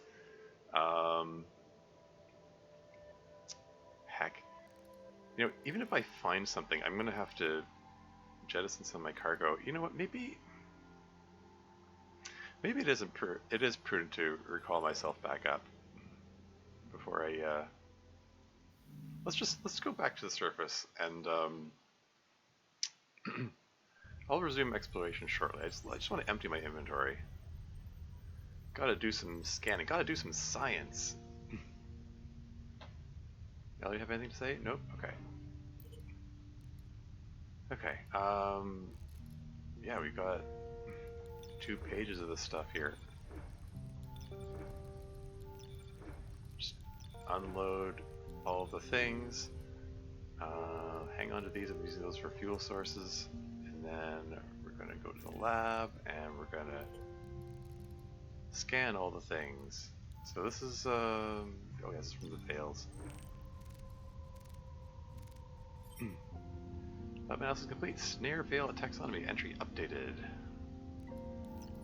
And this is glowing spines this is from one of the fans, right? Those fan thingies. Lab analysis complete. Cold fire fan taxonomy entry updated.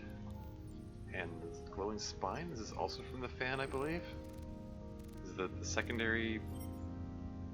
Yeah, sample data already analyzed, all data logged in taxonomy. And then we got shed pulp from a colonial life form lost in the ocean floor. So this is going to be one of the complex life forms, I think, the ordinary whatever it is. Lab analysis complete, deep orrery taxonomy entry updated. And then we've got this guy, beaded eggs. Orange eggs found in the deep ocean. Which creature were these eggs from? I've probably forgotten. Abyssal sail shell taxonomy entry updated. Okay. And oh, I didn't scan this one. Fan sheath. The filtering sheath of a glowing fan studded with pollen. Coolfire fan taxonomy entry updated. Okay, so is that everything? Everything's crossed out here? Everything's been scanned? We've scanned all the things? Shall we read the results? You're just gonna science it up here. Here's where the marine biologists, enthusiasts, are marine biology enthusiasts.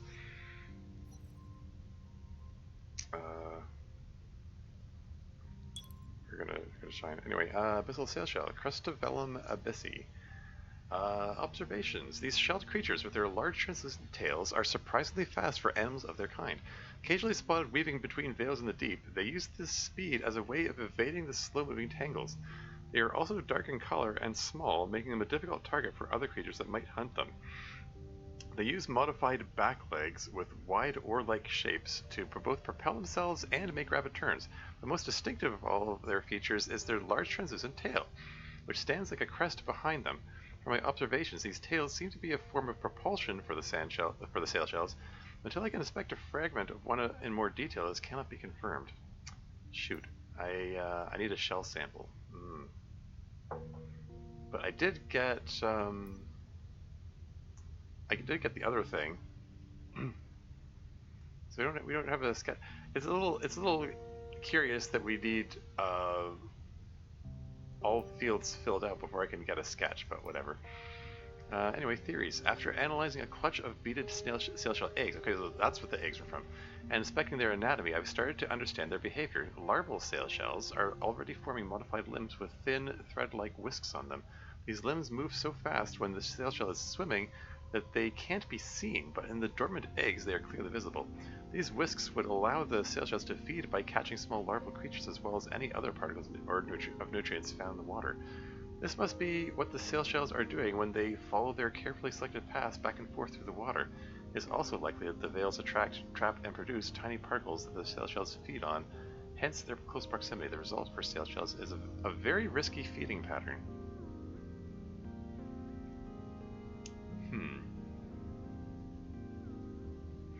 Well, I mean, yeah, they risk getting zapped by the veils, I suppose. Anyway, branchomorph gill fans? Okay. Cold fire fan, Vanus febris. Observations. Oh, lots of stuff to read now. These tall, fan-shaped filter feeders can be found in the deep ocean of Gliese 667 cc, where they glow with a distinctive warm bioluminescence. The centerpiece of the deep ocean's oases of life, cold fire fans and their flame-like pulsing light attract many other creatures to live around them. How this benefits the fan isn't precisely clear, but there are many possibilities, including defense and sustenance. I mean... okay. I was gonna say, I mean, they probably can't stop the other animals from gathering around them, but then again, I mean, it says they're in the animal category themselves, so... I don't know, it could just be a safety in numbers kind of deal. Anyway, although the fans themselves do not lack in defenses, as unlike the smaller and paler fans which can be found in the bloom, cold fire fans have a shuttable mucus sheath which stops them from becoming overgrown with other plants and creatures. Sampling and analyzing these sheaths might give some further insight into the role they play in the fans' eating habits. Well, it just so happens I found some sheaths. Getting hold of the coal fire fan's sheath has brought many other samples with it. The sheath itself was covered in pollen, microbiological colonies, even fecal matter. It seems that the sheath acts as a barrier for large particles, blocking them from reaching the fan's spines, while smaller particles pass through and are digested by the fan. The fan's light is then a beacon specifically intended to bring creatures into its glow, benefiting the fan with the resulting increase in particles in the local area. The sheath stops this from becoming overwhelming for the fan and can be shed in order to protect it. Yeah, bioluminescence is pretty common in real life Earth, like undersea life, like deep animals. So once again, it's yeah, like things like the anglerfish is probably the most famous example. It has the little light that dangles in front of its mouth, so that something like little creatures go to investigate the light and then they get eaten. Anyway, the patterns of the fan's light remains mysterious though. Why does each individual display different pulses and waves at different times? And then we've got theories. Analysis of the cold fire fan spine we acquired shows that fans not only possess light-producing cells, but also light receptors too. These incredibly sensitive cells are found on the front of the fan and show the fans are able to perceive the lights of other creatures, including other fans. As each fan tends to its own oasis, perhaps the fans use their lights as territorial markers, signaling to other fans that their basalt column is taken. They may even use them to communicate with other species, responding to the flashing patterns of veils, for example, and letting them know not to approach their territory. Like lighthouses, cold fire fans seem to act as both safe havens and warning signals depending on the creature they are signaling. And we have a sketch. Hey! Cold fire fan. Internal light receptors, mucal sheath layers, bioluminescent structure, spine structure, photosheath. Like, is this really an animal? Like, it looks like a leaf. If you see these sticking out of the sill, you assume that they were plants, not animals, but it says they're put in the animal category, so what do I know? Anyway. Collatata, distributed bodies. Snare veil, ah yes, the veils. So, I read this one, right? Or did I? Series of unique creatures that resemble a thin sheet of silk studded with lights. Found, yeah, I did read this. Yeah, it's talking about how they shock their prey and stuff. Yeah, electrical discharge kills its prey. Yada yada yada. Okay, so then there's a yeah. In order to confirm these theories, analysis of veil tissue is necessary, and we collected the veil tissue. So here we go. Having sampled a dying veil, analysis of the tissue demonstrates what a unique creature or snare veil is. Its tissue is threaded through with powerful neural connections, lined with a digestive surface like the interior of an animal intestine, and coated with a layer of light-emitting cells. It is as if a single creature had been turned inside out and rolled out until it was a flat plane. Millimeters thick, really.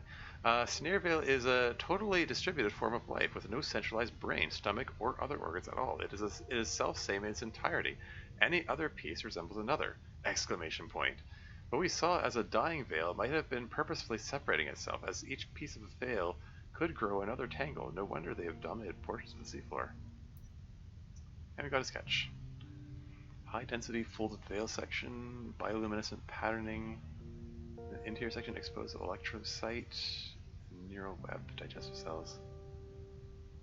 Yeah, turned inside out, he said. It's like its intestines are like the entire surface. It just routinely zaps anything that comes close, and then you're being digested now. Anyway, colonial systems. There we go. Deep orrery. There's the complex guy who keeps zapping me. Observations. Orreries are complex masses of polyps, tentacles, and other structures that form a web-like structure that swims as one. Unlike a terrestrial jellyfish, orreries appear to be asymmetrical, with marked differences even between individuals. Many of their orbiting sections are thin, blade-like membranes, but structures that resemble strings of translucent pearls, thread-like tentacles, and bulbous polyps also make up a large part of their bodies. Each orrery has a central mass, which is protected by a series of cloud-like soft membranes twisted around each other like a rose. Close encounters with orreries have shown them to be dangerous hunters, capable of tangling up and shocking their prey into submission. They also deploy shocks as a defensive measure when faced with larger creatures, like me.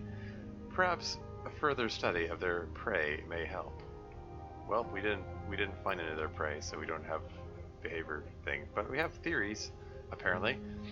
Analysis of an orrery polyp has demonstrated that they are indeed colonial creatures. They appear to be made up of both specialized animals of the same species and different creatures of different species. Based on this, the orreries may need to be reclassified, although that would require extensive study and equipment I don't have access to. What I can say about the orreries is that each one seems to have specialized its own growth based on its requirements. Many of the zooids that are part of the colony are able to shift between medusoid, a dactylozoid, a tentaculozoid, and a gastrozoid forms with incredible speed, depending on whether the colony needs to focus on propulsion, feeding, defense, or digestion. Huh. So dactylozoid, I mean, dactyl means like fingers, right? I guess tentaculozoid has tentacles. Gastrozoid, maybe it's, yeah, that's about digestion. Not sure about medusoid. Propulsion, I guess? Okay. Anyway, this makes each orrery a complex social and biological structure, like a floating city, rather than lone hunter. Neat. Cool. Alright. We've scienced it up. That's so it could be gleaned from the samples we gathered.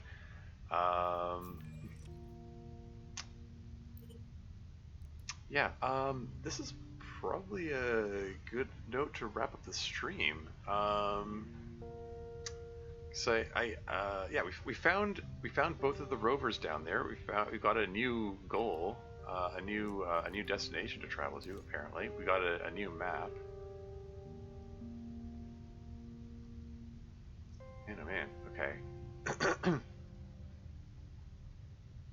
The Anomaly ROV site, and apparently there's something. Yeah. Oh wait, it's actually square. So that's the structure that she alluded to earlier. And there's also stuff to be collected here. Sand-crusted abyssal sailshell tail, such as where the gondola of the veils, what they leave behind, it might help us understand them and the local predators better. Silvercrest coal-fire bathers root. This eastern outcrop appears to be slowly breaking up. It may expose some interesting sample candidates as it does. And Silvercrest water bulb tissue, though it can be hard to tell one water bulb from another, the ones that by this outcrop had some budding growths, which might be worth sampling. So yeah, so probably want to check out the story beats, check out the structure, but I need to do all the science and collect all the things. Now that I've investigated the ROVs, I wonder if this thing will, lay off the railway tracks and let me dig into that other structure that I saw earlier. Like now they finally have the cutting tool. Yeah. Anyway, like I said, wrapping up the stream. Let's see about who to raid. I think Coder should still be on, right? Yeah, there he is. Yeah, it's gonna be a total genre change. He's playing an RPG, which Charizard's also on. No, I'm gonna raid Code. Lots of people are on. Well, shoot. I don't know. I was kind of planning to raid Code anyway. Hold on. What did that say? Thanks for stream. Yeah, everyone is on. Yeah. Yeah. I mean, I kind of anticipate that Coder would be on. I'm curious to see his progress on the game. Yeah, like I said, total genre change. But Code's cool, and yeah, yeah, it's a neat game and all. I'm gonna save and quit to menu. Yeah, we did